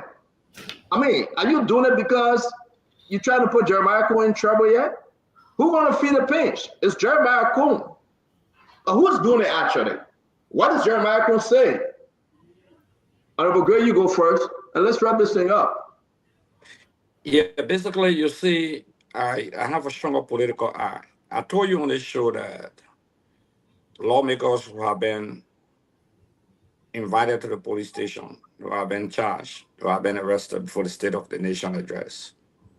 I insisted, and people said, we're trying to preempt, a preemptive strikes. We're trying to create, instigate, we're trying to instigate, trying to create insecurity. But the position that I speak from is a bigger position because I have pieces of information. Look, Jeremiah Coon wants a control of MDR. He feels that Vice President Jeremiah Coon, let me add the title there to be respectful. He personally feels that he left this party. He officially joined the Unity Party to be vice tenor by the law of the Unity Party. And Prince Johnson had controlled this party. In the absence of him controlling this party properly now, in the absence of Prince Johnson, what base we have in Nima County, because MDR is the base. And the calculator of 10 is to dismantle and disable, is to disable. Let me say dismantle. To disable the guys who have some independence and key loyalty to Prince Johnson, who are grown rapidly in the party and have some control in the party. The two guys are very powerful in the party.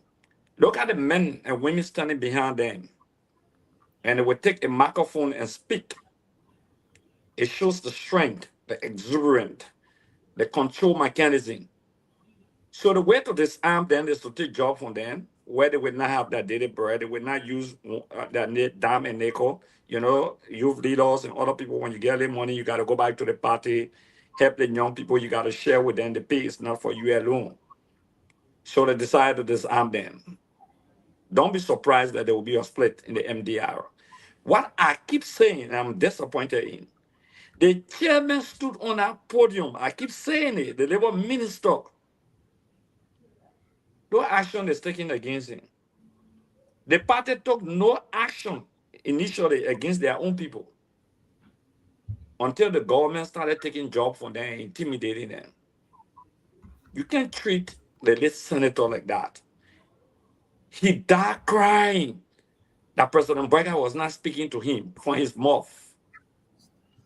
He admitted that the issue of war crimes code was put on the table and it was not the D. He even mocked President Brecker on the day, after the day when he got inducted into office. He even made some demeaning and mockery statement. He shed tears on his dying bed. The youth are not saying anything different from what Senator Johnson said. The guy Waddle is not saying anything different. None of them. It's saddened. Make no mistake. Those are all who are political thinkers and members of the Liberian political class. Those guys got a support base. Those are the children that when Prince Johnson moving, they were moving with him, that the people never know. If those guys get disgruntled, you imagine the other boy had to go publicly and apologize. Still, they are taking his job away from him in the harsh economy. In this very harsh economy, somebody called me today and said, great, it's good for them. I said, no, it's not good for them. They are Liberians. He said, the dog eating the dog, something like that. I said, no, it's not good. What was wrong yesterday should be wrong today. We cannot say what was wrong yesterday. Starting today, I told you something on the phone. Everything the United Party people say, they say CDC people did it. So what the essence of the change? What's the essence of the rescue? If your measuring rod is the output and performance of the CDC. If you say they killed him being last year, you say, and we killed him being this year, we say because CDC killed him being last year. That is wrong. That is extremely wrong. But again, these are the vicissitudes when you have a very loose coalition. Those guys are grieving. This economy is tough. They knew they were politicians, Staton. They knew. They knew they were politicians. They knew they had party positions. Yet they gave them the job. And you didn't expect them to speak politically? They put a man in the NSA. They knew the man had party position or key party position. They sent all about the labor ministry. They know that. But guess what? Guess what? Amos Square registered the Unity Party candidate in the Nima by-election in Yantuan as Secretary General. LPRC Managing Director, Amos Square. The board chairman of the NPA, the chairman of Unity Party signed a document that had two major signatures with the treasurer of the party. They campaigned. They violated the provision of the code of conduct. Correct. The chairman of MDR is appointed as Minister of Labor. The state-hold government position. When the ombudsman said they had to resign, they ran to the Supreme Court to say that are right. They were challenging those things yesterday. You're taking job from a man from a funeral ovation. An oration at that ovation. You taking a job, you say the man made political statement. Stand on in case, panelists. In case that boy had gone to praise the president or Jeremiah Kuhn, you think they were going to take the jobs from them? This is not good for the forward march of our country. Fandara, you Thank said you. something yesterday, and I want to say to you again, Fandara. Fandara will exercise a degree of tolerance. Wallow, the man they dismissed, he criticized or he still remain with the NSA. Thank you, Representative Gray. Thank you very much. Not only that, Prince Johnson criticized us. He said the Western for President we are. Thank you, Representative Gray. Okay? Yeah. There was internal disagreement with people from the CDC. Yet, Queen justified yesterday that when you criticize, it will suspend you from own mouth in your party. Fandada, you cannot defend these rascals. Thank you very much, Representative. Mr. Gray. We will come back to you if we do have time. Let me go to Dr. Richard. Let she close. Then Uncle Sam and Vandana Patrick will go next. Bye. Stop crying, bye. Stop crying, bye. Dr. Richard, I was just gonna. Okay. I was okay. I was just gonna close by saying I can understand the issues relating to electricity in our country. So if the president is going to negotiate with Tanzania to bring electricity to our country, that is not a bad move. However, I would appreciate the president spending a lot of time in the bed baskets area of our country, namely like Lo-Fi and other places. He can take a day's drive or maybe get on one of his, propeller plane and just go there. I want the president to investigate opening processing centers where people can process rice, our most popular food, or cassava or something. But just going and depending on international communities, we rely on them for our daily bread. It's getting to be overplayed, in my opinion. Number two,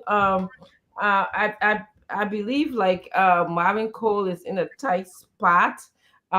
He is telling us that if the justices that he believe in so much, that if they can sit under Cohn, even though they pass a ruling that said Cohn is not a speaker, if they can sit under Cohn, then who is he not to sit under Cohn?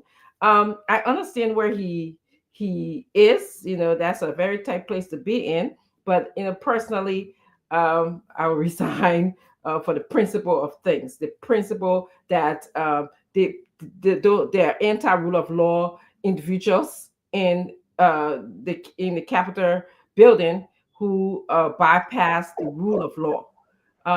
And then I just wanted to say there were a lot. Can I interrupt you because I meant to ask you this and I forgot. So you want to give them what they're asking for, because they're pushing you to resign, they're pushing you to kick you out, and you're saying just because of everything they're doing, he must step back. Then you just walking into the trap, right? Because you talk about the principle, I want to understand you better. Well, obviously, he said that if these justices sit underneath Cohn, they are saying that Liberia is a country that is lawless. Yeah, we are. We decided one thing, and nobody following our decisions. The country is just lawless. People can do whatever they want to do. Would you want to be a lawmaker in a country that is lawless? People can do whatever they want to do. So you are suggesting that he should resign. Yes. Musa Benedict said the same thing. Musa Benedict should resign, and all the 29 of them should resign and give the country over to those guys. That's your suggestion? I'm not. I want to go as far as say I'm giving the country over to them. If they resign, you are giving the country over to them. I'm not giving the country. There's no room to fight. There's not the room. Well, I know you make up a different cut. You like to fight, but I fight through principality. The principle of the issue is that we had a bunch of people who are anti-law individuals who came and bypassed our law, who are very unconstitutional, and now they want to run our country, making it a lawless country. And then I should be the one to stand up and make laws in my country. I do have that fighting spirit, but this is beyond fighting spirit. This is just pure craziness in our country. And it bothers me when we have educated people among us here that will come and say, oh, you know, who's the real scammers? That's the question. Who's the real scammers? The people who actually broke the law, their own law that they took an oath to agreed upon. Okay, their own law to give people due process. And that leads me into something that Priscilla was saying. I can understand again. I felt the pain in her voice, the pain of being agonized in her voice. But she said, in as much as she was not there when Fanatic Kofa was given due process, she believes that it gave him due process. That's what she's basing her decision on, to go back to sit on a cone. That's not a strong argument for me. But she again, said she didn't believe. Oh. Say that again. She said at one point that she did not believe. Well, she said she wasn't in the country when she came back. Yes, she said two things here. Yeah, it was back and forth. One point she said she was not in the country, she didn't see it. And then when she came, she heard or whatever, and what have you. Anyway, that was a symptom discrepancy there. Like this. Yeah, you picked out. Yes. So, you know, in my opinion, you know, if you stood for the rule of law, you stood for due process, that was your concern, you would have followed the process of due process. And lastly, the firing of the MDR guys, nobody can disagree with the people in power. If you disagree with them, you stand a chance of being fired. That's what it is. That's all. I think that it's other means of you know, supervision, talk to these guys in the back. But it was an emotional moment. People say things at funeral, and I keep on saying. So I've heard so many things at funeral. I've been a victim where my mother passed away, and somebody was speaking to her as if they knew her, about her at her funeral, as if they knew her. And after the funeral, I went and asked. I said, "Did you know my mom?" They said, "No, I knew your dad." So I'm like, well, you was talking about my mother as if you knew my mother, and that's what I'm saying. So we say things at funerals sometimes we don't mean, we don't know, and to say that these guys, especially today, the letter that I read, it said that this guy was fired for administrative reason. I don't remember his name, so what is the administrative reason? What is the administrative reason? That's all was put in the letter. So what is the administrative reason? And I will conclude by saying I don't know the administrative reason. So thank you. Dr. Richardson, thank you very much. Go ahead, Vadela Patrick. Dr. Richardson, the people will stay there to foil. No, my man, let me go. 2 minutes. My Jackson, please. 2 minutes. 2 minutes. No, I want. No, my man, just wait. I want to say my data. Just wait. Just wait. Wait. Come on, man. I'll wait. I don't have a people to behave. No, sorry, sir. I beg you, sir. I give it to you. Look, my fellow I wish mommy were here tonight for the papi. So you think mommy it want me? Eh? You think everybody coming? Sam, go ahead, man. Everything can get to your nerves. Go ahead, Sam. Go ahead. You're no longer makes you have patience, but everything. I don't have no damn patience. I'm Uncle Sam, watch your language now. Uncle Sam, please. This is a family program, Uncle Sam, please. We're backing you. This is a family program for true? Yeah, it is. We're trying. We're doing our best. Look about my fellow Liberians. First of all, look, police. We joke and play. We all have respect for each other here. I respect all of you. Look, but I don't speak to you guys. You're not my audience. Let me speak to my audience. My audience is Liberian people. Look, do you think this is a change government? Is those of you who voted, who spent all your time in the poo-poo water, who made a lot of noise, who did all the things, you camping for the far reaches of this country, you so-called protected the votes, you did everything to put this old man in power. Is this what you bargained for? Is this what you voted for? Did you vote for legislators to go and camp out in a fancy hotel for 3 months? Who pays for those 3 months so they camping out? You think they will pay their own money? They have homes in Monrovia. They will pay their own money out of their own pocket to spend 3 months in a hotel to feed themselves for 3 months. Liberian people, yeah, I should say that question. And you're not stupid. There's no way they will pay themselves. They will pay their own money for 3 months in a hotel. Ask yourself this other question again. Is this a serious police investigation where when the investigation is not complete, you start arresting and charging people haphazardly? Do you ever see in a serious country where they charge one group of people today, then they wait, they charge another group of people today, then they call people of interest? They complete the investigation. Then they go in the middle of the night and arrest those people, or anytime they arrest them, then the district attorney calls a press conference and announces the arrest of these people and provides a prima facie case what the people did. But you calling people like Priscilla Cooper, you calling people like Metaphorical, you calling all these people here, I think about 7, 8, or 9 people, and you say for ongoing investigation? Is this a serious government here? The things that they were accusing Jawea of, 4 auditors killed, have they done any investigation to find out whether these people were actually killed or not? The 3 boys that were missing, and it came out to say they think everything they have accused people of, everything that they were supposed to do, METEC, CTN, fix roads, make sure that everything is okay in the country. There's been no formula. There's been no President Walker, what is the signature project? 285 yellow machines. Since May of last year, when Mamaka made our announcement, 3 to 4 months from now, we need to see him again. What a machine is. You see any machine in Rowaji? You see it in Grand Gida? You see it in Rosas? You see it in any other place? Are these serious people that came to rescue you? But what is happening?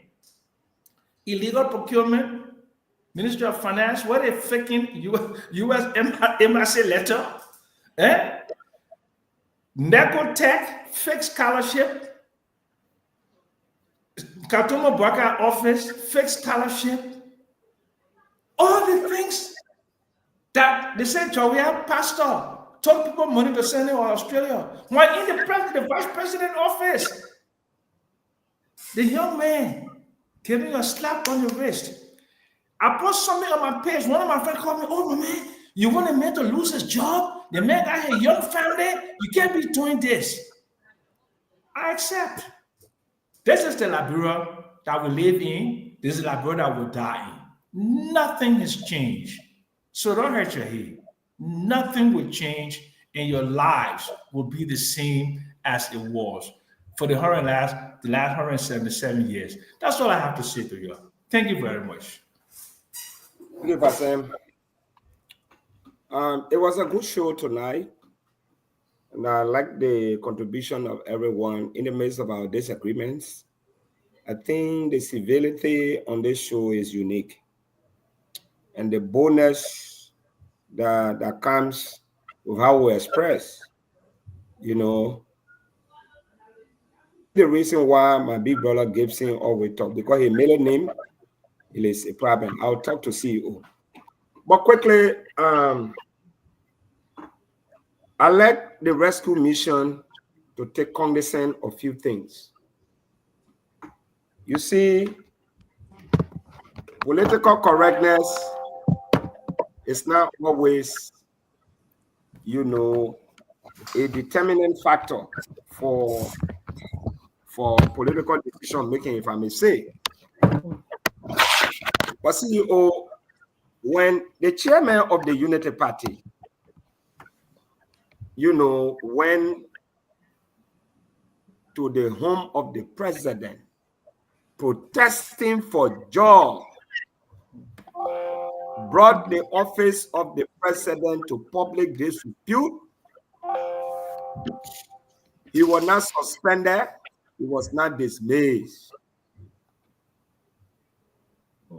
When all our executive members or youth wings of the Unity Party blasted the government, called them all kinds of names, some of them are in government, they were not dismissed.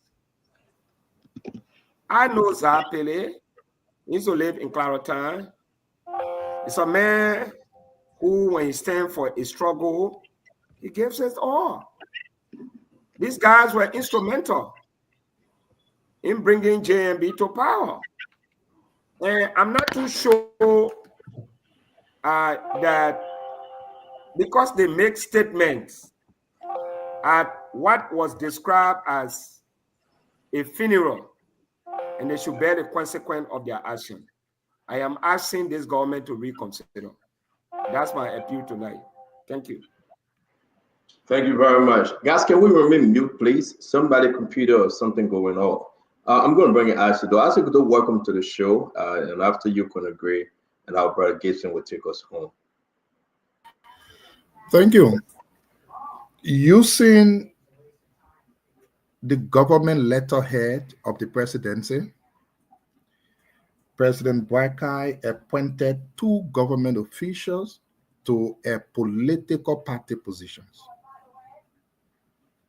At the same time, the NSA, through President Boakai, dismissed the former Assistant Director for Operations because of code of conduct. Let me repeat. President Boakai used the letterhead of the presidency of the Republic of Liberia to write his political party chairman, appointing government officials on a political party executive committee. On the other side, President Boakai is dismissing another person for quote-unquote being involved in politics. Did they say President Boakai have 40 years of experience? Sometimes we keep saying these things and our friends from the Unity Party don't seem to understand us. How many of Unity Party guys that actually worked hard for the party get a job today? Lots of the kids, lots of the young men and women are all struggling to get anything. Yes, they can come and say, we like it, we rescue. We can hear that. But truth in their conscience, it is not easy. Then we have a government that is showing such side to the Liberian people. Gloria Musu Scott was appointed. Our man from LTA was appointed. Little Charlotte died. There is no perpetrator. That case is gone. That little girl is dead. She's buried. Her family cried. Up to today, they are grieving. There is no perpetrator. It means she died by herself. Nobody killed her. She just died. But the government is dismissing another brother simply because he is with MD Arrow, was with Prince Johnson, and he dared to say anything against the government. How many times have you not heard members of the rescue say, George Weah is a king, no one can criticize him? Can you criticize President Boakai? Let's go down the list. Amin Moda was there until he made a statement against the government and said the party not defending him, people in the government, he was gone. Matthew, from Ministry of Information, he made a statement against the government, he was gone. Our brother from NSA, he's gone. The other brother from Labor Ministry, Zapele, he's gone. What has changed? What did this government come to change? What did this government come to change? What has changed in Liberia? The president is traveling very soon to Tanzania. Sometimes people call me and say, oh, why you let George Weah business? No, I don't. It's not about George Weah. It's about what I know in my conscience to be successes of Liberia and what that man did for the country. Forget about the politics and the propaganda. President Baka is going to Tanzania to partake into the electricity deal that was signed in 2019 by former Deputy Minister Flomo from the CDC government. And tell me that Isaac Doe should not be happy because George Weah did best for our country. And that deal is called the Arena deal, signed by Flomo, former Deputy Minister from Ministry of Finance on assignment 12. Thank you, Isaac. I can only say this to end, CEO. I know I came on late. Yeah. I can only say this to end. To the legislature, I listened to Madam Priscilla Cooper, and I was coming. I want to beg my sister. The national legislature is not an extension of the executive branch of government. The madam said, the Minister of Justice said it, so that was it for her. No, Mama. It is not because the finance minister says they spend 1 billion, so that's it. It is your responsibility to oversee what they do. The Minister of Justice and you don't work in the same branch. What he says. Thank you, Isaac. We gotta go, Isaac. I mean, you came late, my man. I'm backing you. Gotta come early next time. We gotta go. Let me bring in Gibson Jared, the last person. Oh, sorry, Conor Gray. Conor Gray, you will come in, then Gibson will go last. Thank you, Isaac. All right, Stanton. Thank you, man. I think the two representatives that came here today, they made their points. But I'm remiss to say probably Representative Cooper. She was under something our former government used to call party mandate. You know, when they're ready to make the move, they say it's party mandate. But one thing I would urge this administration to start thinking about is to look, we're not this rich as a country. We had our own airlines. Look around our sub-region or our neighbors. There's Air Ivoire, there's Air Ghana or Ghana Airways, Nigeria, even Guinea has. You understand? So those kinds of investments. Sarah Long just got hers. I'm telling you, those things are so neat and they're not expensive. Look, as a country, you got credit. Those are the facilities you start looking for. There, our president will not be hitching on people providing, look, what George Weah started with a kick plane, it was in the right direction. He can perfect it as an administration. We can have our own airlines. Look, it's not those things. I tell you, as a country, you have your own airlines. A lot of things will move well for you. But let's go back to, look, the Nimba people have not been so close to the presidency than now. If they sit there and make that mistake George Weah made with Funadi Kofa, where they initiated a process, they initiated that removal. And what happened? Somebody more smarter jump on it.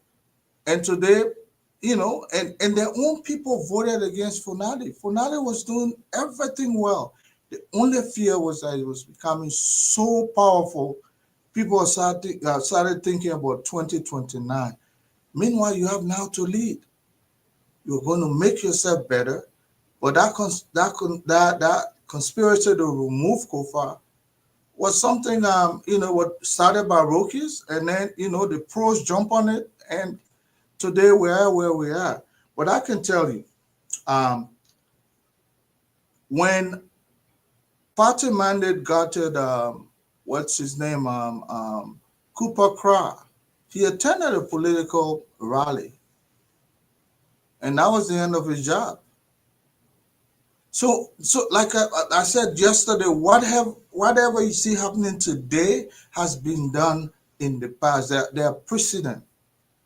If you are a friendly force, those of us who are military people, if you tend to go on against your own troop, definitely everybody will jump on you, eliminate you. Now, what happened to those people that are struggling now? You are in coalition with this government. Why are you turning the nozzle against them? You know, look, go back and see what happened to that by-election in Nima, where they almost killed Prince Johnson and the VP. These were some of the conspirators that led those things. Go back and watch. You know, the thing about it, if you're in a coalition with somebody and people trying to make progress, don't be a distractor. If you don't want to be in government, go away. Look, party mandate will carry you. That's what you signed for. I mean, if you form a coalition with the Unity Party, and they're trying to foster their agenda, you're going openly and talking against them. That won't have. Look, if this were just private people that are standing somewhere, they in government like civil servant, and they go somewhere, they make noise, and you dismiss them. Yes, we all can say probably, the government is intolerant. But this is your friend. This is your brother. Turn around, the next thing you speaking against them too. You know, go do all the speaking. Now you can go to USIS and hire the microphone and speak. But if you want to be in government as a friendly force, that's not where you exercise some of those political rights. And you know, I'm going to say, I still believe that this government has the time allotted for this government is way beyond. Donald Trump will have left office. Imagine. So there is enough time. That's how much time they have. Their time extends beyond Donald Trump. Can you imagine? And imagine what can be done. My focus is what can be done. It's not what should have been done. I don't have control over that.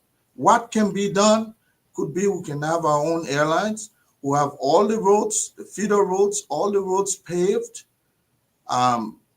Jerry can go to Granji there. Take 3 hours from there to Town Town or wherever it is, or they're too close. Look, the roads are being laid out. We're going to have an increased electricity with the hydro. They say they're expanding it, and that project is ongoing. Go and look for the tangibles that can be done instead of just dwelling on the part. Look, the best part of your life is ahead of you, not behind. It's gone. So be looking at a rear view mirror every now and then to say it should have been done this way. That's behind. That's what people who are not progressive, that's how they think. What can you do with the next 5 years to make Liberia what we want it to be? That should be my focus. That should be the president's focus. And I hope anything and everything they do not look, all the distractors, get rid of them. If they want to be politician or the enemy within, get rid of them. So you can have a stable government instead of, people distracting you here and there. MDR is a partner with Unity Party in this government, their alliance. When people there speak, they must speak with the interests of the alliance. If you want to be a renegade, hey, that's why they let you go. Fair enough. Good day, everyone.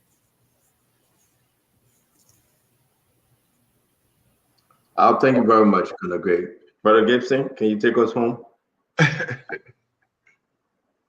You know, it amazes me when I see the things that I see, to be honest. I don't want to fault Priscilla Cooper. Priscilla Cooper, she made herself clear. The only problem I have with people is we said that the police should invite both sides if they're investigating. They invited minority, they invited majority, and we have problem. I don't know what we wanted to do. They invited Priscilla Cooper. Priscilla Cooper is a unity party. Gibson, Priscilla Cooper was a cover up, man. You know that. You send me the text message and you explain all of that to me already. So oh, stop. my man, I'll send the text message to you. So, but look, what I wanted to say is the dismissal of these people is shameful. It's shameful, my people. So, President Boyka said he knows how to deal with governance issues. I didn't know this is what he meant. I didn't know that. I thought it meant that we have a long experience, we have thick skin, we can take criticism. People speak to us, we agree, we convince them. I didn't know that part of that for the 2 years experience is to have thick skin. But such is the situation. Look, I don't even know. Sometimes I get a lack of words when I see this thing happening. So MDR now, and I want to agree with Moses Gray. I think somebody is trying to break down the span of the MDR, because what is happening now is like the Boyka administration going against the entire party.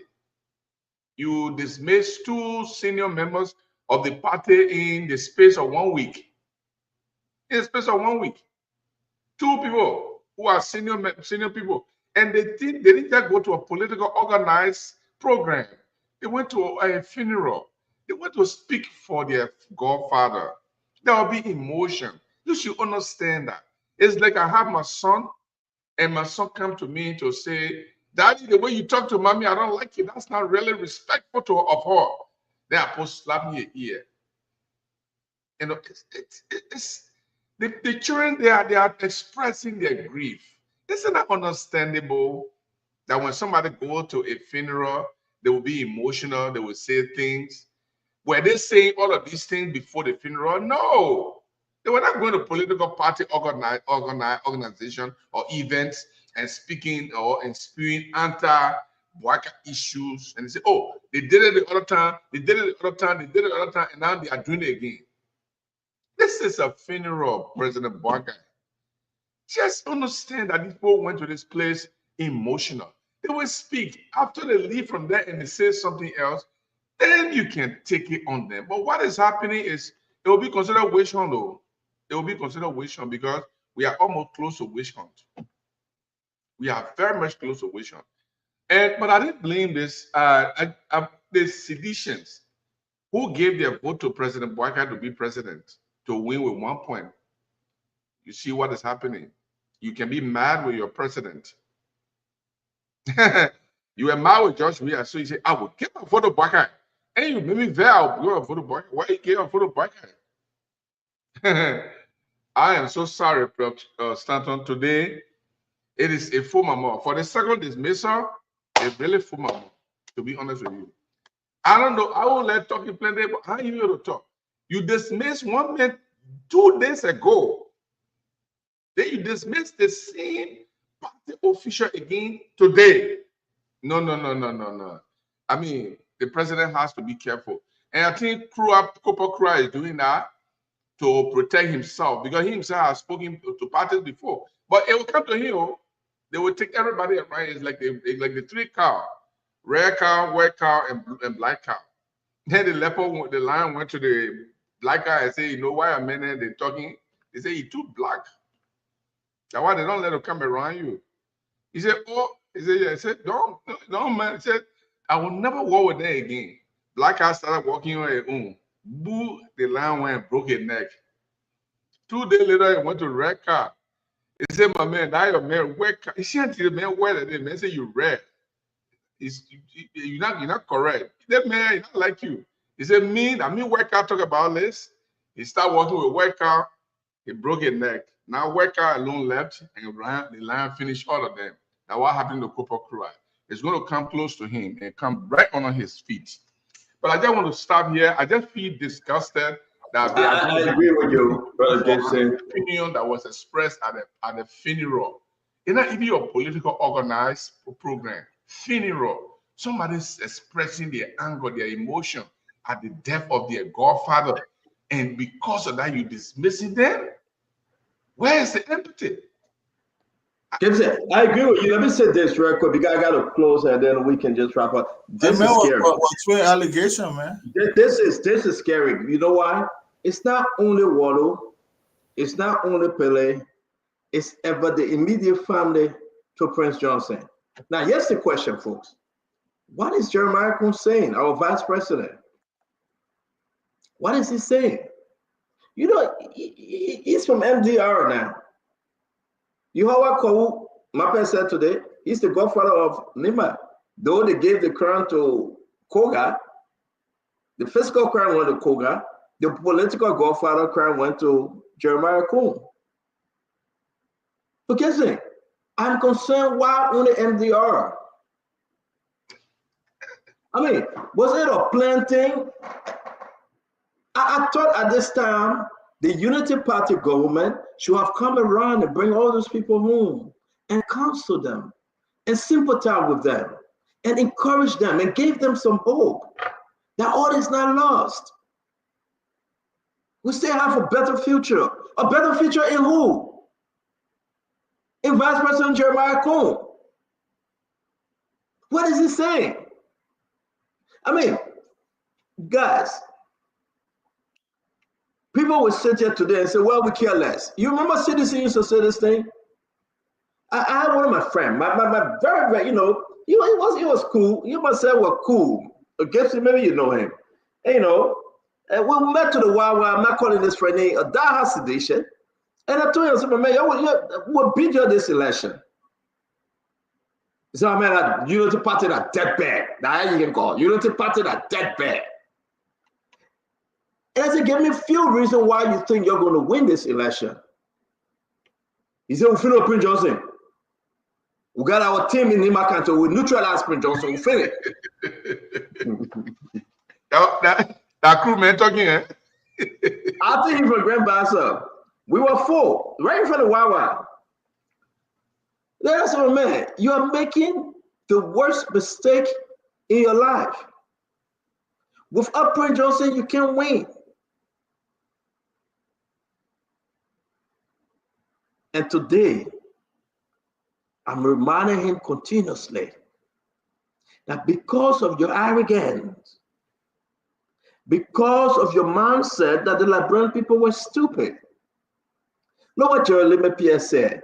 We put people in buses, we told them to realize, then we asked them, Joe, we have 1 year, and Joseph Boga have 1 year, which one better? Then we told the same group of people, we carry them to Douala Market. Joe, we have 1 year, Joseph Boga 1 year, which one better? Then we finish, we turn them over to the other radio station there, and say, you're asking the same people in there. What kind of mindset these guys are operating from? You are seeing it. Listen, you know how they act, and my guys come to get with me, Gibson. Jeremy Pierre's statement is in line with ANC. When we did the CPP ANC, when we did the course in on Spoon, right? And everybody said, come when I win. This guy, Louis Brown, said it's not scientifically proven. He said, no, my Spoon, there is no scientific proof to that or put the just did. At the end of the day, what happened? The elections were also result again, I forgot, for Mr. Cummings. Now you know it, you don't want to talk your heritage, so you know it. Now you don't. No, great. Let me talk about Why you don't give me wire? That's a really get tough skin. No, to be fair, because we told them, and they will say, "Oh, my man, that is not scientifically proven. My man, you lead that thing. We win the thing. We are coming to win the forum." And you know that's statistic. And you know that's coming, son. Well, coming, son, coming that bomb. They coming blasted, you said, with 1.1, with 1.61%. So I am reminding Unity Party. If election were to be held today, Unity Party will not even go to second round. Jesus. With everything that is happening, we've been saying this from the past and we are saying it again. Do election today. The people will take a stringer on the street to go second round with whosoever in our election, but not Unity Party. I'm seriously, I can talk to the people. They call, they are crying. Unity partisan crying. They just gotta go to work, they gotta hustle, they gotta live. So they're hanging. They're hanging. There will be a lot of repentant story. There will be a lot of God forgive me. I'm a sinner. Please. It will be that moment when Jesus Christ was on the cross and the thief and the murder, and he turned to one and said, "You call yourself master. Why can't you save us?" And the other one said, "Lord, remember me in paradise." That time coming. A lot of people will say, "Remember us. We were only there to survive. We were only there to eat." Because unity, most of them, they are being so arrogant. They're filled within themselves, we're not rich. But guess what? January is ending. Today is the 23rd. In Liberia is the 24th. January is finished. You talk about 5 years? No. You cannot count the election years. You will make no progress. You will be a lame duck. So at least you talk about the maximum up to 2027. Which is you got only 2 more years left. You are talking about 90 seats. The 73 representatives will be vacant. 15 senators will be vacant. The president and the vice president will be vacant. That will be the greatest and biggest election of our political life, 2029. Nobody will have anybody. Guess you will be running in district number 1 in Grand July. Dr. Richardson is in Cape Mount running in district number 2. I'm giving an example that you think she will leave. I'm giving an example. You think she will leave from there and go help you, Gibson? You think she get money to sponsor you? Every market will carry their own tail. Every market will carry their own tail. It will be the most expensive. It will be the most intriguing. And it will be the lifetime of elections. So therefore, Unity Party got to get this straight. They got to recalculate. They got to recalibrate. They got to regroup. They are missing the timing. The in-house fighting is too much. Have you asked why we still get Abdullah Kamara to LTA? Even the LTA folks are complaining. Have you asked yourself? Unity Party people complaining about Abdullah Kamara, and the president saying he's not listening to them. Abdullah Kamara is still there, the most notorious on record by GSA. And President Boyga said, "That's my nephew, I care less." Have you asked yourself, do you think the people are happy? Do you think the people are stupid?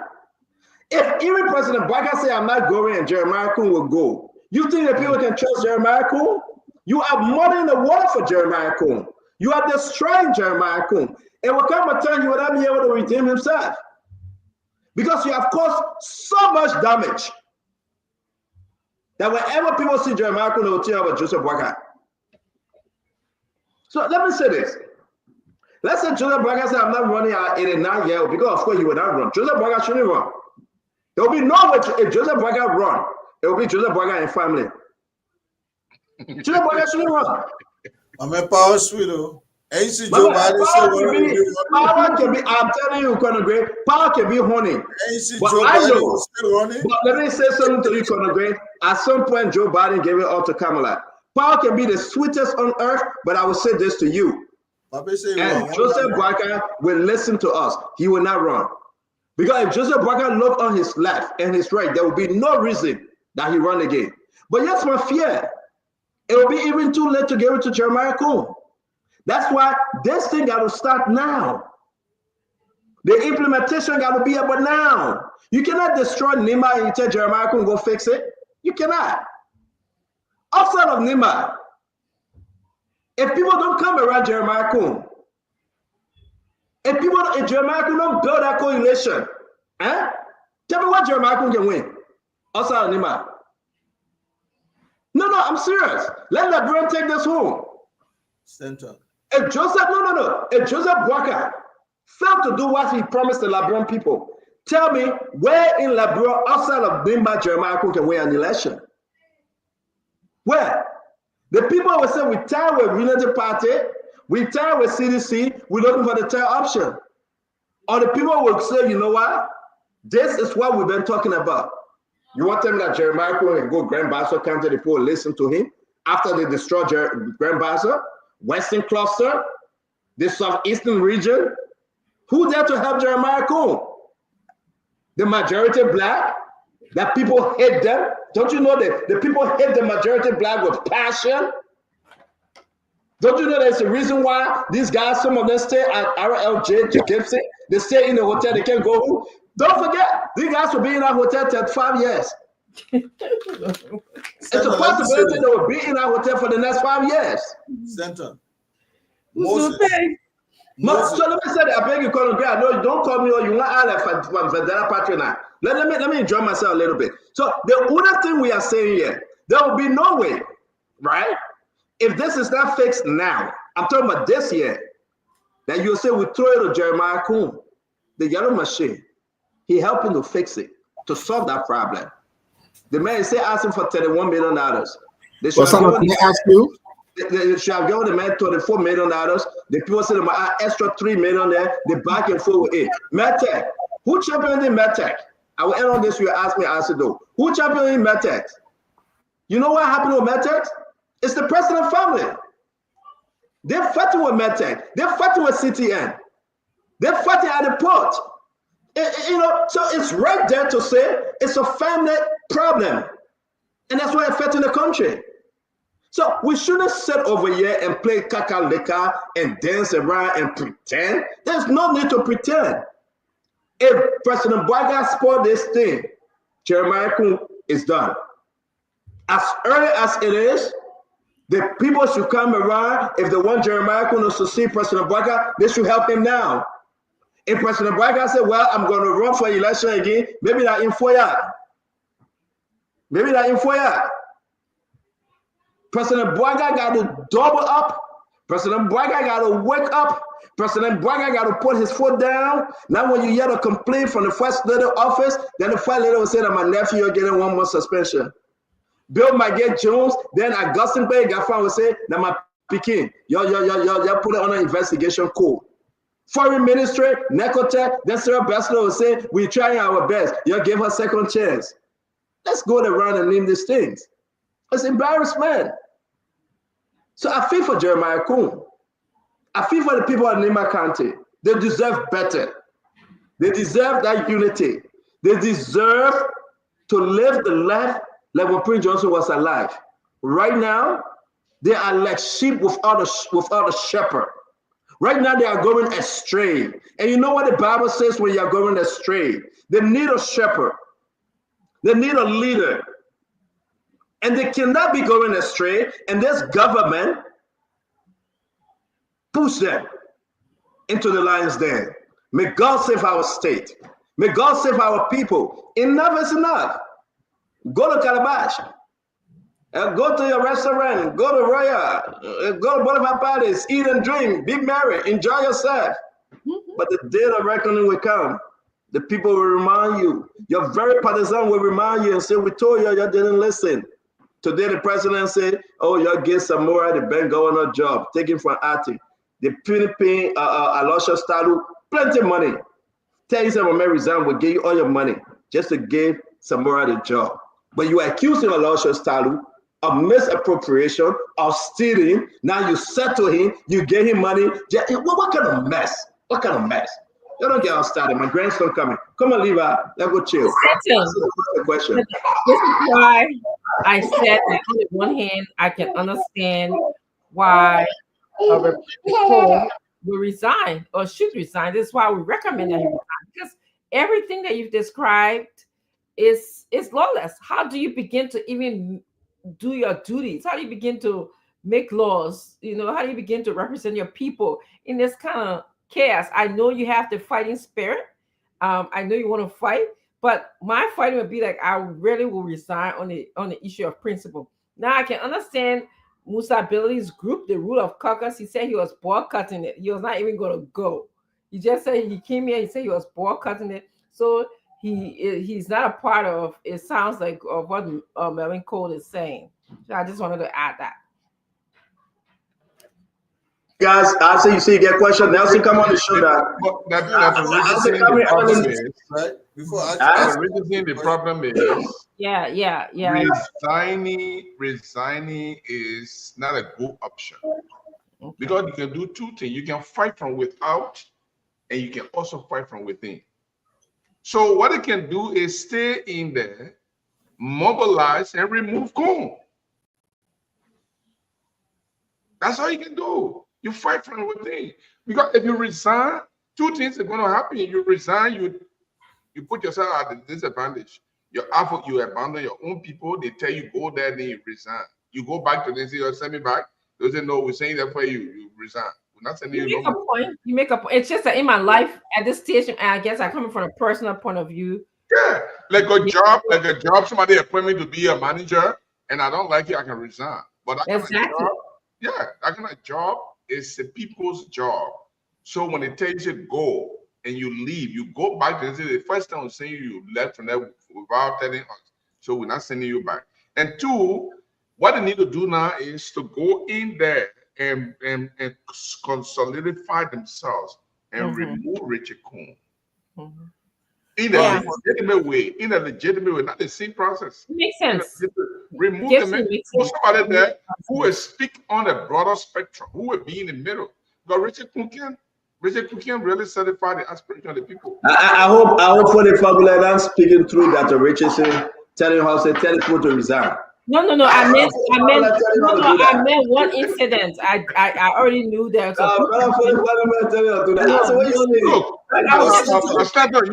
You must say we were looking at the amount of money that the government gave them, 7.9 million.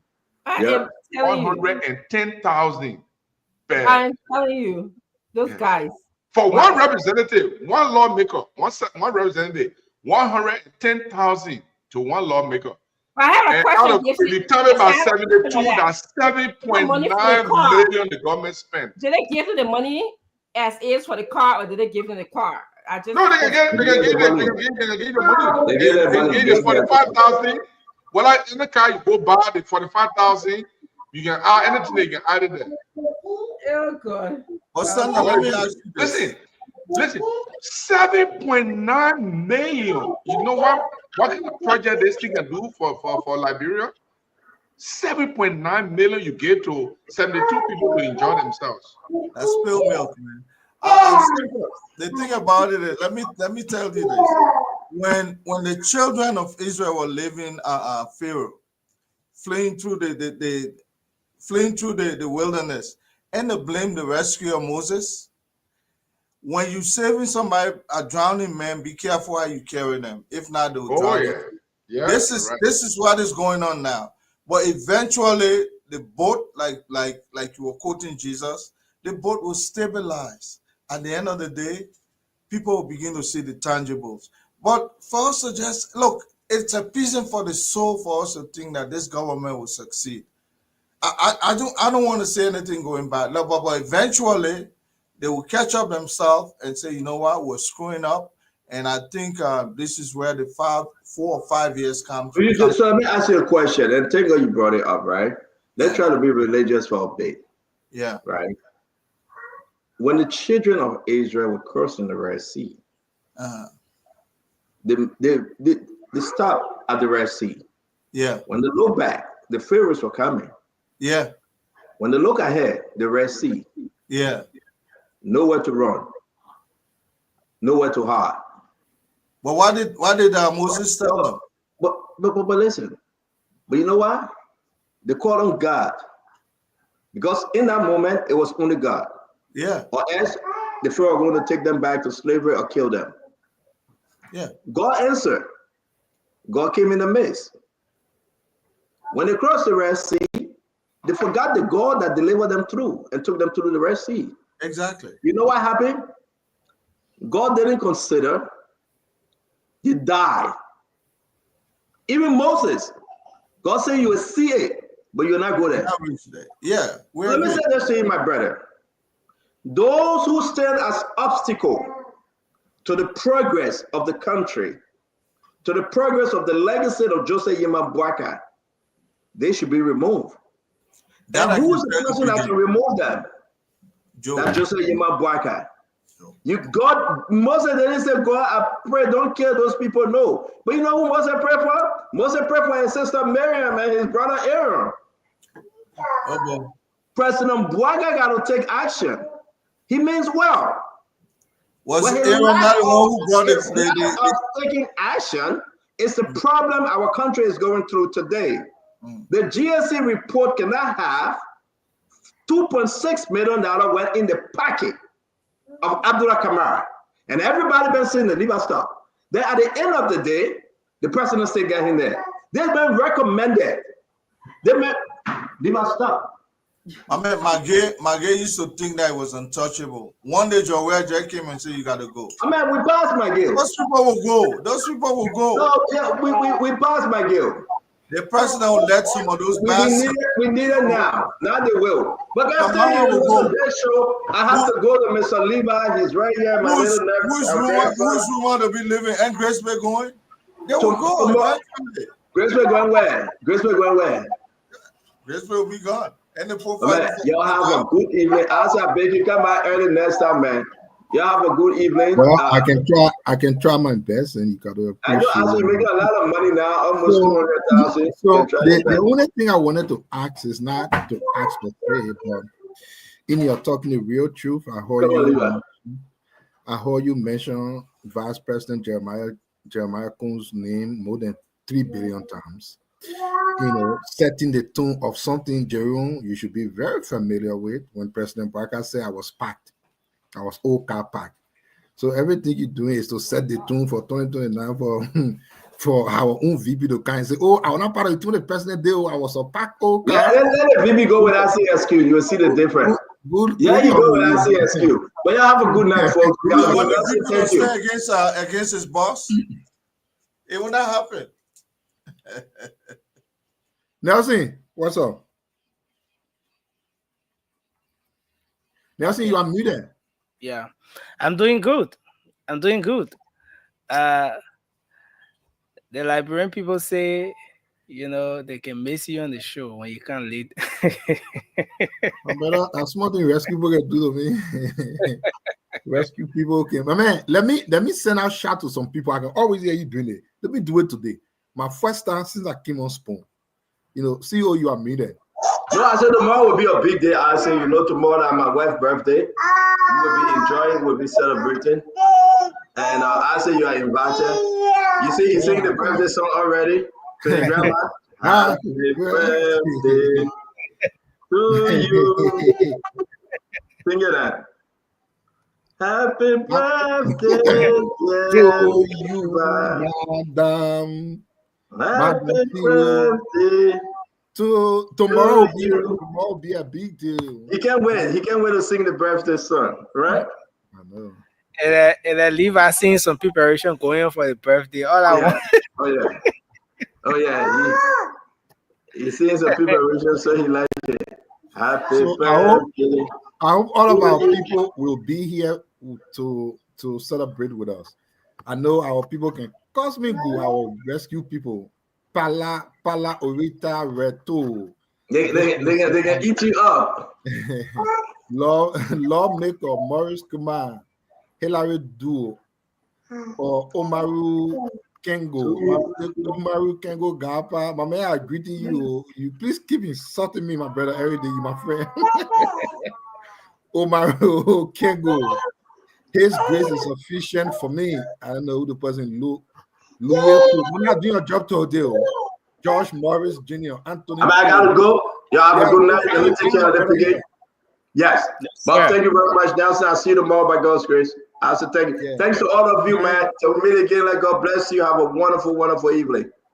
Mike Cato, Howard Dennis, Lever MP, Kemo Kamara, Shelley Snare, Jeffrey Kume, Buckeye Johnson, Clarence Benson, Duadu Daniel, Rosetta Cole, my own Rosetta Cole. Nice seeing you here. And you know, I don't look here when I'm on the show. I don't even look here. Oh, that's today looking. I don't even care. Many Nena Wama. Many Nena Wama. Franklin Kona Wa, Morris Kumar, Mutali Mamandi Kumar, Hawa Mai Totime, Liva and Pay, Mama, I recognize you. Razo Dazo, Telly, thank you, my brother. Frimo Motu, I recognize you. Omaru Kengo, I will call your name again, my brother, because they call you and call me. I hope you enjoy yourself. I will call your name. What day are you, my friend? Yeah, hello to you. Kemo Kamara, Maria Wadro George, Clarence Benson, Fremont Dode, Abbott Dolo, Philip Bala, Nathaniel Hill, Tier 1 Peking, CDC, Papi Success Keita for Life, Achi Mao, Nathaniel K. Hill, Howard Dennis, I call you, Lawmaker, I call you, Nathaniel Hill, Pierre Campbell, Anthony Cole, Solomon Vanuma Shedi Sharif, Maria Seaton, Liverpool, I call you. Yaya Seze, hey my Yaya, what's up, my dear brother? Nice seeing you, my man. Max Jabate, Ruben Bani, Momo Sandimani, Henry Doyi, Romeo SK Canio, Razo, I call you. Ego, Umaru can go here again, my brother. I mean, you cousin you. Kemo Kamara, Abraham Dumu Wada, Lola, Franklin Konawa, Yaya Josiki Davis, Devin George Demerson. Hey, Devin, what's up, my brother?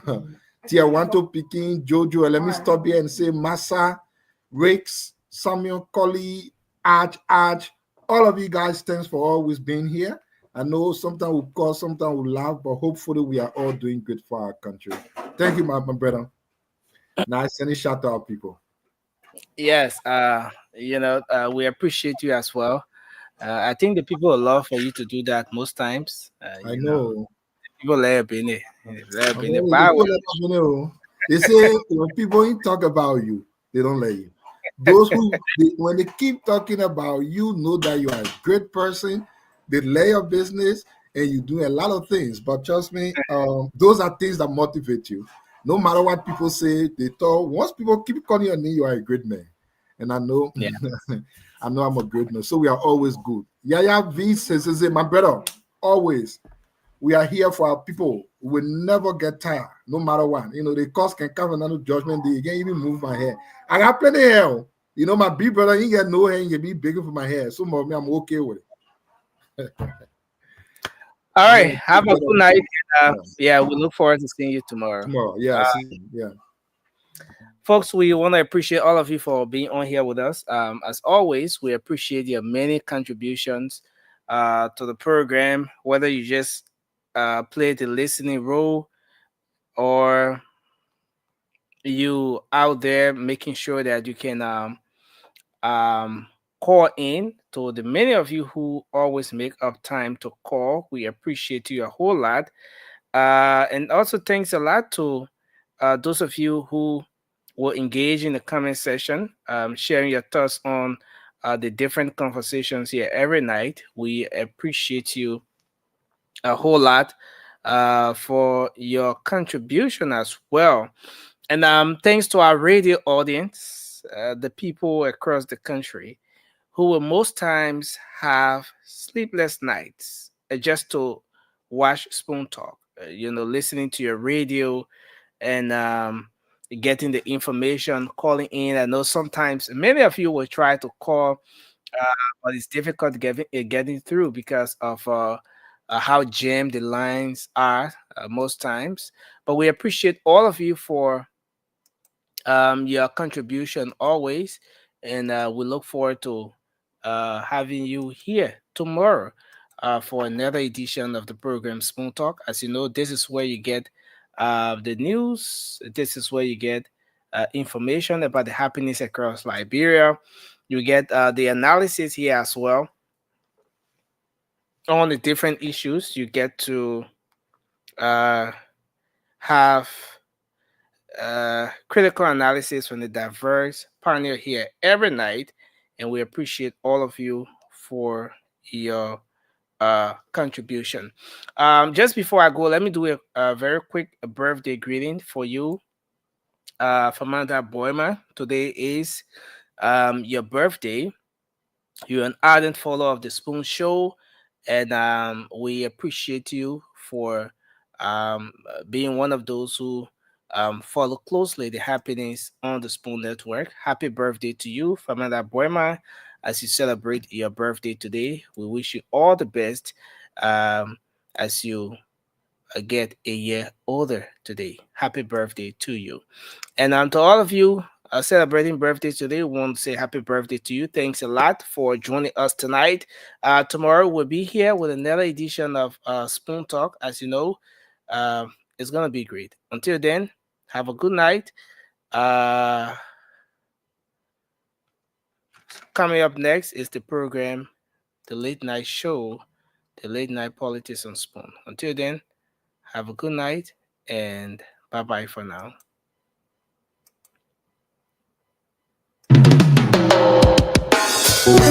Yes, I, a special one from the CEOs, Dan coming with the spoon. And your boy, Friday the Southern Band.